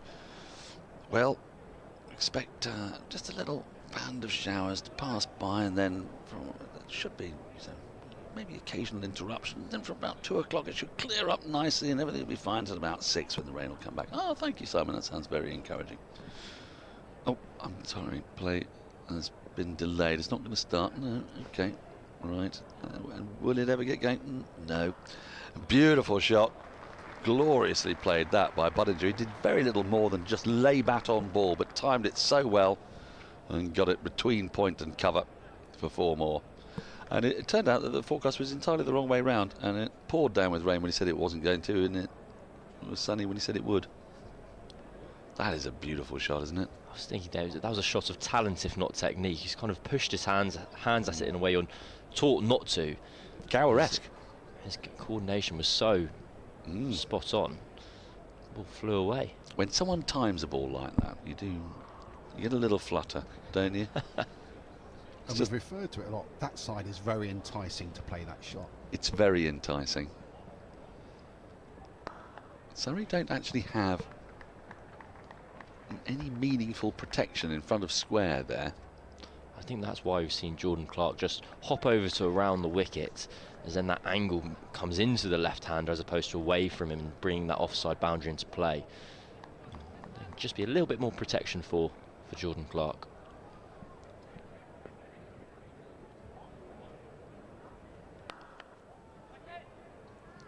That's a very handy bit of fielding. It saved a possible boundary at mid-off. It's one of my very kind of dogmatic opinions about cricket, is I think all right-arm seamers should bowl round the wicket to left-handers. That's all times. At all times. Forever and always. Really, so Matthew Hoggard swinging the ball back into the pads of Matthew Hayden, Justin Langer. 25 years ago anyway. It's a modern game. Modern game, but if you could swing it back into the pads, you shouldn't do that, no? Oh, hello. He's gone big here. And he's going to pick up 4 more, Budinger. He's on the charge. I think Clark probably should have come over the wicket for that delivery there and just kind of cramps up for him, swung it back into the left-hander's pads. I thought Cam was in for me. I was going to keep up, Grandad. No, you want maximum number of dismissals in play, so you want to be hitting the stumps as much as possible. Bolds and LBWs. Everyone misses the ball. Yeah, but the angle can be tricky for right arm from round the wicket, because you've got to come necessarily that bit wider.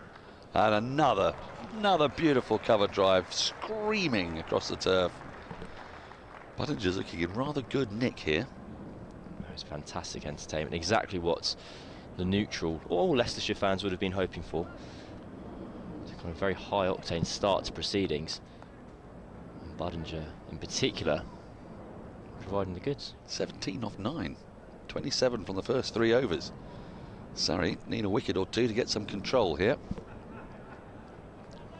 Don't expect Leicestershire to let up at all during this power play. I think it's the opportunity to turn a difficult, greater than runnable chase into a kind of much more manageable 5.5 over chase. That is a better length from Dunn. Will challenge Rishi Patel's intent there, that's for sure.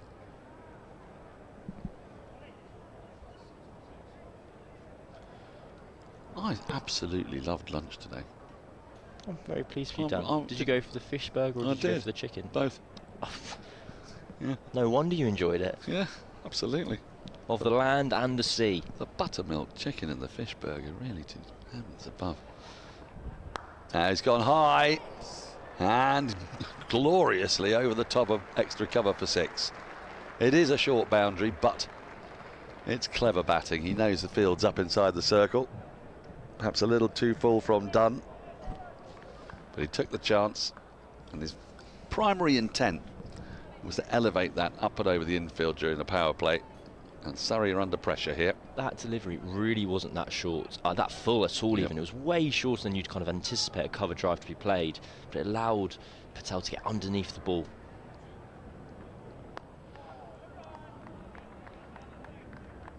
It's been a very aesthetic start to the innings, I've thought. Oh yeah. Very beautiful shapes from the batters. Yeah. Yeah. Remember, you're neutral, so you enjoyed them as well. Well, I'm not neutral.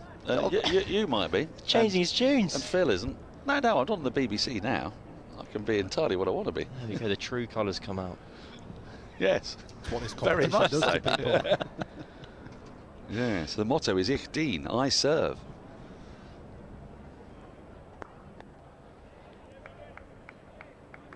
At least I think it is. Don't look at me. So Ponsonby, what's your county? You're going to say something really annoying now, like Buckinghamshire? No, not at all. I've never. I think Surrey has always been the scorecard I've checked first, but I can't say it's the one that particularly drives. My day's never been enhanced or ruined if a Surrey win or lose. I don't know if I'm allowed to say that on the Surrey live stream. That's absolutely catastrophic. I thought you were. I thought you had links to Graveney School in Tooting.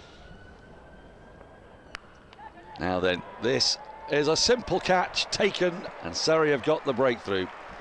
Patel again, I think, looking to drive that through the offside. It came off a thick inside half of the bat. It looped in a gentle, easy parabola to Jordan Clark.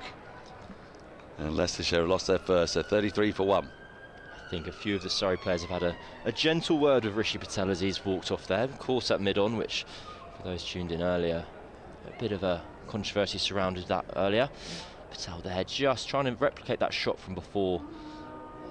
Ball a bit too full, and he skews it off towards mid-on. Yeah, one of the umpires having a word with Rory Burns directly after that. Yeah, as you say, Matt Dunn certainly let Rishi Patel know what he thought about that, either about that wicket or what had gone on previously. Phil Mustard is officiating today for the first time, I believe. I think we've been having the same lunchtime conversations, Dan. I think we may have done. Just see this replay again. You can see Patel's looking to go up and over extra cover, and that's the danger, as we said at the start here. There's an opportunity with a short boundary, but you don't get opportunities without risk in this game. That's the beauty of life, isn't it? Well, up to a point. I'm a big fan of riskless opportunities myself. We just saw there that Matt Dunn let Rishi Patel know exactly what he thought. A scream and a whisper. The earlier incident. Now, I want to be very clear about the earlier incident. Yes. That Cameron, you were very trenchant about it. I still am on set. I've watched that replay many, many times. I don't think you've seen the same photo I have on the break. All I'll say, it was not out, and we can all carry on with our lives. That's okay. It's in the book.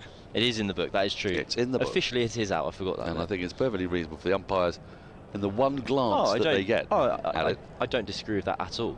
I think that's what the pleasure of being able to be a Monday morning quarterback and a hindsight umpire is, that you can make decisions after once you have all the information presented to you. A Monday morning quarterback. It's a very American term, that. Yes, I know. I know.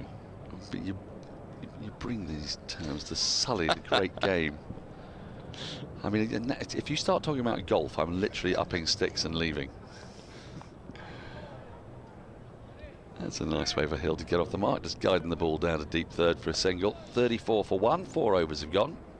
But Surrey have got the breakthrough in that over. Matt Dunn picking up Rishi Patel. Potentially to your great surprise, Dan. I've never been a golfer. Well, I should hope not to. Yeah, well, I'm glad to keep you happy in that respect. I don't think I can properly put into words the sheer enervation and torpid misery that I feel when a perfectly lovable co-commentator summariser that I like in every other respect starts wittering on about some course that they've been on in the last couple of days, and they went round Sunningdale in 78. Do you mean the year, the number? I mean, there is no sport as utterly silly as golf, and I shall explain why in a moment. With the possible exception of the Tour de France, a race where it doesn't seem to matter where you finish, you get exactly the same time. You could be the 83rd person in the race, but you get the same time as the person who's in the peloton 83 places in front of you. But golf, Thank you. Let's get back to the matter at hand, golf. A handicap. I mean, I don't get to walk out and play a game of cricket and go, I'm absolutely rubbish, so can you give me 35 runs to start with? That's not how it works. It is a genuinely idiotic game. I think that's not a bad idea, actually. Yeah, it's an appalling... Oh, stop it. Because let's face it, all three of us would come in with quite a high score. What would your handicap... If us three were the top three for Australia in the Ashes, what would our handicap have to have been to have competed against England? Well, what we'd do is you'd take the average number of runs that openers have scored in the history of Test cricket for Australia against England, and we'd start with that -1. So we're better. No, we would start with, let's say the average was 40, we'd come in on 39 not out. Okay, that works for me. I mean, it would certainly mean wide signal there. There's a little appeal from Jordan Clark. I thought there might have been a little bit of bad, a little bit of thigh padding on there, but umpire didn't detect anything. You see, golfers will tell you it's them against the course, which is why they tell me it over and over and over again. And as you've said before, when they tell you that, you shut them down. I do shut them down. I don't allow it. Oh, he's gone for this, and he's got hold of it. One bounce, 4 through deep backward square leg. There is a fielder deep on the leg side, but he's just in front of square. And just dragged his length down a little too much there, Clark. We've seen that anything short on this pitch is in peril of being absolutely lacerated. Budinger continuing his fantastic start to his innings. For whatever reason, his fantastic list stage strike rate and attacking nature hasn't quite translated to T20 cricket at the moment. He averages 10.9. Dare I say Ed Pollock? You may dare. You may dare indeed. Oh! What an amazing effort that was from Jordan Clark. He nearly pulled off a sensational grab. We need to see that one again. I tell you, these are really hard in the follow-through. It's been hit very firmly to Clark's right, and how he's got a hand on that, and he very nearly got it on the rebound. Josh Blake's reaction as wicketkeeper, I think, sums it up for all of us.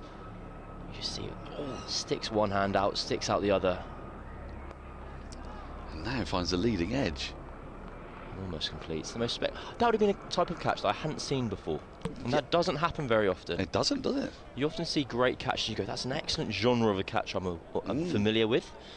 That would have been a new bracket. Yeah, you're right. I mean, he was so close to it as well. If he gets a little bit more hand on it the first time, then it'll pop up closer to him. He was unlucky, actually. Save 4. Oh, well, what an eventful over that was. There was the wide, the 4, when Clark dropped a little too short, but he nearly got Pollock with a sensational catch. And then this one has beaten the bat. Sailed past the outside edge. And Blake there was just thinking about the appeal, wasn't he, for a moment? Absolutely. I'd love to take another look at that attempted caught and bowled if we can. Didn't Ed Pollock briefly have the best strike rate in all of T20 cricket, around 165, 170? Well, he reminds me a bit, you see, of Budinger, because he is a very clean, crisp striker of the ball, but he plays with such risk that obviously it's a perilous way to be. Dunn starts a new over. Thick edge will bring one more to Lewis Hill. Matt Dunn to Lewis Hill on the Kevin Peterson wicket. They both played in that game. Lewis Hill scored his maiden first-class 100 in that game before Big Kev made the England selectors sit up and take notice. Yes, not so much notice. Yeah. What year was that? That was 2015. Goodness me. 10th of May to the 13th. Thank you.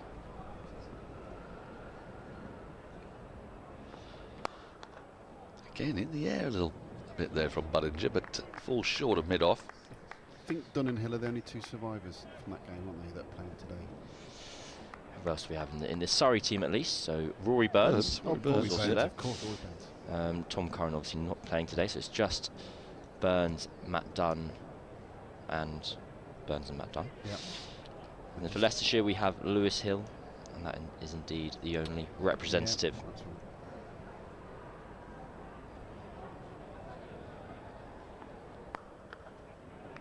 Something I've always greatly enjoyed about Kevin Peterson, using the example of something being bad as when he can at all times go, I got 350 actually. Yes. And 2, that of that Surrey innings of 550, he's got 350 of them, and the next highest score is 36. So he was obviously able to do something that other people, the likes of Rory Burns and Kumar Sangakkara and Jason Roy, weren't able to do. Well, get dropped quite a lot. It was quite helpful in the course of that innings. Oh, another thick edge, and this time it's going to be 4. That's gone really fine. And Budinger's risky approach is paying off at the moment. Yeah, Peterson was dropped a number of times in that innings, but he was quite superb. The way he marshalled the last 2 wickets in particular, was fantastic. He scored a lot of his 355 in those 2 partnerships. I remember when Leicestershire got Kumar Sangakkara, we thought, oh, we're in here. We're into the tail. How wrong we were.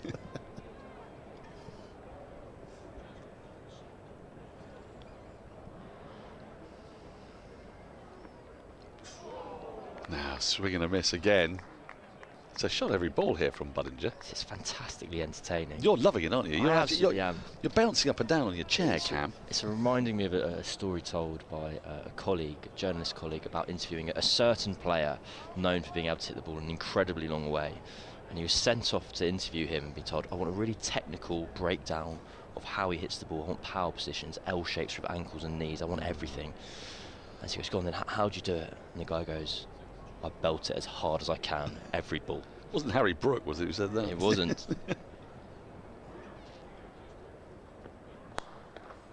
Wow, that's gone with tremendous power, but back, if anything, too hard, so there was no run on offer as Burns did the fielding. 6 overs gone, 45 for 1. Budinger, I've not seen him live before, and I'm thoroughly enjoying it. I think if we had Cam, with namely a camera on Cam. Well, people are always looking for ways to innovate, and that could be could be the next one. It could be. But no, the player said, no. Yep.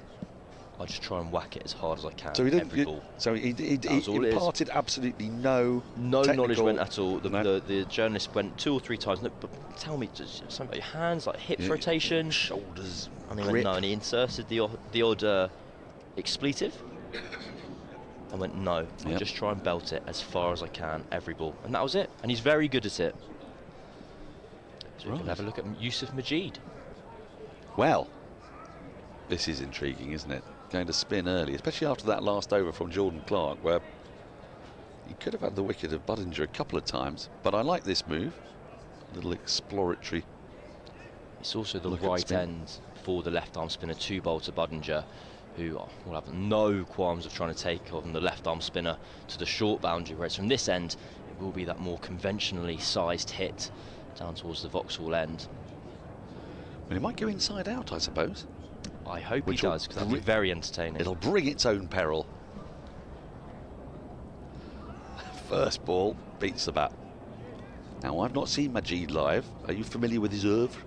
So Majid played 8 of the matches last year. I think he's impressed. He's very well thought of. I know that's a very easy line to throw out about a young player, but it is true in his case.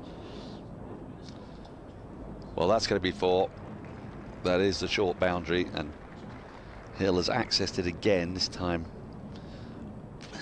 sort of about 10 or 15 yards to the right of deep square leg. It's pretty tricky to set any kind of field in the power play that can protect that area. I mean, Lewis Hill has jumped so far across his stumps there just to target that leg side. And follows it up with a beautiful drive through the offside. At that point, I suppose Majid is thinking, right, I've got to put it out wider. Absolutely. So you just play chicken with him, then just find the gap. Leicestershire batting phenomenally well here, but he played very well last year, took 9 wickets across the competition. Modest figures of an average of 34 and an economy of 5.5. You'll be very pleased to know he made the move to the Surrey Championship this year. I know that was something you'd be concerned about, just to make sure he was playing his cricket in the local area. Which club? He's gone to Cranley, I believe. Oh, well. And I want to say he was playing up in the Thames Valley region, because a friend of mine who plays in that area and who says that everyone's terrible says he's actually quite good. So that's the highest of praise as far as I'm concerned. That's the kind of punditry you get here on the live stream. A friend of mine who says everyone's terrible said he's quite good, actually. I think that's a very relatable. It's very relatable. We've all got mates like that, haven't we? When it comes to something, if they say something's okay or not bad or absolutely, quite good, you know it's the absolute business.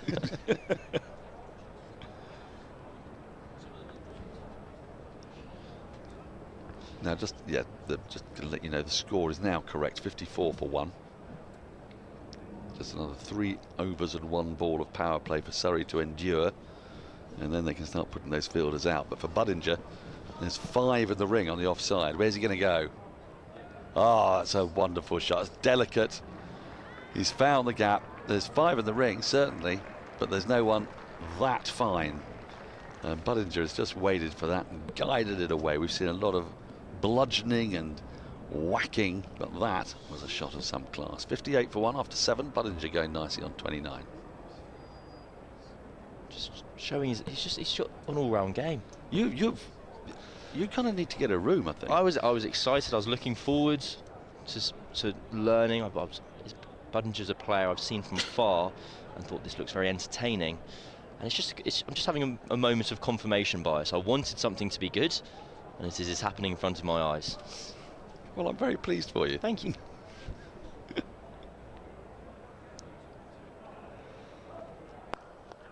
Now, I've had the privilege to a certain degree, as Matt Dunn starts a new over, of sharing commentary boxes with Stephen Finn during the Ashes series, and Glenn McGrath has been with us throughout. And I never really thought I'd ever meet somebody who had so much of a crush on another cricketer as Stephen Finn has on Glenn McGrath. I mean, it's almost unseemly. Glenn comes in and Stephen's little mouth just goes open and his eyes go really wide, and he makes tentative, questioning whelps. Oh, Glenn, can you tell us about your wickets at Lord's in 2005? So things like that, you know. Fine question. But you and Budinger, you're up there. That's fine. Well, everyone gets swept away by short-term romances every now and then. Yeah, mine was John Edridge.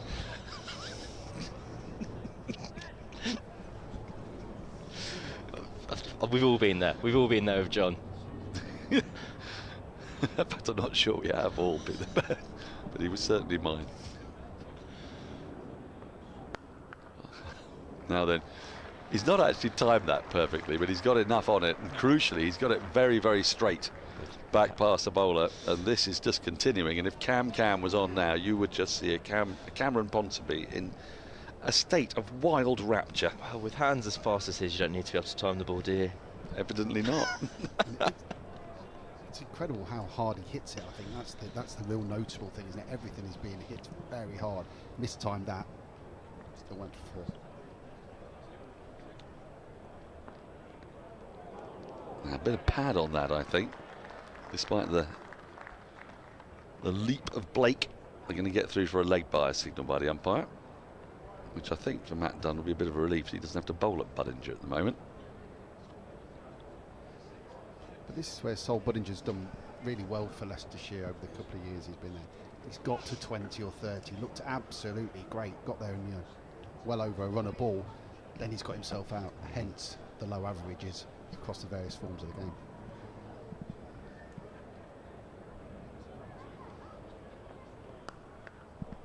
Four more. That is a really good shot from Hill. That was all about the placement. There's a packed offside field, and there are a couple of fielders he had to thread it between. Just take a look on here. That's really nicely placed, really nicely timed. A bit too much width. Length not right from Dunn. But Hill goes to 17. Were there any other players up there with John Edrick? Or what was it about John that made him so special? Edge, that's the one I meant. I've just read the word, I haven't said it. He's got a gate named after him here. Well, I fell in love with him initially in 1976 when I was 7 years old. He very gamely stood up against the rampaging West Indian side of 1976, which featured some fearsomely fast bowlers, including, of course, Michael Holding. And he wasn't young then. Left-hander, nuggety, difficult to get out. Can you be a nuggety right-hander? Yeah, I think so. Josh Bohannon might be nuggety. Might be a nuggety right-hander. But he was particularly nuggety. He sort of looked about 60 even when he was 25, and he batted with cussed determination. And as a 7-year-old, I was always deeply suspicious of anyone who played their shots. Big fan of the leave and the back foot defence. And look where it's got you. Yeah. The player you are today. Yes. Single most boring cricketer that anyone has ever watched, I am. Well, I suppose not so much now, because I don't really trouble people by staying in for any length of time. Yeah, you don't really have time to get bored when I'm playing cricket these days.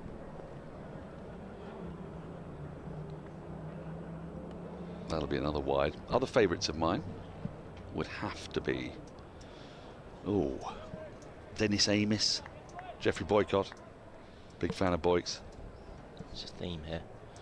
Once I hit adolescence, don't get me wrong. Once. Did you like more kind of exciting shots once you reached? Yeah. Once I got about sort of 12, 13, then both when Gower came into their own. As a traditional correlation, I think. Yes. We have Conor McCurr bowling. We do. He's been on loan at Kent at various points. Now he's sporting something of a mullet, and he's picked up a wicket with just his first legitimate delivery, and it is Budinger. He's gone for the pull. He's not timed it at all and spooned a simple catch to mid-on.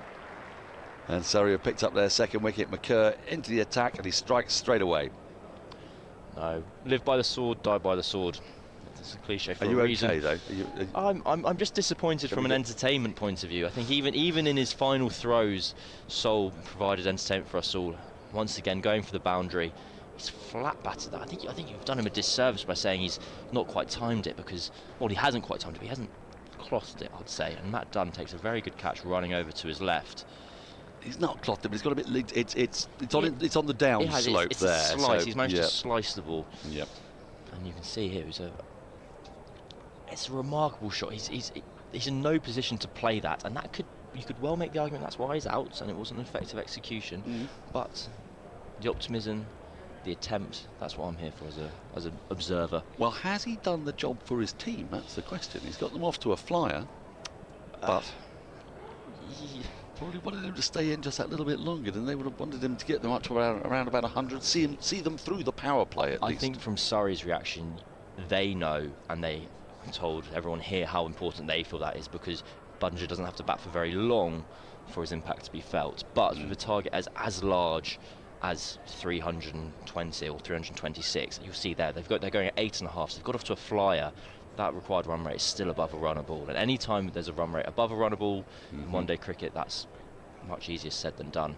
Now the new batter is Peter Handscomb, who's played for a number of counties in England. Played for Middlesex, played for Gloucestershire, he's now at Leicestershire. Australian international, was keeping wicket earlier today. He has a very idiosyncratic technique, almost like a right-handed Gary Balance, I tend to think. He bats deep in his crease, and that hasn't always helped him against the moving Duke ball in England. Different matter, of course, against a white ball. It's very high.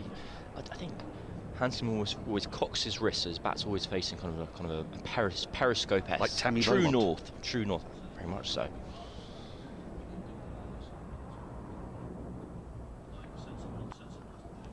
He's cut his first ball away for 4, so a bit too much width there from McCurr.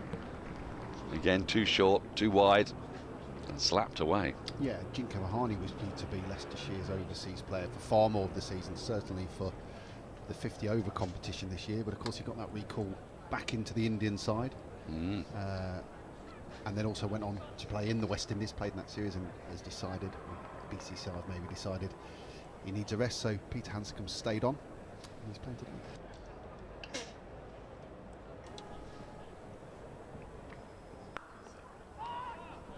He defends his next delivery out to the offside. I think you were about to mention it, Dan, just before that wicket of Sol Budinger.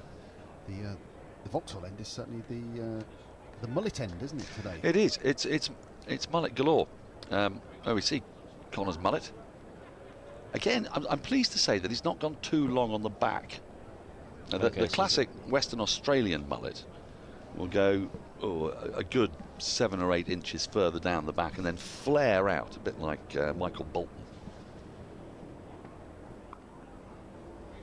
I had the great misfortune to watch basketball in Perth during the World T20, and that is a mullet nursery, and I actually consider it, I would send social services in, because all around this stadium there were children aged between, I would say, between about 8 and 14, and they should not be made to wear mullets at that age. Got you. I more thought you meant the players on the court were no. The nursery of mullets. There were a few mullets on court, but no, I was talking about the kids watching.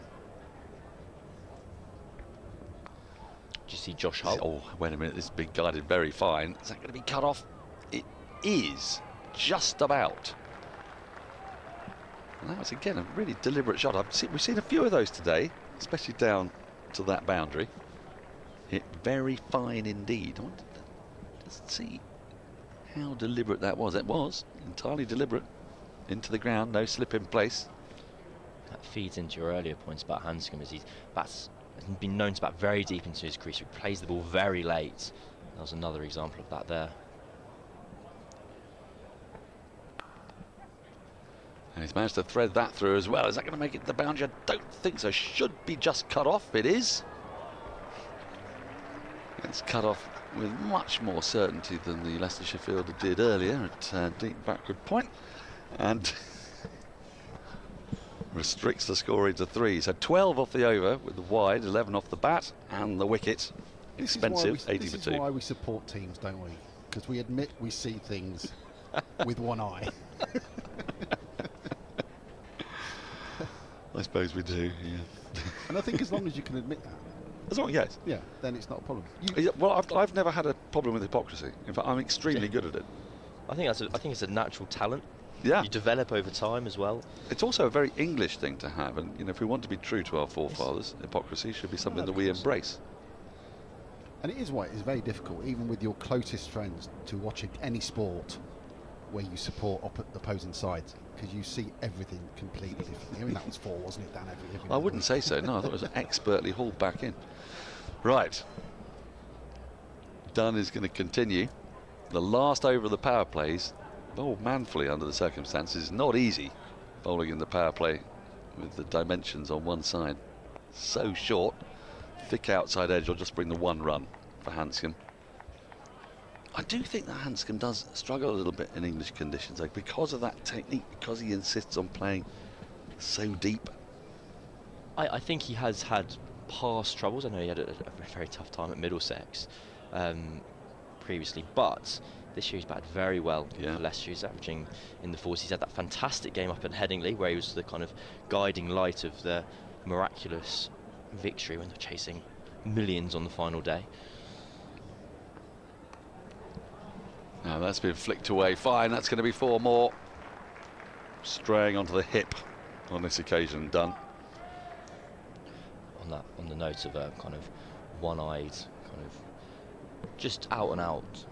What's the word? Dogmatism, bias. Bias. Yeah. I remember I had a maths teacher who would say, "I've only ever been wrong once in my life. I've only ever been wrong once in my life, and that was then because I've never been wrong."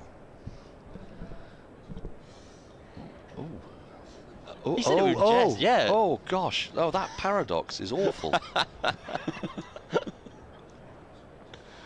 Yes, I can see now why he was a maths teacher. He was teaching you basic logic there, was he? I was expecting a wry smile enough. That was very nice, Cameron. We would carry on, and there was a look of panic and terror that went across Dan's face. Well, I was trying to work it all out. Trying to work out what he meant. Well, I'm very bad at metaphor. I can never really understand what's happening in adverts, for example. So no, so you've never bought anything? Not as a result of an advert. No. No, I frequently. I'll try to explain in a moment. I frequently watch an advert, and I'm utterly surprised at the end to discover that it's an advert for a completely different product from the one I was imagining it was going to be. Often cars. It often turns out to be an advert for a car when you think, oh, is this an advert for having quite a nice relationship with attractive people? No, it can't be that, can it? What can it be?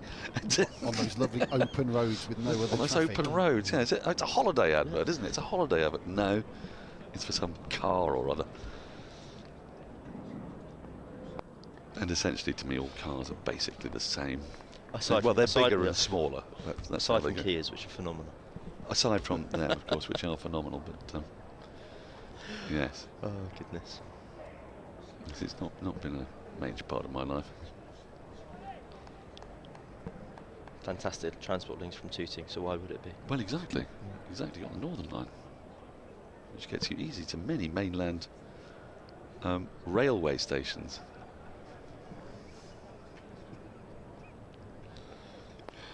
Again on the pads, Dunn is desperately and successfully at the moment avoiding the offside to the right-hander and spearing everything into the pads in order to avoid being taken down on that short side. But the power play has come to an end, just 7 off that over. Slightly more than Leicestershire required at the start of the over, but I think Surrey will be happy with that. They got out of the power play, and now we will see a different field.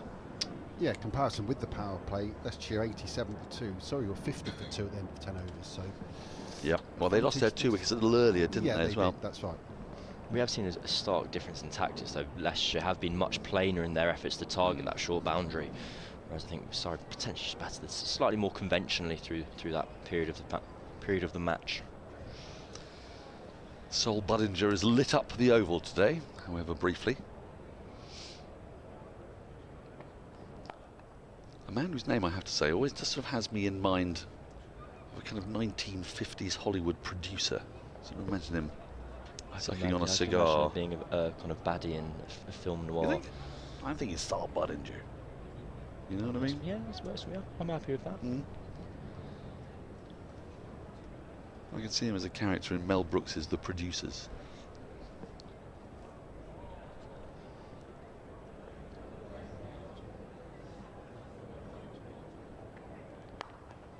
Oh, that's a fine shot. Flashed away through backward point. That'll be 4 more. And that had to be placed with great precision because there is a deep third and there's a deep cover point and there's a backward point. And it is a long boundary. So to get that ball to the boundary, he basically had to hit it exactly there, did Lewis Hill. He had fantastically fast hands through that delivery. It wasn't that wide. Have you transferred your affections now? I'm working on it. You are so... You've got to move on in life. You're so flighty, Cameron Ponsonby. Yeah, 26 off 16, why not, Cameron? Yeah. The young these days. Oh, that's another sumptuous shot. It's being pursued, but I think in vain. It is in vain. As the ball runs over the rope. And these boundaries are hurting Surrey at the moment. 4 more to Hill. He goes into the 30s. Yeah, Saul Budinger's quickly disappearing into the kind of background for me. I've got a new beau in town, Lewis Hill. You shake your head in disgust. It took about 6 years for me to actually have to let John Edrich down, by which stage he had at least retired. Once you're out, you're done to me.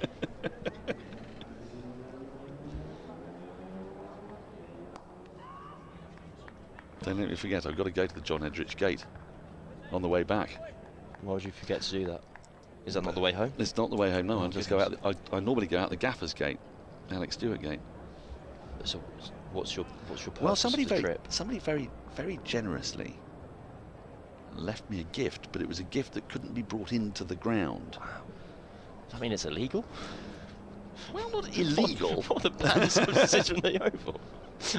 Well, there are certain beverages that aren't permitted to be brought in on match days, aren't there? And oh, that's gone fine, and that's going to run away for 4 more. Boundaries are coming thick and fast here. And McKerr, although those are leg byes, has just strayed onto the pads. Over-correcting from the deliveries he bowled wide of the off stump. And you get it even slightly wrong on the leg side. If you're bowling at pace from the Vauxhall end with that minuscule boundary down to fine leg, you're in trouble. 100 up. We haven't even finished the 11th over yet.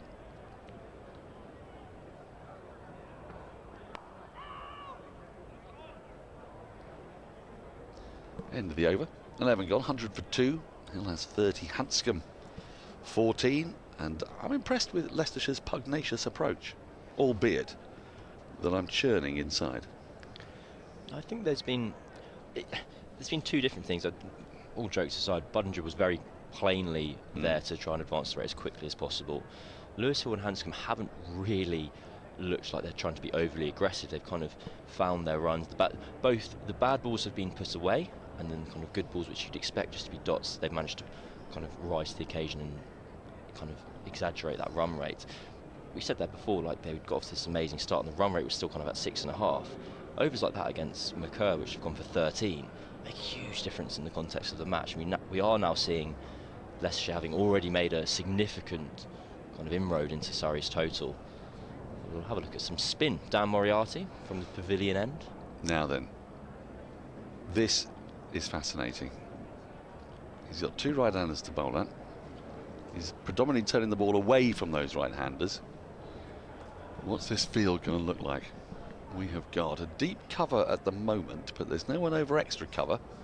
So the leg side field's pretty well protected with a fairly straight long on. There's a deep mid-wicket, a deep backward square who's about 15 yards in from the boundary. So he has no 45, so there's no one kind of behind square on the leg side. So that no, I think that might change. No, we've got it's almost a, what are we going to call this? Short field? third. He's a short third. He's almost like a fly slip because he's quite fine, isn't he? He's now got the comedy of a gent standing above the sight screen. That's why we're delayed. Look, he's just edging his way. He's going quite slowly, our gent. In fairness, he's wearing a black top, which should Is it I you? think he's helping. Yes, it's you. Still going. Now, Marnus Labuschagne wouldn't have allowed that.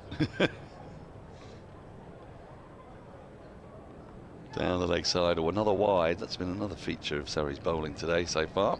Seen a few too many wides. Peter Handscomb's a fantastic player of spin, hence his inclusion in Australia's test tour to India earlier this year. Now, he has a very interesting idiosyncrasy. I wonder if we can see this. Just take a look at the camera. Before he gets into his stance, he has a little... Right, take a look at his bat. He's going to just do something slightly weird with it in a minute. There we go. Now, that's been tickled fine. And as Cam said earlier, there isn't anyone on the 45. So they'll pick up a couple of runs. But he does that little idiosyncratic gesture every time. And that's what I've always remembered, is kind of him then returning to having his bats kind of perfectly upwards. But I think he seems to have even kind of stopped doing that, or I've just misremembered.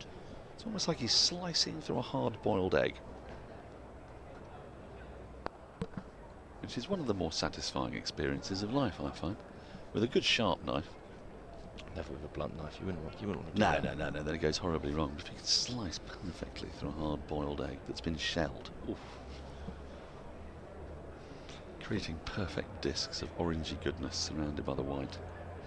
Does sound like an egg. I recognise those.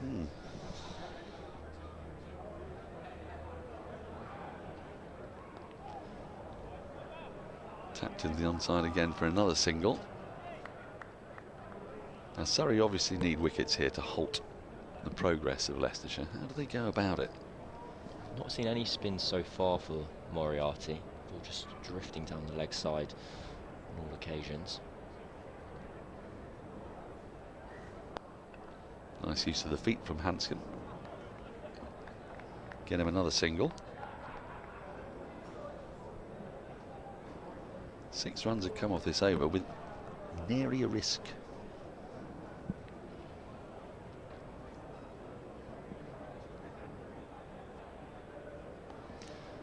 And there we go, another easily taken single out to deep backward square leg.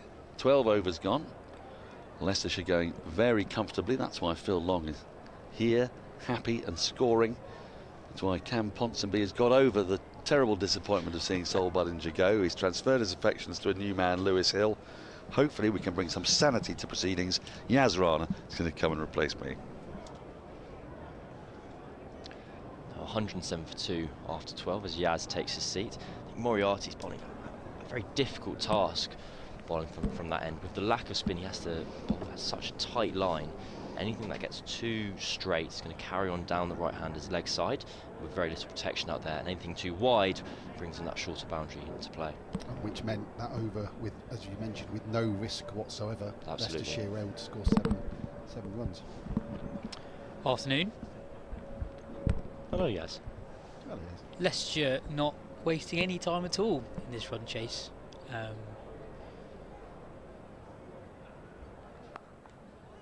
Jordan Clark from the Vauxhall end. I kind of wondered that if you compare the two sides' starts, Surrey I think were 50 for 2 after 10 overs. Leicestershire, were they 84, 87? This Surrey side hasn't. A lot of individual players here haven't played that much 50 over cricket. Pull towards a short boundary and 6.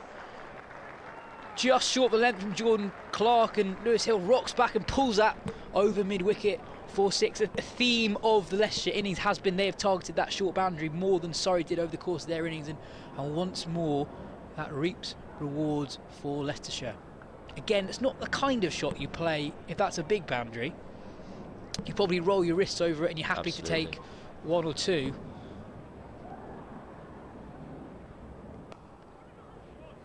Quick single. Oh, directing. I think he's in trouble. We'll have a look at the replay. But Cam Steele charging in from short mid-wicket. Lewis Hill perhaps a little bit carried away after taking 6 the previous ball. Tries to pinch a single that might not have been there, Phil. My first view of that was he was going to be a long way short of the direct hit, I think. He suddenly realises halfway down, doesn't he, that Yeah, it's a brilliant pick-up though from Cam Steele with his left hand. And I guess going back to that 6 from Lewis Hill, with the dimensions as they are, chasing a score in excess of 300, it's about reassessing what is risk, what is risky. And that ball from Clark, short of the length, if you do miss your length with that short boundary, that's not actually that risky a shot. Yeah, it's the difference between needing good contact and just needing contact. That, as you mentioned, Hill made no attempt to roll his wrists on that delivery because there's no need to roll your wrists on it. Either you hit the ball flat and you're going to get 4 or 6, or you get top edge and you're still going to get 6. I don't quite understand why he was taking that single and following delivery, because the rate he set off at, he wasn't sure if it was going to beat Cam Steele and get down to long on. But he lives another day.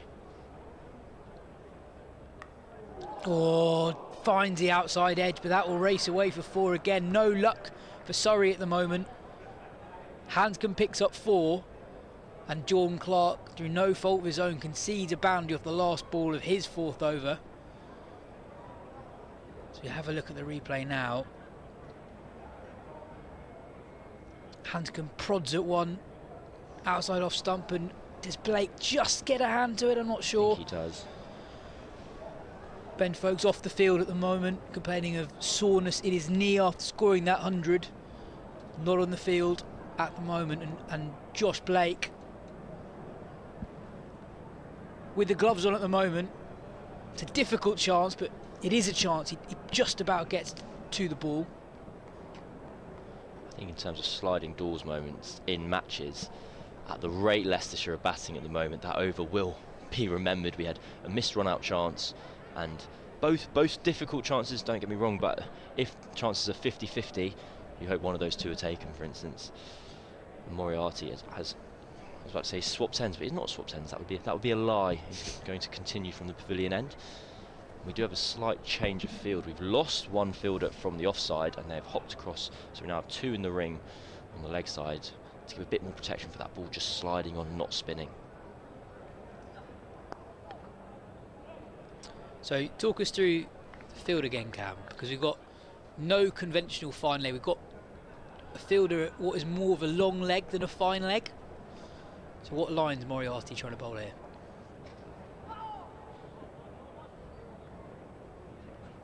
Again, Leicester scramble through for a quick single. So again, Moriarty will be trying to bowl very, very straight. And the idea of this fielder, who is at fine leg almost, or very wide fine leg, is it takes away the option for the Leicestershire to paddle sweep, because if they paddle sweep, even though they can use Moriarty's pace, they won't beat this fielder in the deep. So they've brought another fielder over if they're targeting straight, so just to cut off that single. Maybe I've got my angles wrong, but isn't the paddle sweep still on? I think the paddle sweep's still on, but it's not a boundary option. It's for 1 at best 2 with this fielder at kind of wide fine leg, as deep as he is.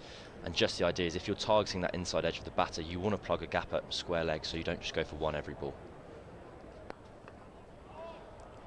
Handscomb advances down the ground, blocks it back to Moriarty. We're having a change of plan here now, so I imagine we'll see Moriarty just kind of come a bit more offside of his lines, because now with that fielder at square leg gone, the paddle sweep becomes a bit more of an option. On cue, a little bit more outside off. Handscomb trying to cut a ball that's really quite full, actually. Moriarty had a very good 2020 season. In the COVID year, he really broke through. And he was Rob Key was a very big fan of Moriarty when he was still commentating for Sky. Single off the last ball of the over. Just 2 from it. A very good over for Surrey in what has been an innings where they've struggled to contain the flow of runs from Leicestershire. Going back to what I asked a couple of overs ago, Leicestershire had a really good campaign in the One Day Cup last year. They qualified for the quarterfinals. Surrey with a probably slightly more developmental side than what they have right now. Last year only won 2 games. I guess we can always take for granted what it's like getting back in the groove of a different format that these players are not used to. Leicestershire clearly identified the first 10 overs here as an opportunity to really get that required run rate down as Clark continues from the Vauxhall end. Yeah, absolutely that could be a factor. The two openers for Leicestershire played the entirety of the previous campaign. I think when chasing a target such as 320, your kind of opportunities present themselves to you quite clearly, and especially the type of player that Budinger is, who goes so hard at the ball. I don't necessarily know if that was a factor in them having played the format last year. Driven down the ground, beats the fielder at mid-on, and that'll be 4 more to Peter Handscomb. He moves on to 27. For a second I thought Matt Dunn at mid-on was in with a chance of cutting that off, but he doesn't get around quick enough. And another boundary for Leicestershire. Yeah, I think Dunn will be slightly disappointed with himself, and Clark disappointed in his teammate there.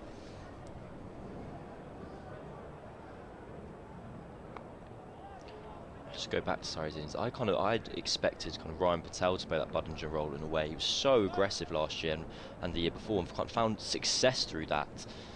Kind of anticipated that would maintain into this innings here. But I mean, Surrey is still 202 ahead. It's 326 is so many runs. If you think about it in terms of a red ball chase, you go, that's millions. Clark in again. Sort of squares Handscomb up. Ball before, by the way, just pace off and was stuck in the pitch a little bit. We haven't seen a lot of that today. We haven't seen a lot of pace off from the Leicestershire team. It'll be interesting to see, given how the ball has flown to the boundary in the first 15 overs here, whether or not that might be something that the Surrey bowlers look to more and more over the course of the run chase.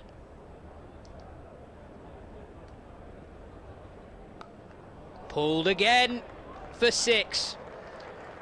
Short again from Clark, and once again you have a Leicestershire batter rocking back onto the back foot and just sort of helping it over the boundary. It doesn't need much power. It doesn't even need great connection. Sorry, Phil. Yeah, it kind of just flicked off the hip almost, wasn't it? Say you don't need huge power, good contact. The chances are that's going to fly for 6 over that short boundary, which it did.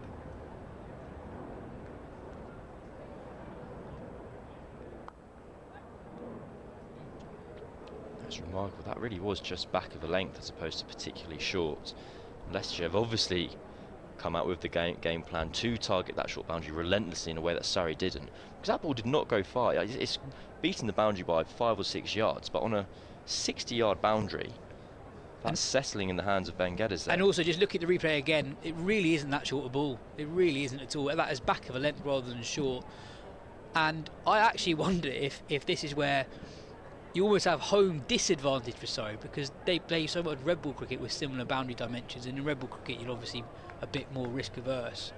Whereas Leicestershire, with fresh eyes, see the size of that boundary and like, we should be just helping that over the rope. It's true, actually. You very rarely play at a quirky ground and the home team goes, you just target that all the time. Moriarty in again. But we did mention it when we were on comms earlier at the back end of the Surrey innings, that Leicestershire would probably take a lot of positive signs from the way Surrey finished their innings, the way Ben Geddes was finding the boundary, and they've taken that straight into their batting innings here. Big appeal for LBW from Moriarty, but the umpire doesn't really consider it for that long. I think this is an excellent field they've got to Handscomb here. Be interested to know if he goes to the reverse sweep at all, or whether with how straight Moriarty's bowling it's considered too much of a risk. Cut into the offside for a single. And I think it's been quite good run chase management from Leicestershire, in that Moriarty is an excellent white ball bowler. He's quite hard to get away, and Leicester have almost started the Moriarty spell kind of knowing that if he goes for 45 off his 10 in a run chase of 325, that's fine.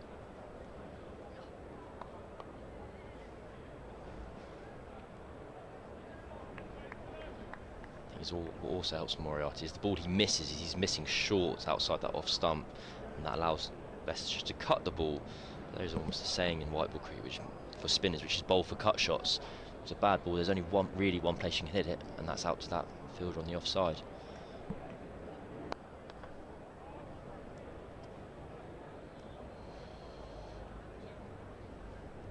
Yeah, we often talk about how, talk in a positive way about bowling in partnerships. And at the moment, Moriarty's overs aren't going for many, but because of how much Leicester are getting from the seamer at the other end, actually Leicester are very content with just taking 3 or 4 runs and over from Moriarty. 3 from that over, Moriarty 0 for 12 off 3, Leicestershire 134 for 2 after 16. That required rate that started at 6.5 is now down to 5.65. 8.38 runs and over after 16. It does get to that interesting point in one-day cricket where it looks like Cam Steele's going to come on and have a bowl just to kind of edge into the point that I was about to make, in that when that required run rate gets below around 5.5 or below 5, middle overs contentment of going at 5 or 6 and over isn't good enough for the fielding team anymore.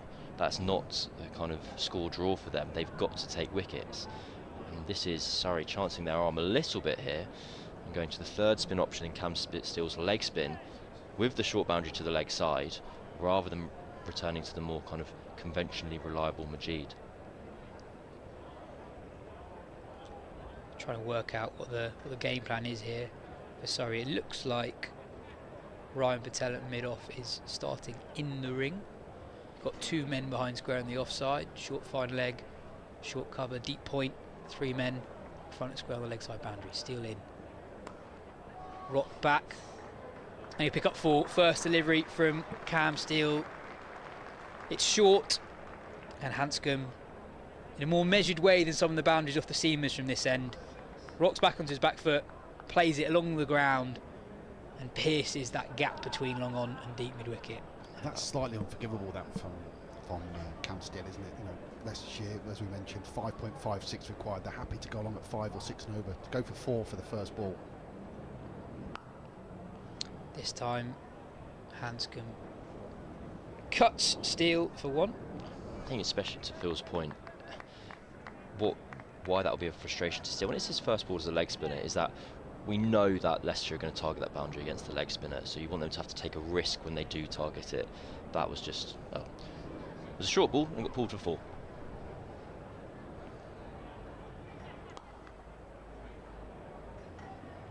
I think quite a lot, especially with the modern T20 white ball leg spinners, there's a very fine line between what they're trying to bowl and long hops. They try and deliberately bowl the ball into the pitch, which is modern parlance for it being a bit short, basically. Yeah. Deliberately bowling short in a way that traditionally leg spinners in first class cricket would probably be looking to bowl the ball a yard or so fuller. Like that ball there that's nudged into the leg side is really not that far away from the ball that was pulled for 4 first delivery of the over.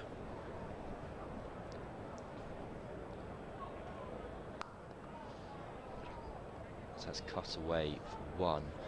A slight change of field. Had fielder hop over to plug that gap at mid-wicket, and the fielder who was at 45 has come across. 5-4 field, still just in a different shape. That's fuller from Steele, but still Hill looks to cut that. They often say that the best players have been very good at reading length, and I think it's been noticeable with Handscomb in particular how quick he is to play off the back foot where possible against spinners. That is a bit shorter. Hill cuts that for 1. McCurr takes a tumble as he picks the ball up. I was amazed as the 16th over comes to an end, 142 for 2 after 17. I remember I was doing some work for CricViz. I remember seeing that Harry Brook went back to something like 60% of his deliveries against spin, or 66. And you think, in terms of, if you're going back, it means it's short. And test bowlers are not dropping short 60% of the time, but just how confident they are and how much more time they give themselves by getting right back in their crease. Just how high quality players they are. What high quality players they are. Yeah, and I think I remember reading a CricViz thing about just how good Root is against spin, and they talk about the danger zone of impact, and basically the best players of spin having another leg side wide. The best players of spin actually either take the ball right back or right forward. They don't take, the point of impact is rarely in the middle, and route is one of the best in the world at that. Marty just pulls out of his run up at the last moment there.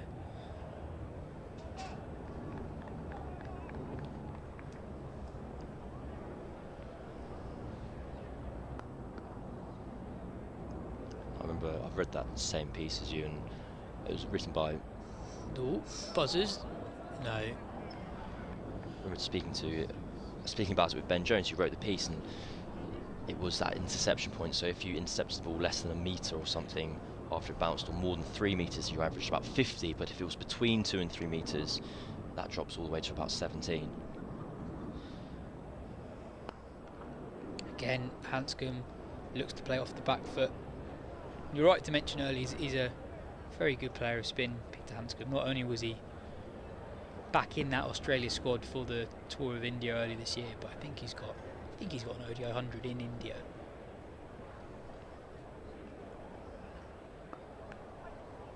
Cut straight to the man at short third. My only gripe with the danger zone is that not just what good length is, or length where you're not sure whether to go forward or backwards. Moriarty continues. Another good bit of proactive running between Leicestershire. I see what you're saying. I think the reason why it was framed in that way in that piece is that with spinners, I think the batter has more control over what they do. They're not totally at the mercy of what the length is. Whereas as a seamer,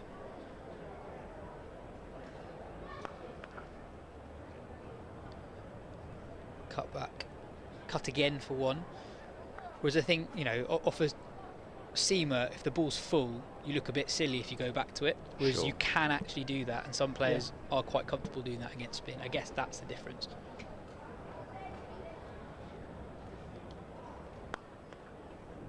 Cut a little bit straighter this time, but the result is the same. It's another single. It's another decent over for Moriarty. 5 singles, a dot ball and a wide, 6 from it. He's 0 for 18 off 4 overs. Leicestershire 148 for 2 after 18, and that required run rate is 5.56 an over. It's a manageable rate, but as Cam was quite right to say a few overs ago, there are still just a lot of runs required to score 326. You need quite a few guys to have really good days, and as well as Leicester are going at the moment, they still need 178 more runs. On that kind of difference of the way we talk about lengths, I found it very interesting. Often a difference between the way kind of punters and players talk about lengths.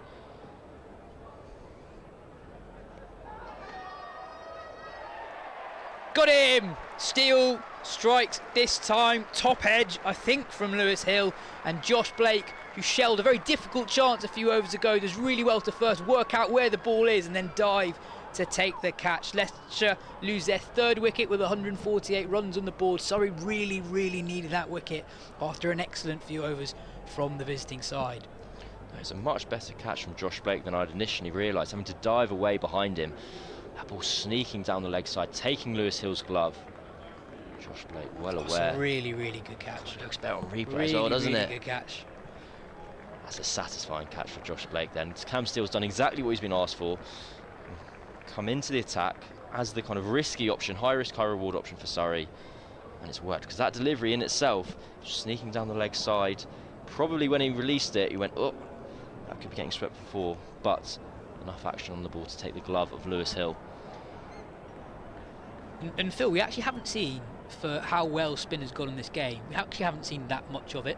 We haven't seen seamers take the pace off that much.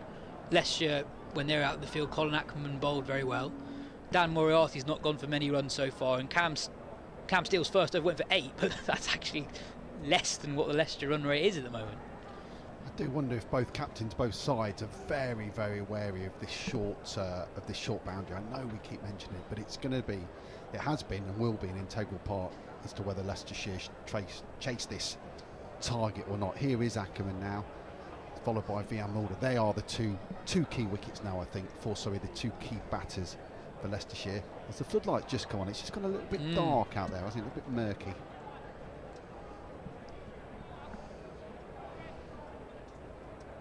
Steele into Ackerman. He's just found his length, hasn't he? That first over was quite short. Handscomb in particular was very happy rocking back onto the back foot. And I know the first delivery was just slightly down the leg side, but he's got his length right first 2 deliveries of his second over.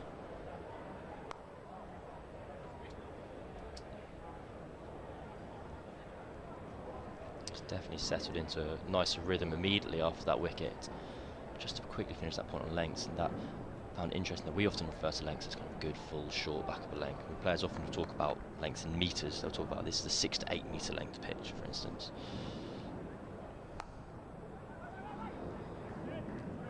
Which I've always thought makes sense, because obviously depending on the wicket, the good length is fundamentally different.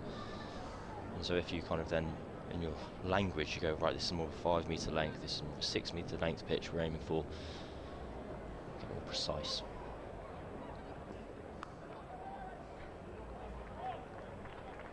You can tell that Steele's really into his spell at the moment. Can't wait to get the ball back into his hands. Just walking back to his mark that little bit quicker. Really, really good second over so far. 1 off the first 5 and that wicket of the Leicestershire skipper, Lewis Hill.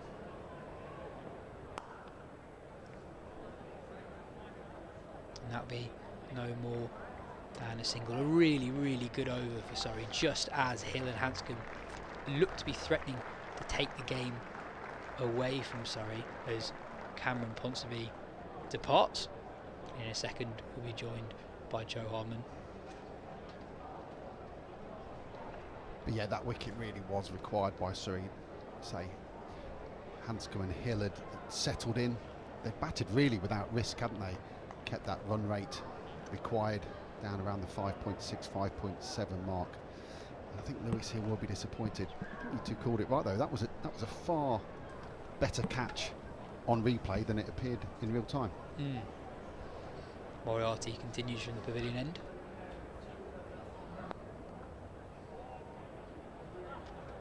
As Joe joins us, this run chase is just happening very, very quickly. Leicestershire going at 8 runs and over, but as we've mentioned quite a lot in the last few overs, there's still so many runs to get. You feel that Surrey, actually, with 3 wickets in the first 19 overs, will be thinking, you know what, we're really, really not that far away from being in a position of strength ourselves. Yeah, the game's certainly been moving along at a pace, hasn't it? It feels like this passage of play, the next 10 overs or so, might be defining for the game, because we've got Ackerman and Handscomb at the crease. We've got Mulder to come, who was phenomenal for Leicestershire in last year's competition.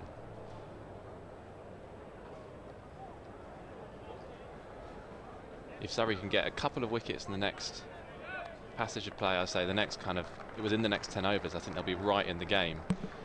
If we reach 10 overs and these two are still here, or even if just 1 wicket's there and Mulder's, I think Leicestershire will be in a very commanding position by then. They don't really need to go for it at this stage. They had that electrifying start, and now they can play it quite, not cautiously, but quite responsibly for the next little while, I think. I think how Cam Steele goes bowling to that short boundary is going to be huge. We're already set into a pattern from the pavilion end. Moriarty just about to complete his 5th over. He's going at less than 5 runs and over. He also started his spell quite early, so once he's done, you'd think that Yusuf Majid could follow him from that end. So I guess the great unknown at the moment is, can Cam Steele keep it tight and continue to take wickets from the Vauxhall end? Yeah, it was a tough start for Majid, obviously being used in the power play. Went for 13, but at that stage quite a lot of the overs were going to 13 runs, so there was no disgrace in that really. He's still got a big part to play in this game, I think. Definitely. And fair play to Rory Burns for taking a punt on Cam Steele. You know, a leg spinner bowling to that short boundary is a big risk, and with his first ball dropping short and being sent straight to that very short mid-wicket boundary, we were fearing the worst for Cam Steele's input in this game from this end in particular. But a huge wicket first ball of his second over. sort of slaps through the offside, but Moriarty does well at mid-off to run round and cover for that. You mentioned it earlier about the getting back into the rhythms of the 50-over game and how things are different. And of course that power play is 10 overs, not 6 overs, so you've got to hold your nerve for that extra 4 overs, haven't you?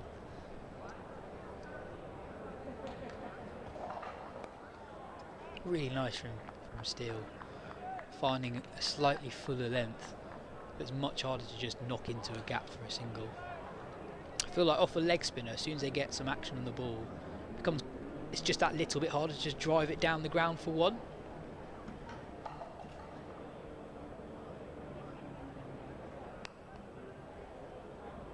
Slightly wider this time from Steele, and Ackerman knocks it into the gap at point for a single. Feels like a game of cat and mouse at the moment, doesn't it? Who's going to blink first? See if Ackerman is prepared to take on the shot early in his innings, or whether he's just going to play himself in for a little while. Fuller, and Ackerman looks to sweep. Looking for the shorter boundary, but not with any real intent there. I think he's happy just to pick up the single. Yeah, it's an interesting period of the game in that I think, Phil, as you mentioned, that you'd think if Leicestershire end up chasing this 320 or that Handscomb, Ackerman and Moore to come. Full again and driven to the man long on. You feel like they're going to have to score a lot of the runs. Still 168 runs to win for Leicestershire. They're not yet halfway there. And Phil, in terms of what's to come, we know all about Mulder. Obviously, he's a fine player, international quality player. What can we expect from 7 downwards from the Leicestershire lineup? Well, Louis Kimber's someone who can hit the ball, a long way. But say 168 more runs still required. They're going to want him to be coming in when the vast majority of those runs are taken. Roman Walker come back. Josh Hull, we haven't really seen much of him. Chris Wright has got better, and he's had his moments, hasn't he? He's had his moments, but again, he's not going to be a man when lots of runs are needed. But if runs are needed quickly at the back end, then he can do a job for the Foxes. Moriarty will continue from the pavilion end. Handscomb on 49.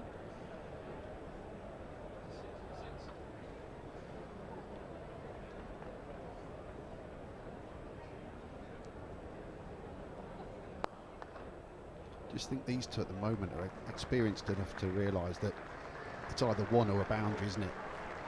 So there's no real point. Sorry, yes.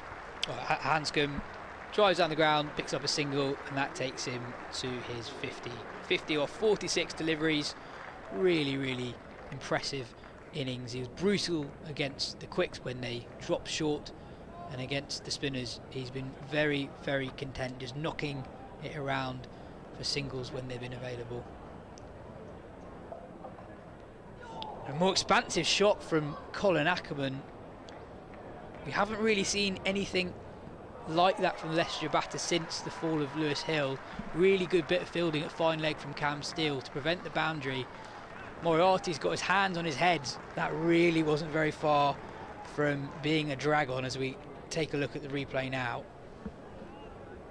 It was a bit of a wild hike, wasn't it, there? Lucky to get away with that one. Yeah, that was full and straight, and he looked to be playing that over extra cover, really. Wasn't really the shot for the ball delivered from Moriarty. Maybe a shot with the short cover boundary in mind. By the way, if you're just joining us, a bit of news earlier on. That's nudged into the leg side. That Ben Foakes, who scored 100 earlier in the day, he will not take the field in the Leicestershire run chase, having complained of a bit of soreness in his knee. Josh Blake, who took an excellent catch a couple of overs ago, is taking the gloves for Surrey at the moment.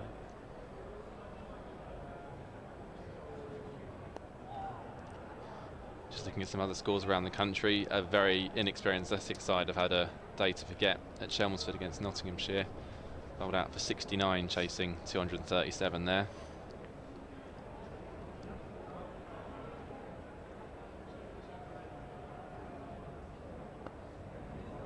full and just outside leg stump, and Ackerman goes to the sweep shot again, and once more Steele retrieves the ball just before it reaches. Bit of a mix-up, and Given run out. Down, yeah. Huge moment. Ackerman briefly thought about trying to steal a third run. He's sent back by Peter Handscomb, and there was a brief moment of confusion, and in that moment, still out of his ground, Steele did well to retrieve the ball from the boundary, fired in a really flat throw, and Blake whips off the bails and the umpire raises his finger, and sort of from nowhere, Surrey have their 4th wicket. Leicestershire will be absolutely kicking themselves. That was so unnecessary from 2 experienced batters. A wicket from nowhere. Yeah, just short of his ground. Handscomb sold him a bit, didn't he? Came a third of the way down and put the brakes on. And Ackerman knew, he looked hopefully to the umpire, but I think he knew he was short of his ground there. Huge wicket for Surrey. It's a very, very late call from Peter Handscomb. Handscomb, as Phil says, comes almost a third the way down the pitch. It's very much his call. It's obviously behind square. And by the time that he reversed his previous decision to run, really, it was too late. Ackerman well out of his ground. From nowhere, really, Surrey have their 4th wicket. Not that long ago, it was Hill and Handscomb who looked like they were taking the game away from Surrey. But now, sort of like the Surrey innings, actually, Leicestershire going at Leicestershire in this case going at a really good rate, where Surrey going at a decent rate, but having lost 4 wickets in the first half of the innings. And Surrey had that flurry towards the end, didn't they? Geddes played an absolute gem towards the back end there. The question is, do Leicestershire have players who can do that, or do they need more from these two? And this is a huge partnership here. Mulder was so good in the tournament last year for Leicestershire, but had a slightly mixed time of it at the club in general. Phil, they probably didn't get what they would have wanted him from a red ball perspective last year.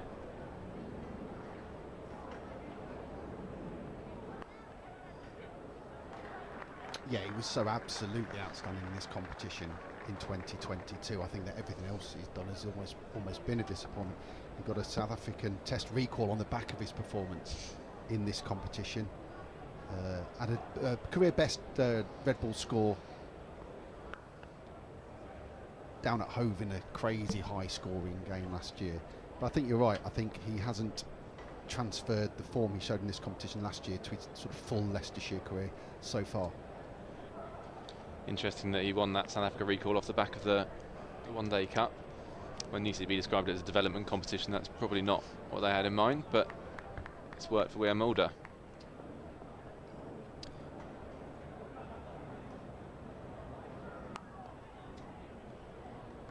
Steele now performing a really important role here for Surrey. He's very quietly just got halfway through his 4th over, 1 for 16. Yeah, I sometimes think it's a trap that touring sides fall for when they come to England and they see one of their own going very well in Div 2, the county championship, and almost not appreciating the quality difference between that and Test cricket. Shaw looks to hook through the leg side, and that will reach the boundary for 4. Handscomb moves to 56. Steele just dropping short that time, and Handscomb, who's played that shot so well all innings. Sometimes not the prettiest Handscomb, but that was certainly effective. Pulled away to the leg side for 4. Moving on to 56 off just 50 balls. It's better from Steele. Fuller and Handscomb defend into the offside.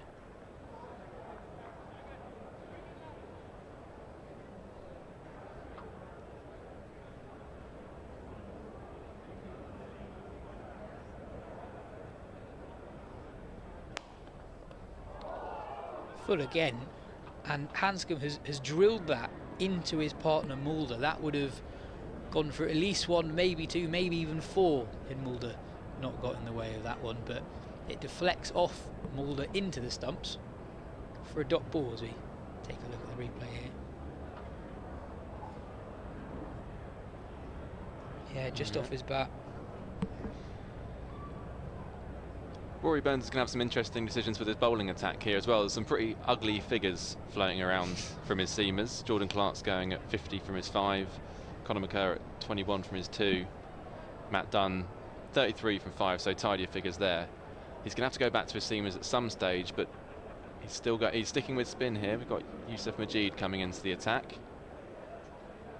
Leaked 13 off his first over, as we said earlier, but that was during the power play and the onslaught was on. The dynamic feels quite different in the game now. Definitely.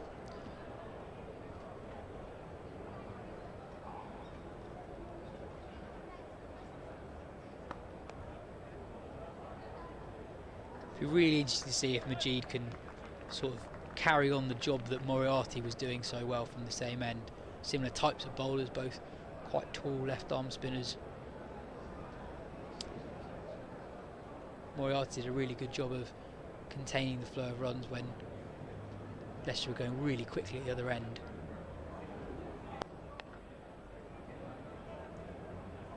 Yeah, I'm a little bit surprised he's taken Moriarty out of the attack when he has done. I thought he might just bowl right through. There didn't seem a need to change it. Perhaps he wants to get Majid back in the game now. If you leave it too long, then when do you give him his second over?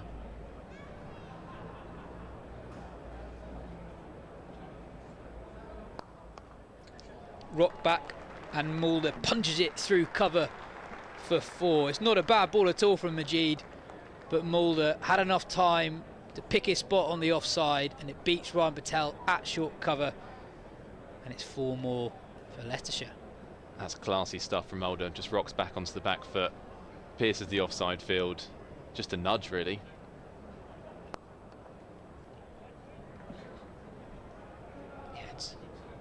Really, Majid's not done a lot wrong there at all. Really not very different to the balls that they're punching back to the bowler or down the ground for 1 to long on. Slightly fuller, slightly slower. I think he's tossed that up a little bit more, and Mulder blocks that for another dot ball. Good mini response here from Majid following the boundary.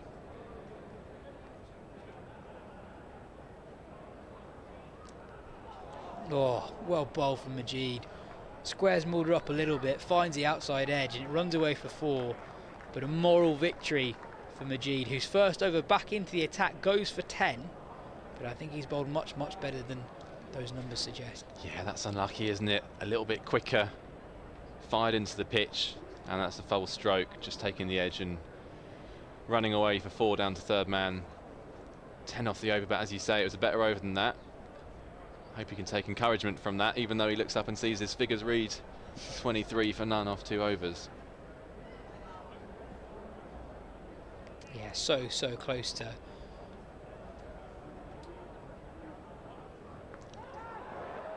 And still has another one!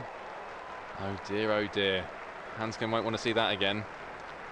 Slightly shorter and wide from Steele, and Handscomb almost caught in 2 minds, just chips a nothing shot really to Ryan Patel at backward point. That is a huge wicket. Handscomb has looked so good up until that point on 57.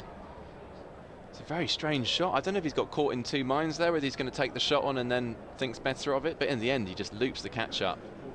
Very strange dismissal, wide delivery. I mean, Steele's bowled well, but you'd have to say his 2 wickets have come from 2 not particularly great deliveries. And in the end he's just hung his bat out there, hasn't he, and just not put his hands to it, and just guided it, hasn't he? Floated it to point. It actually looked like one of those kind of training drills where you're just guiding the ball into the hands of the slip fielders.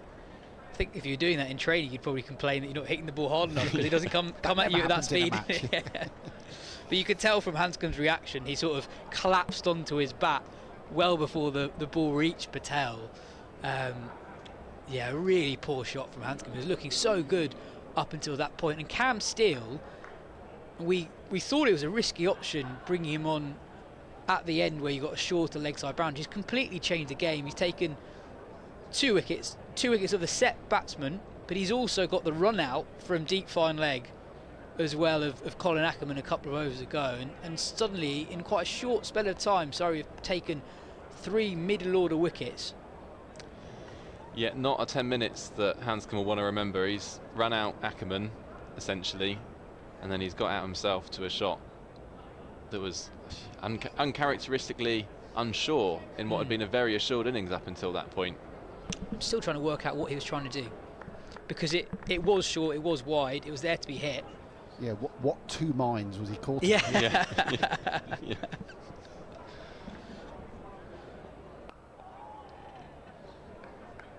Kimber gets off strike first ball. So far, this has been a very good day indeed for Cam Steele. Quick fire half century, couple of big wickets, and he's only 5 overs into his spell here.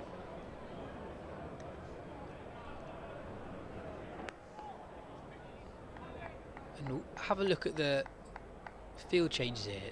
Rory Burns has got a different field for the two batters, even though they're both right-handers. As we have a slip in, as he really senses this is the moment for Surrey to attack and seize the game.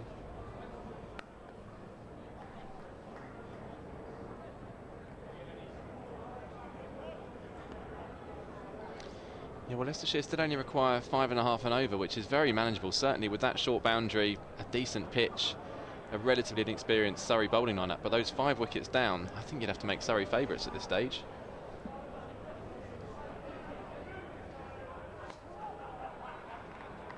Yeah, I'd agree with you. I definitely agree with you there. I think that the big difference between the two innings is it just, for whatever reason, it seems like spin's been slightly more effective. Pace has disappeared, certainly in the Leicestershire innings. Steele finishes off his 5th over. Given the context of the game and given the context of this run chase, 2 for 23 from 5 overs, bowling in the middle overs with that really short leg side boundary. He has done a phenomenal job for his team so far, as I leave my seat where I'll be replaced by Dan Norcross for the next passage of play. I think you're right, Joe. The figure you've mentioned, the 5.6 per over, is very, very manageable. That number along the bottom that Leicestershire still require 140 runs now seems like a lot of runs that they need to score. Look at Duckworth Lewis. Fascinatingly, a couple of overs ago, the start of Majid's last over, the Duckworth Lewis par was exactly what Leicestershire got, that loss of a wicket. It has meant that they're 18 runs behind Duckworth Lewis. I don't think it'll be important. The clouds are rolling past us. No, but as a barometer of where Leicestershire are in this game, I think that sums it up very neatly, really. And they've only really got themselves to blame. They're in control of this game, and a kind of crazy 10 minutes has seen Surrey back in the driving seat. It has been crazy.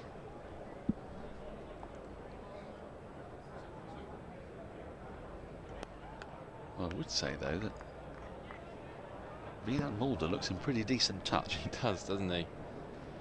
Yeah, he's looked a cut above so far in this brief innings. I've not seen much of Kimber. I've seen too much of Jared Kimber, but I've not seen too much of this here Kimber. But what I've seen, I also like.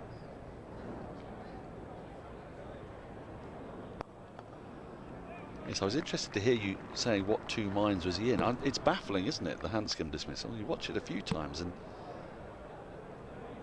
it was like a brain freeze, I think.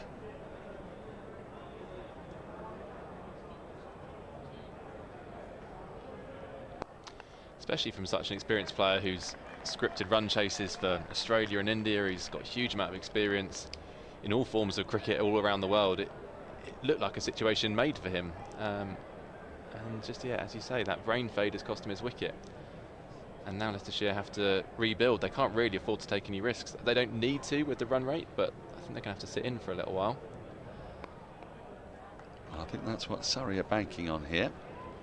Trying to burgle through a few quiet overs in the middle here. Yeah, Louis Kimber, ex-Loughborough University captain, did get 100 in this tournament last year, so you know he can bat. But that amount of runs required to see a lot more than it did a couple of overs ago.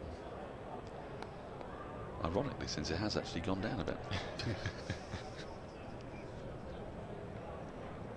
Yep, the wicket column, very significant. 189 for 5, 26 overs gone. You would say, though, that throughout this innings, Leicestershire have scored quite freely.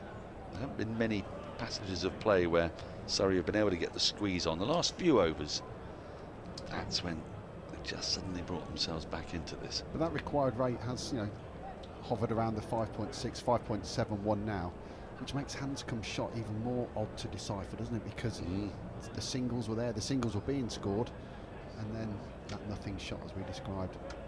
But leggies do this to you. They do this to you, Phil. That's going to be 4. That's a really crisp shot, a really good connection from Kimber. There is a man out at deep backward square, but he's played that very crisply indeed. Yeah, and that delivery exemplified the challenge that Steele has with that short leg side boundary. If you drift anywhere near towards the leg stump, the batsman's likely to do that. And wasted no time in depositing it through square leg for 4. Square leg's just got a little bit squarer. He was about 3 or 4 yards to his right before that shot. He's just inched his way closer to the scoreboard.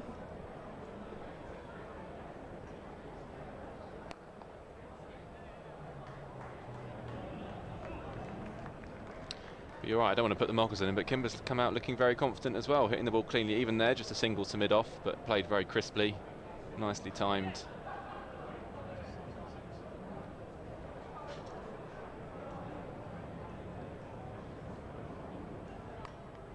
The spinners are bowling in tandem. Surrey looked to have a bit of control. At what point do you think they might be tempted to bring in one of, say, McCurr, Dunn or Jordan Clark back? Oh, no, that's gone big. It's huge. That's gone right the way to the back of the stand. Out on the Holyford roadside. Too short. And Mulder, we said, has looked in pretty fine touch. Has deposited that for 6. Easy pickings, really. Long hop from Steele, sits up, begging to be hit. And Mulder whacks it into the stands.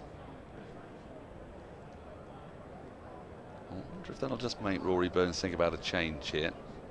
He's got a couple of wickets from Cam Steele. Sometimes you don't want to push your luck.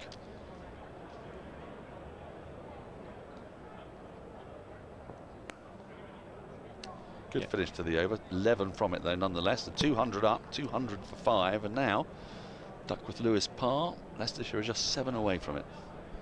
Wondering if in the Ashes debrief, Ben Stokes will remember giving Joe Root that extra over Edgbaston, which ultimately gave Australia that boost, didn't it, as they added 55 for the last wicket to win that first test. Yes, it felt like a pivotal moment, didn't it? He'd taken a wicket the over before, hadn't he? So you can see why he was kept on. That's the temptation with the half-timers, yeah. But Steele's bowl, he's got through 6 overs. I mean, that's probably more than they were expecting from him. As you say, it might be time to give him a breather. Majid's still in the attack. A nice parsimonious over his previous one from the pavilion end. And a bit unlucky in the over before that. He's found a nice bit of rhythm, actually. Got quite a pleasing action. Yeah, there were a couple of rather streaky 4s, weren't there, in his second over, which is what's partly made those figures slightly inflated.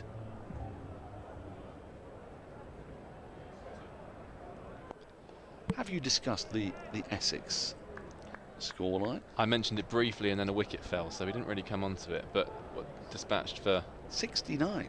Yeah, it's a very Tom Wesley's captaining, but I think other than that, it's a very young side. I think you probably can expect a few scores like that in the One Day Cup, just with the nature of the number of youngsters playing against some actually quite experienced players. There are going to be the odd mismatch along the way.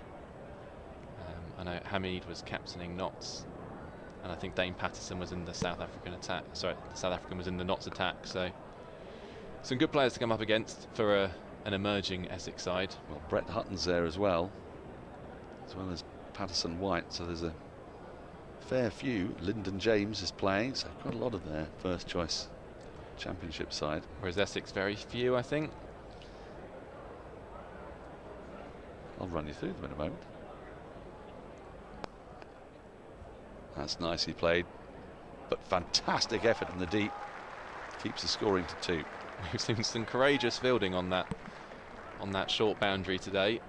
Another excellent piece of fielding there in the deep. Well, it needs to be, doesn't it? Saved 2 runs. The thing is, though, that you're always sliding on those hard practice pitches. It just looks a nightmare. You're not going to have a lot of skin left. No.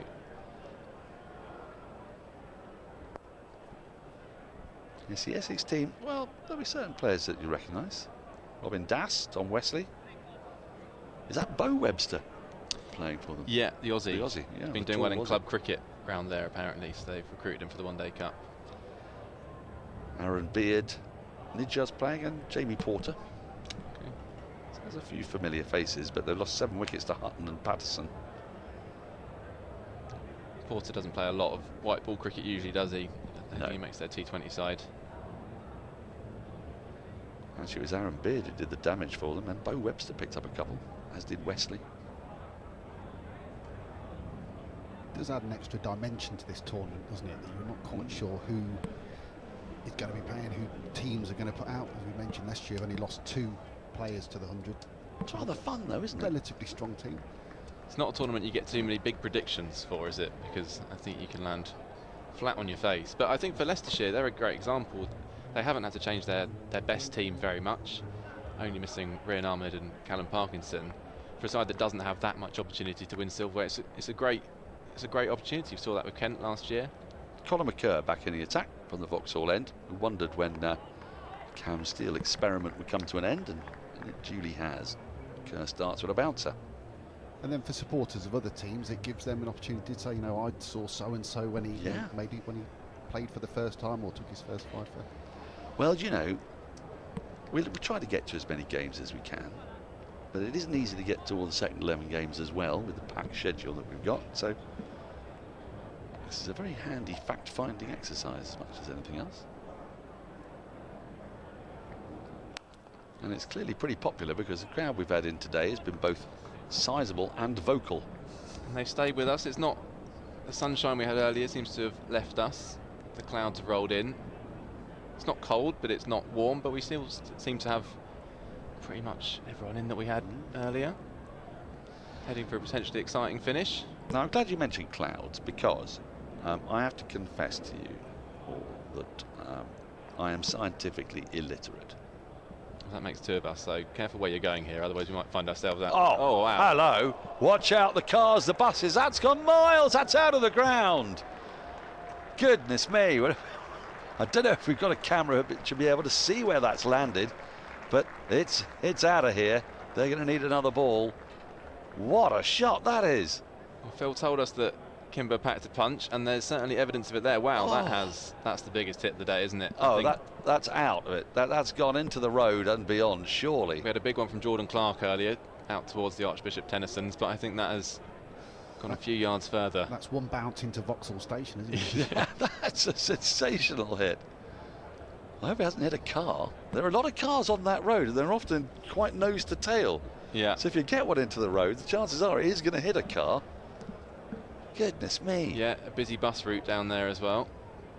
I tell you though that if the pitch had been slap bang in the middle, that is still going for 6. Yeah, absolutely.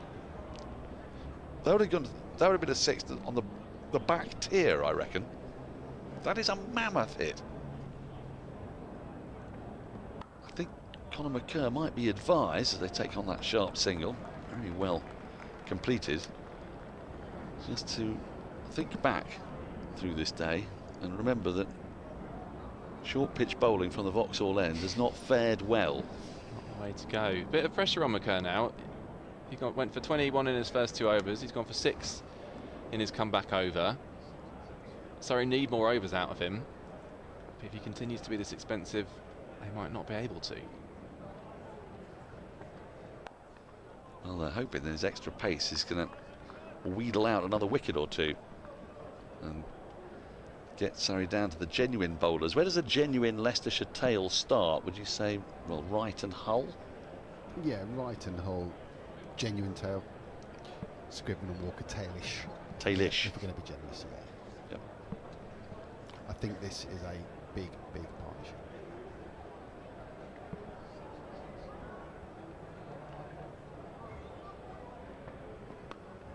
He's completed the over well there. He's actually hurt Mulder with one that's just popped there. It's just banged onto the glove. So apart from that mammoth 6.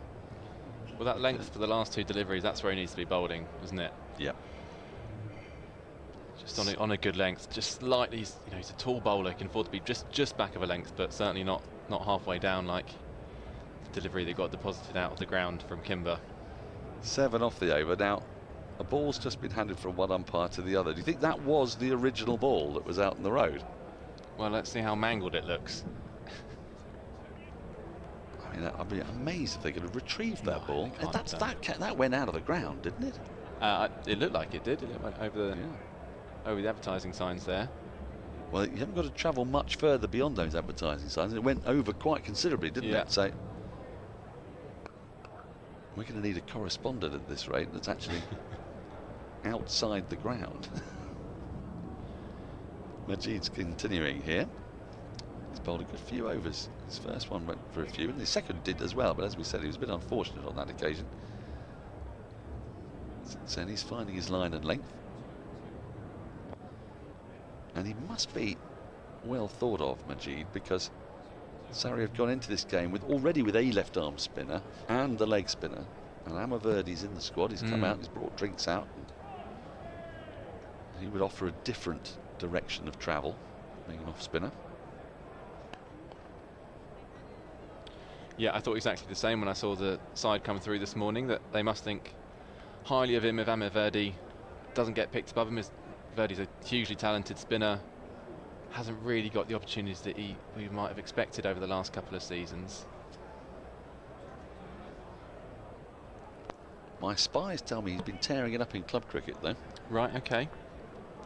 He's had some very good returns in the Surrey Championship. But it wasn't so long ago he's been talked about as a kind of England bolter. Well, this year's England bolter is Shoaib Bashir of Somerset. I've been hearing good things about him as well. It doesn't take too many wickets from a spinner to get talked about as an England bolter, does it? Because we're not awash with options. But and this is always a fantastic summer to be that England bolter, isn't it? India. India tour on the horizon. This is the year to be the bolter. Yes, there have been a few over the years. Richard Dawson was one that went out, didn't he? Oh, that's a fine shot. Off the back foot. I know it's a short boundary, but that's really nicely struck. Got it to the left of extra cover. Alex Loudon. All those years ago. Oh, just seen the replay on that, though. Beautiful timing. Yes, Alex Loudon. The first Englishman to bowl the deuce throw. That was his trademark, wasn't it? 20 overs gone. 30 overs gone, rather. 20 remain. Still another 106 required. Yes. And then we discovered that it's impossible to bowl the deuce through without having a questionable action. He left the game early, didn't he, Loudon, to go and work in the city, was it? Yeah, I think so, yeah.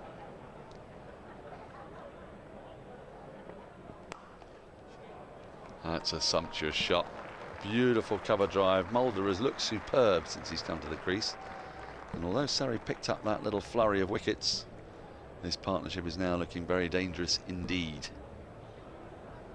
Just no more than a little stabbing push, but the timing was perfect. And now Leicestershire are well ahead of Duckworth Lewis. 213 would be the par at this stage. They're on 224. And Mulder's 27 off 25, and other than that 6, he's really not played a shot in anger. It's all come very easy to him. And he looks like a class operator here, and McKerr's got to be really careful with his length. If it's too short, he's getting deposited into the road. If it's remotely full, he's being driven mercilessly through the covers.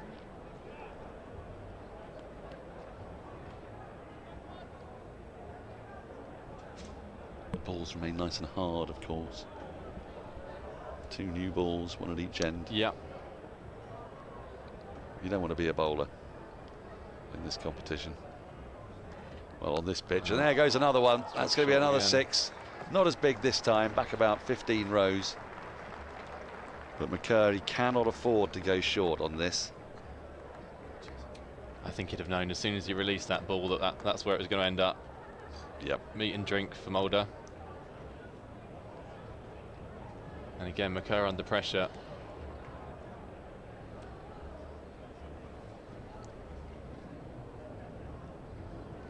Well, he had the template right at the end of the last over. He's in the length and line, absolutely perfect for this pitch, but... And there he's found it again. Yep. But bowlers do not play on play. It's not PlayStation, is it? They're not. No. They are sadly human. Much to the dismay of their fans. That run rate required, look, down below 5 now. So Leicestershire have gifted a few wickets. Surrey either need another gift or two, or they've got to prize some out.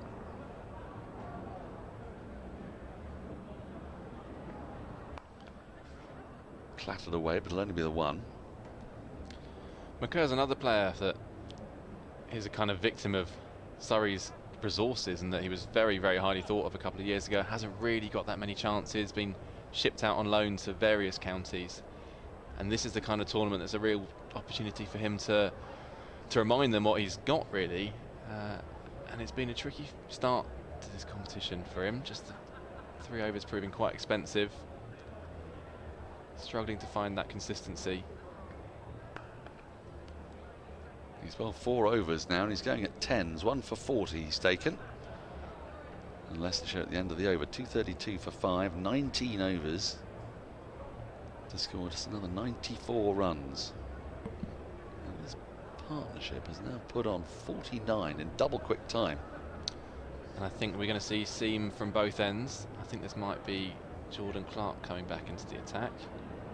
Well, he's probably their most potent threat, you'd say. Surrey's most potent threat. Certainly has been up there in county championship cricket. He's become a hugely important cricketer to them, hasn't he, in red ball cricket. I wonder when they bought him or signed him, what tournament they thought he'd be most useful in.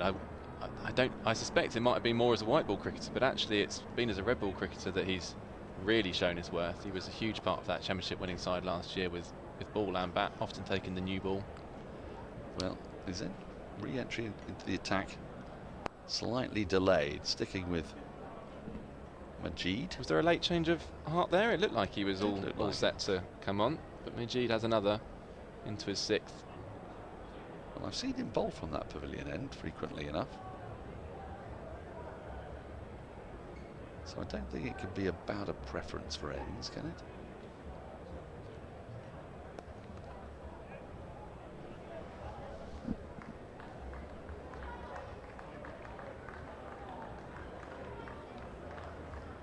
Pretty gloomy here at the Oval at the moment. The lights are just casting their shadows around the players.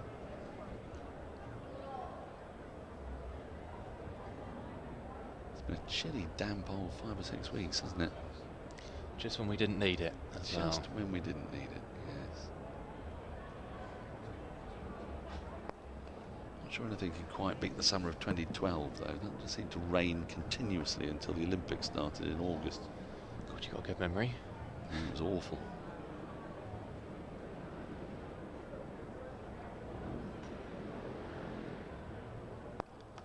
I believe that was the year England played the West Indies. And you remember there was a game at Edgbaston that was absolutely devastated by the weather? Yeah. Was that also when did England win a test in almost no time at all in that?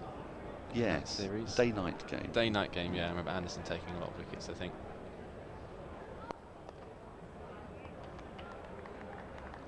He'll be back next summer, of course. West Indies and Sri Lanka coming over for, I think it's 5 tests. I think 2 against Sri Lanka and 3 against West Indies. It's a slightly truncated year, is it, because of the World T20? I guess that would have had an impact.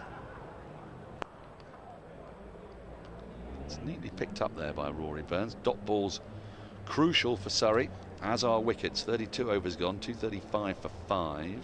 Run rate just a tick over 5. That's another good over from Majid, just the 3 singles off it. He's done a fine job since coming back into the attack.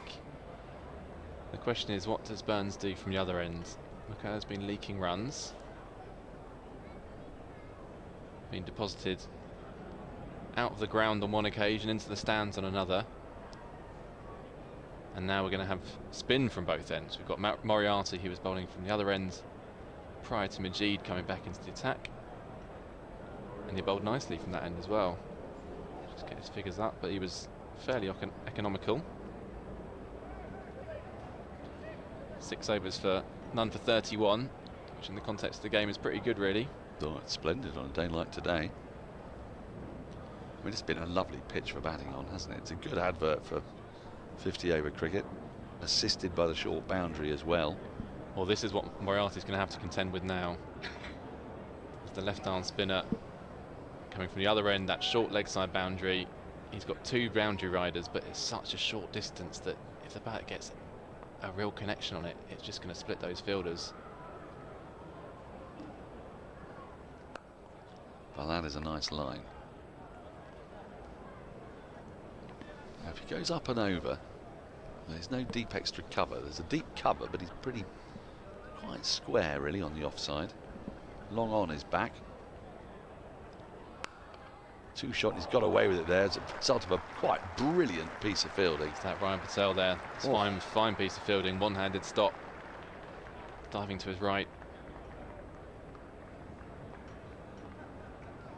Could well have saved 4 there. There is a mid-off, but it was going at such speed. Again, too short from Moriarty. Not quite landing it. It's quite a chilly day, and spinners sometimes need nice loose muscles, don't you, on a day like today?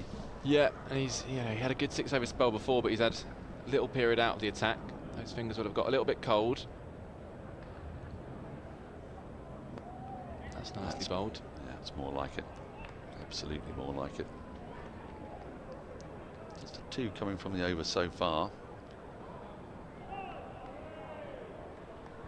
Leicestershire don't need to do anything particularly reckless. That's the problem that Surrey have got here.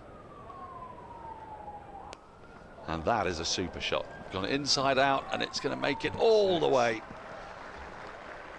That was where I thought he might be targeting with the spin, with long off up inside, well, mid off up. He's gone over the top.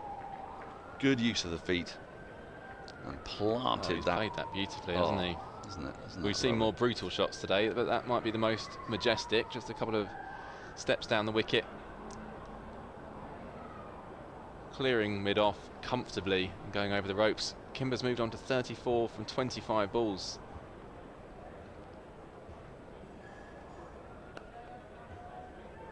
You see what a difference it makes having 4 players allowed out rather than 5, because ordinarily you'd be able to have long on and long off out, and that would make that shot considerably more risky. End of the over, 33 gone, 244 for 5. Just another 82 required from 17 overs.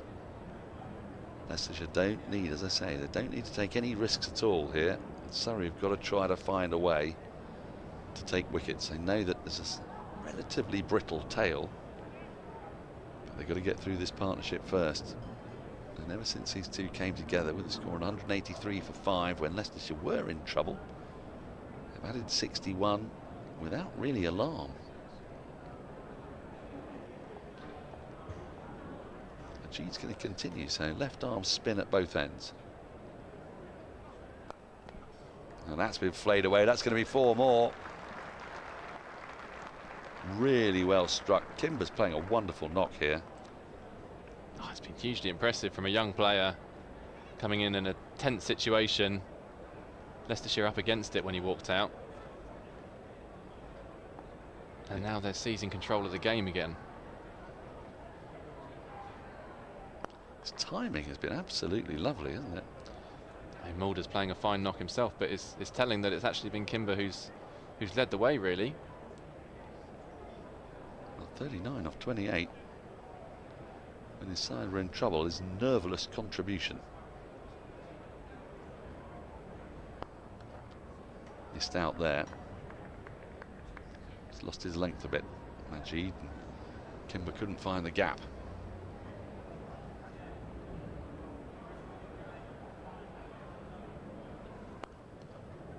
Finds it this time though.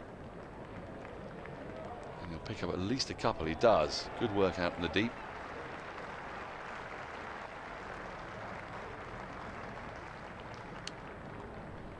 .250 up. Yeah, I think we're going to have to see a change in the attack soon, aren't we? I think Surrey are really letting the game drift a little bit here. They need to up the ante and really try and get themselves a wicket, because Leicestershire are making this look very easy at the moment. Oh, nearly gets a wicket out of nothing there, and somehow the ball has made it virtually to the boundary rider and they haven't taken a single. That would have been terrible timing. I was saying it made it look so easy. That was an ill-judged shot that very nearly spelt the end for him. Just chipped the ball up just out of reach of short cover. Patel makes a bit of a hash of it, but gets away with it. Is he just firing the ball in a little here?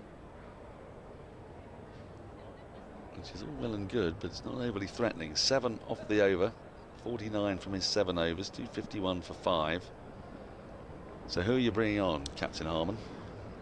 I think we need a bit of experience in the attack from Surrey here. I would be looking at Jordan Clark or Matt Dunn, I think. It has to be, really, doesn't it? That required rate just seems to be coming down with every over that passes. And just a wicket would change the whole match situation. You know, then we'd be into the start of the Leicestershire tail. But I think if you ask these two who they'd like to be facing at this stage, I suspect it probably would be the spinners for next few overs. They're milking them quite easily. Well, Rory Burns are obviously wanted to have kept Jordan Clark for the death, but there may not be a death if he doesn't get into the attack soon.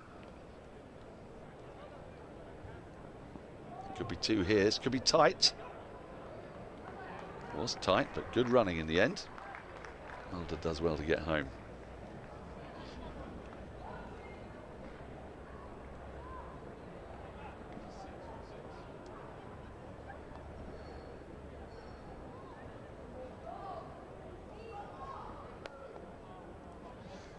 Kimber closing in a half century here. He's already up to 44. And he's got a good record. He's only starting his career already, but 17 matches, averaging 38 with 100, as Phil said, which he got last year in this competition, and 5 half centuries, nearing a 6. It's pretty impressive. It's an encouraging start to a career for a young player. Well, good young players will get opportunities at Leicester, that's the thing. Well, I hadn't realised he was 26, a couple of years older than I thought he was.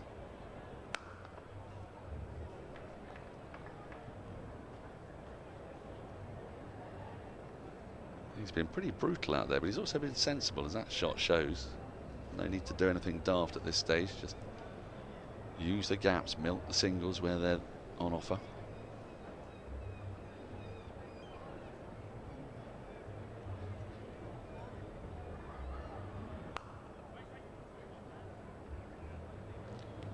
Nicely bowled by Moriarty, not giving Mulder any room there. You can see he keeps glancing over to the leg side. He's desperate to hit it there if given any opportunity. It's very tempting, isn't it? No, he's got inside out, up and over. And that's going to make it just over the boundary for 6. Very similar to the shot from Kimber in the previous over. Maybe not quite as much as panache. Well, I think we got a better side of that than the umpires, actually, because they're just waiting to check here. It was definitely 6. Yeah, not by much, but by enough. By around about a yard or so.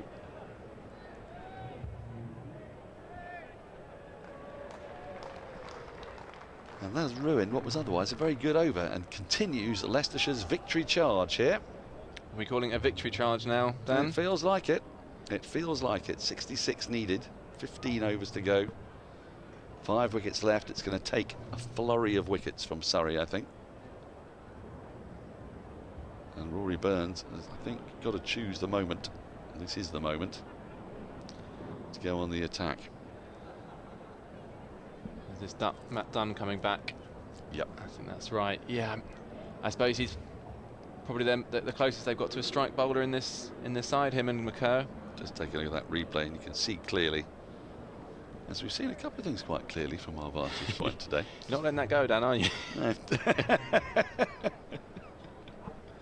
Well, it was one of the more bizarre moments. It's difficult for the umpire and it's difficult for the fielder because the fielder can't tell. I don't think the fielder does know in that situation. No. I think you're just focusing on the ball. Absolutely. And but I think the crowd knew. The crowd very much knew. We can't really go to the crowd for the decisions. And we're in a very, very good position. Yeah. But you should never come to me for them because I'm exceptionally biased and not to be trusted. That's out of here as well. That's another 6, too short. And he's gone to the long boundary as Kimber, and with that has brought up a really sensational half century from just 37 balls. He's hit some magnificent shots in that knock. This is a special innings from Kimber, just 37 balls for his landmark. I said Matt Dunn was coming back in as the Surrey strike bowler, but he has just been struck over deep backward square leg for 6. And it's all one-way traffic at the moment, isn't it? But that's a big 6, you know, because it's a long boundary. Again, I say if the wicket was in the middle, that would still have been 6. That's a better length from Dunn there. Yep, that's exactly where he needs to be pitching it. The boundary dimensions obviously are tricky, but you'd have to say Surrey have dropped short on too many occasions today. Yep. I don't know if there's a bit of ring rustiness or just not being on their game on the day, but there's been quite a few loose deliveries, and Leicestershire have been quite clinical at taking the boundaries on offer. Well, I think there's a bit of pace in the pitch which sometimes encourages you, doesn't it? Leads you down the wrong path. Yes. Oh, he's gone again. It's going to be 6 again. Not quite as long this time, but that's really wonderfully picked up by Kimber. It's a shot of some brutal elegance, this. And in fairness to the bowler, that wasn't all that short. No, it was a bit leg side-ish, but it wasn't particularly short. Well, this is the first time I've seen Kimber in the flesh, and I'm very impressed. His connections have been superb, his timing wonderful. Seen some great cricket today. And now he's flicked this one through mid-wicket. This could be 4 more. No fielder will get round. Cameron Steele out there, having to make a lot of ground from square leg.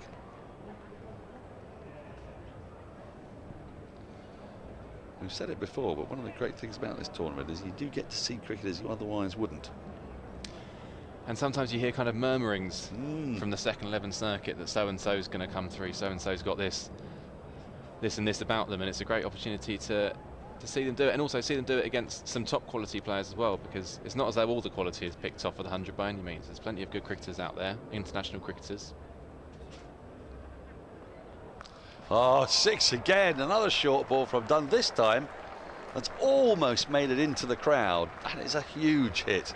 His third 6 of the over, and he's propelling Leicestershire to an early finish here.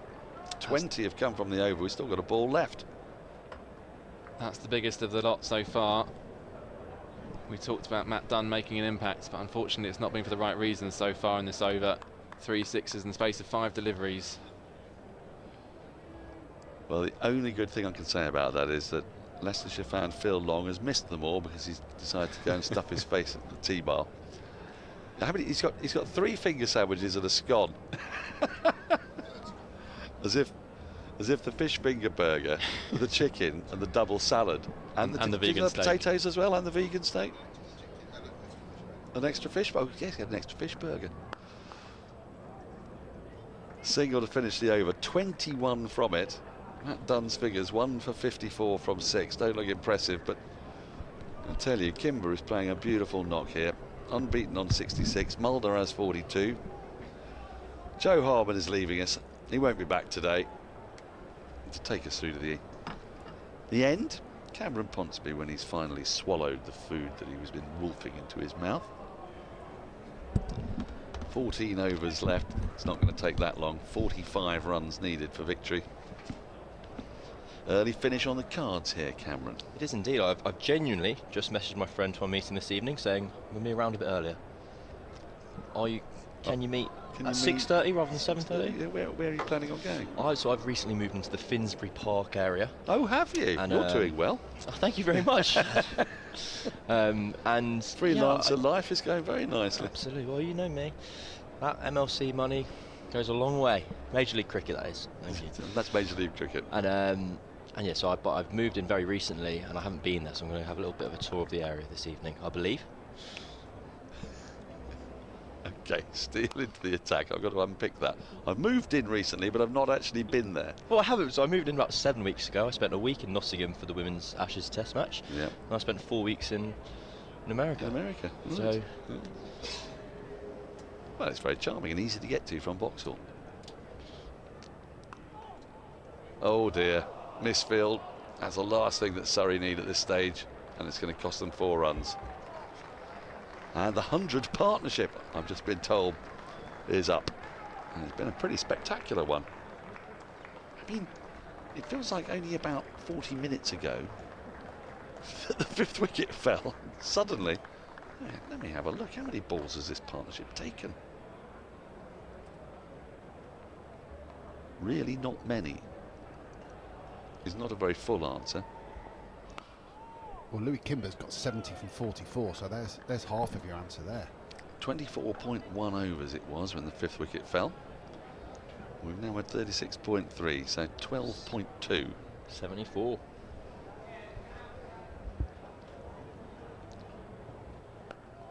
Yep. They've combined very well together. Mulder we knew about, and I dare say you, Phil, knew perfectly well about Kimber, but blimey. This has been an enlightening knock. Well, we mentioned Kimber could hit a long ball, and he proved it by hitting that one halfway to Vauxhall Station, didn't he? 5 sixes he's hit, you know. Been 11 sixes in this innings.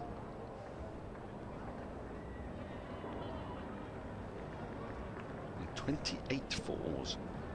I think the beauty of this Leicestershire innings is those sixes you mentioned. They've not targeted the small boundary every time, have they? Well, there were 3 to the long boundary, yeah.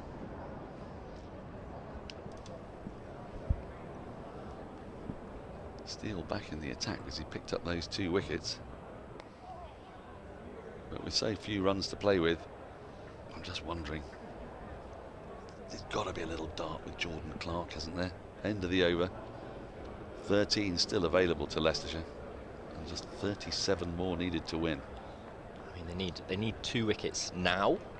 Now, yeah, and then they need 3 more very quickly after that. You need to add 2 wickets to the score, and then rapidly add at least another couple. Personally, that'd be the way I'd go about winning the match. Yeah, I think it's a sound tactic. Thank you. It is going to be Jordan Clark, is it?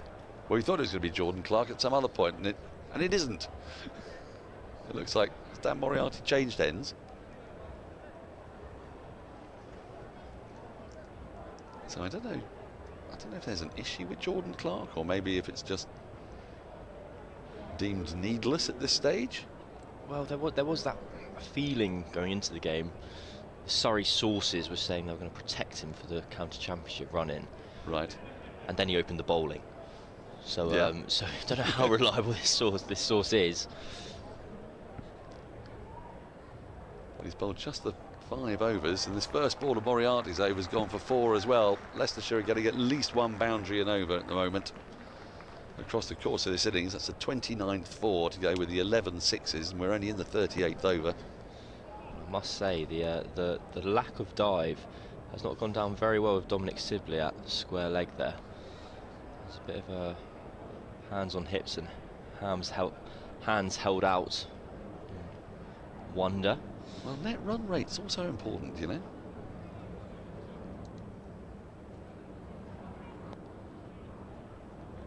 As Leicestershire ease their way to victory. I'm going to get out slightly early to allow Yas to get in and take us through to the end. Apart from anything else, I quite fancy the look of those finger sandwiches. But, just to say, it's been a pleasure and a privilege as Mulder brings up his half century from just 39 balls with that single. And he and Kimber have put on a really terrific partnership. It's been great watching this Leicestershire side, albeit one that's winning a match at my team's expense. Phil Long, been great to see you. And you, Dan. See you at the final. I'd like to think so. But I'm going to make way now for Yas Rana, who's going to take you through to the end of the game alongside Cam Ponsonby. Moriarty will twirl away twice more to finish this over. There is just 31 runs required for victory. He finds a dot ball there. I think the kind of success of Moriarty today, he's bowled very well, but that is encapsulated by the fact his figures eventually are going to be 0 for 55 off 8.5 currently.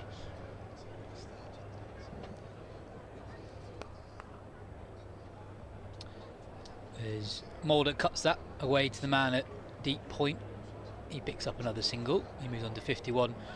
Leicestershire need just another 30 runs to win. You know what this has been the game of? What has this been the game of, Yas? The disgruntled number 7 with a point to prove. We saw it with Surrey. Ben Geddes having a very prominent role with Surrey higher up in the order in 2022. Kimber had a very good season in 2022. I think batting at 3. But Leicestershire with their stacked batting order today with skipper Lewis Hill at 3, overseas Peter Handscomb and Jan Mulder at 4 and 6, with Colin Ackerman, man with a first class batting average of over 40, squeezed between them at number 5. There's not space for Kimber, and it's one of those where he's done such a good job.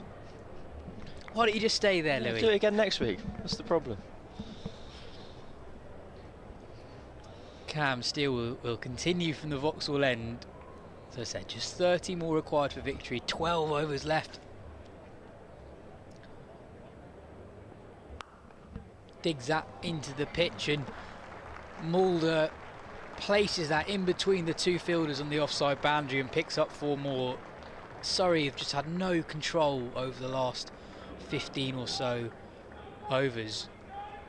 When Peter Handscomb fell playing that nothing shot off Cam Steele, that was only 13 overs ago. And at that point, with Leicestershire 5 down, we thought that Surrey were probably on top. We thought that Leicestershire might, given their good start, might bat more cautiously for a little while, but that's not how they've gone at all, has it? They've actually seen that their best route to victory is to get the runs as quickly as possible. They've applied pressure on every member of the Surrey attack, and here we are. Here we are with 11 and a half overs to go, and they only need another 25 runs. Yeah, Louis Kimber doing the kind of the anti-Dhoni, rather than taking it deep, take it as shallow as possible. Get it done now.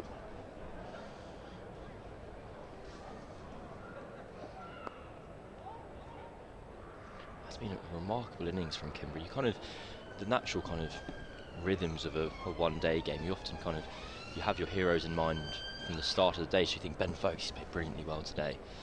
And Louis Kimber's playing this hand right at the end of the game. It's turning out to be a match-winning one. Goes for a big heave over the leg side, down on one knee, targeting that short leg side boundary. Just misses it, and also crucially for him, just misses the stumps. If we look at the replay here.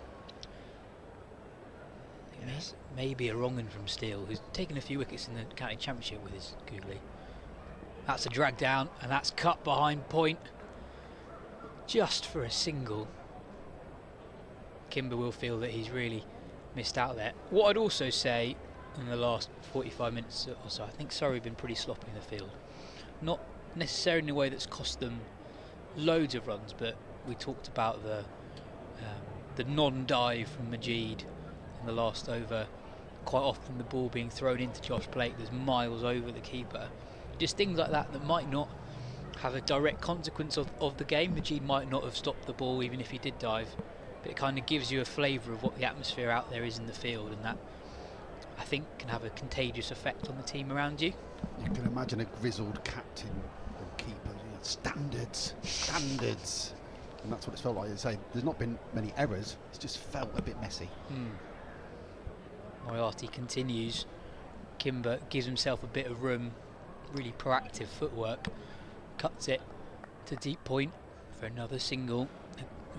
At a point in the game now where singles are just absolutely fine for Leicestershire. They are so far ahead of this run chase at the moment. And as Dan was right to point out a couple of overs ago, that Leicestershire have got a chance here, not just securing a win, but securing a win that gives them a significant net run rate boost at the start of the competition, and that's quite something when you're chasing 326.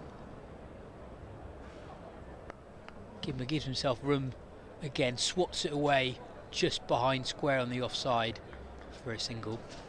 I've got a statistic for you. I'm going to do my best Phil Long impression. I might wait till after this Moriarty ball, but we'll see if it passes muster.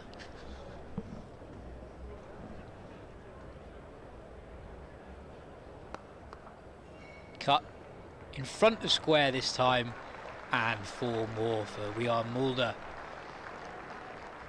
The Leicestershire players have been so good at deciding early when the ball's drop short from this end whether they're going behind square or in front of square. There's one man stationed on the deep point boundary, and this time Mulder decides, I'm going to hit this in front of square, and he picks up 4 runs. think about a single as it's dropped into the leg side, but realise we only need another 17 more runs, so why risk it? Moriarty about to deliver his 60th and final ball of the day. It's driven to the man at long off. It'll be a single for Mulder. He moves on to 62. Leicestershire 310 for 5. And Moriarty finishes.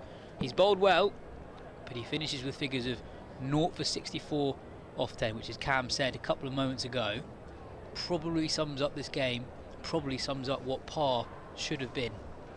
So I was having a conversation with someone downstairs, and they were asking why haven't Surrey brought their seamers back on? And in this innings, Surrey's seamers figures are a combined 14 overs, none for 144. Wow. There you go, 15 overs, none for 144. I should say, to be completely accurate. Was that all right, Phil? Yeah, the point was made. You made an error in the over. Yeah, it's fine. But no, it worked. But it's 9 out of 10. I can't get it perfect from the first one. But no, that sums it up, doesn't it? You know, you mentioned there was 30 overs of spin. Where were they going to get that from? Driven down the ground. I mean, when we were trying to work out, Phil, at the end of the Surrey innings, rather, what was a good score? We were trying to work out, was 325 a good score or not? And you said we were talking about 300 earlier, but also, given how well the pitch is playing with a short boundary, that maybe a score like 350 was closer to par than 325. Cut in front of square again, and this is well stopped by Conor McCurr at deep extra cover.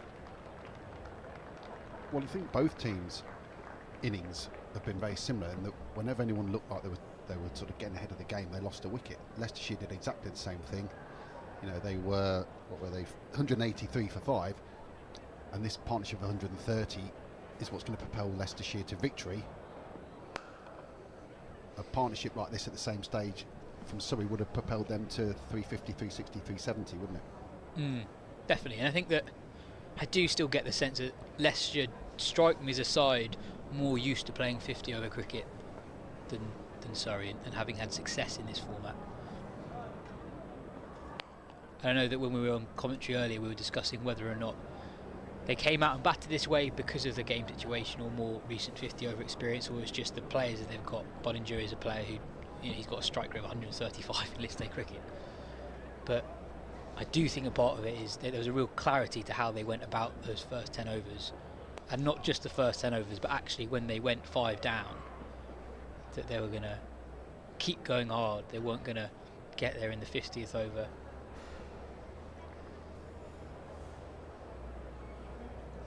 Yeah, and in the context of this competition, this Leicestershire team is quite strong, and it makes a change for them to actually come out psychologically and think that. Scamper through for a quick single for a moment. I think Surrey were interested, but no direct hit. So the single stands, and they complete the 41st over, having taken 7 runs from it. Just 9 more to win from 9 overs. Leicestershire go to Beckenham on Sunday for their second game of this competition.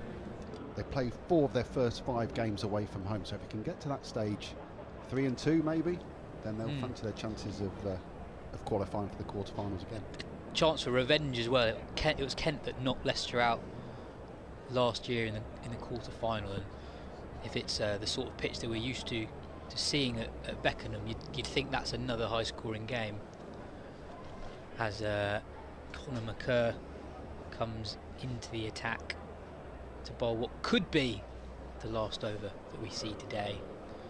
Jan Mulder has played really well here. I thought he bowled well with a new ball early on, but with the bat, he's still striking at 120 odd.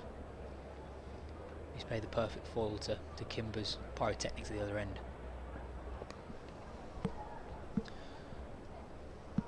2 full from McCurr, 2 leg side as well, and that's flicked to final leg for a single. Why do you think, Cam, it's just not worked out for the Surrey seamers today?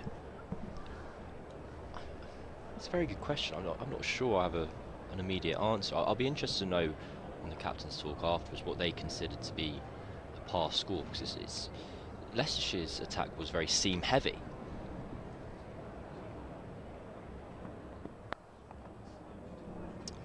Slow ball into the pitch, and that's swatted for a single. Mulder was a bit casual in making his ground, and for a second was in a bit of danger. But so I remember it was only this time during the reverse innings we were going, well, they've only had the spin of Colin Ackerman, it's gone so well, so should they not have been, is that going to work in Surrey's favour? And it's come out the other side, and they've Surrey bowled plenty of spin, and well, if this was the first innings, Leicester would be looking towards 400. But the spin's been sort of fine. It's as you say that the seams disappear. I know it's not been brilliant, but it's pace on the ball that's disappeared. And I wonder, I think you guys both made the point in the last over the innings, the ease at which Geddes hits 3 sixes off balls that really weren't that bad. I think, Cam, you said that great that Surrey scored 18 runs from those 4 balls, but at the same time that was the blueprint to how to attack pace on this pitch.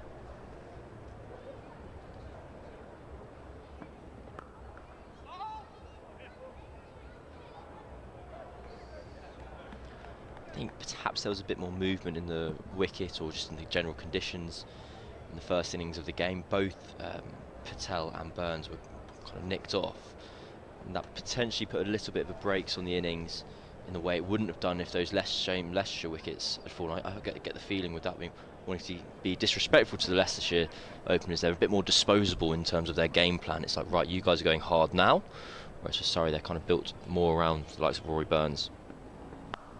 Short, and a short arm jab over the man at mid-wicket for 4. Kimber moves on to 84. Leicestershire need just 2 more runs to seal a victory to kickstart their 2023 One Day Cup campaign.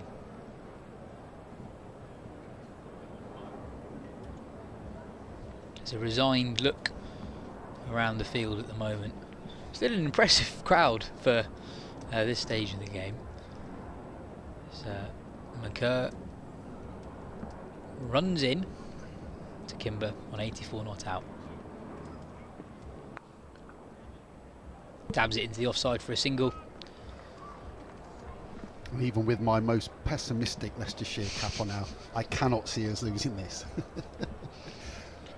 Well, Leicestershire cannot lose this. They cannot lose this, you're right. But incredible how this partnership has just turned things around. But when you look at the scoreboard, you know, you've got number 6 scoring 67, number 7 scoring 85.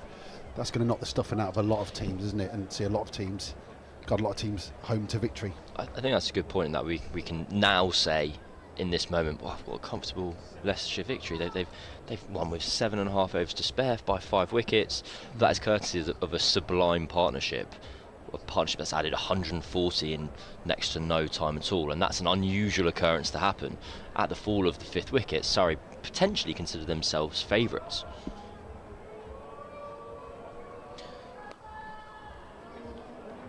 Steal into Kimber, who flicks it to the man at short mid-wicket but can't beat him. And we mentioned at the time, you know, 1 wicket, one of these goes early, and it's a completely different game. A lot of the teams in this competition got untried lower orders. And Kimber hits it down the ground, and that'll be a 1 bounce 4 to complete a superb win for the travelling side. Leicestershire chased down 326 with 7.4 overs remaining. A stunning run chase. They came out hard, and even when they lost wickets, they went even harder.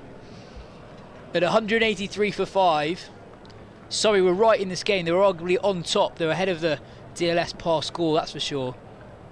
And Louis Kimber, who had an excellent season last year in the One Day Cup, batting higher up in the order, has hit 89 not out off 62 deliveries to take Leicestershire over the line. Ably supported by Ryan Mulder with 67 off 53 after a 46 from the skipper Lewis Hill and 57 from the Australian Peter Handscomb. It's been an excellent chase. The tone was set by the openers, and Leicestershire have completed a really, really impressive win. Got to the quarter-finals of last year's tournament, and you can see why. And having only lost a couple of players to the 100, Phil, this is a strong Leicestershire side who should be eyeing up this competition as a real opportunity, not just to get a few good wins, but to really mount a serious title charge. Yeah, I think you're right. I think today has proved, okay, this Surrey team isn't as strong as it could be. We've mentioned how many players might be missing. It still takes something to come to the Oval and win this convincingly. This is also quite a tough group in terms of the Test side, stroke 100 side. A lot of them have got strong squad depth.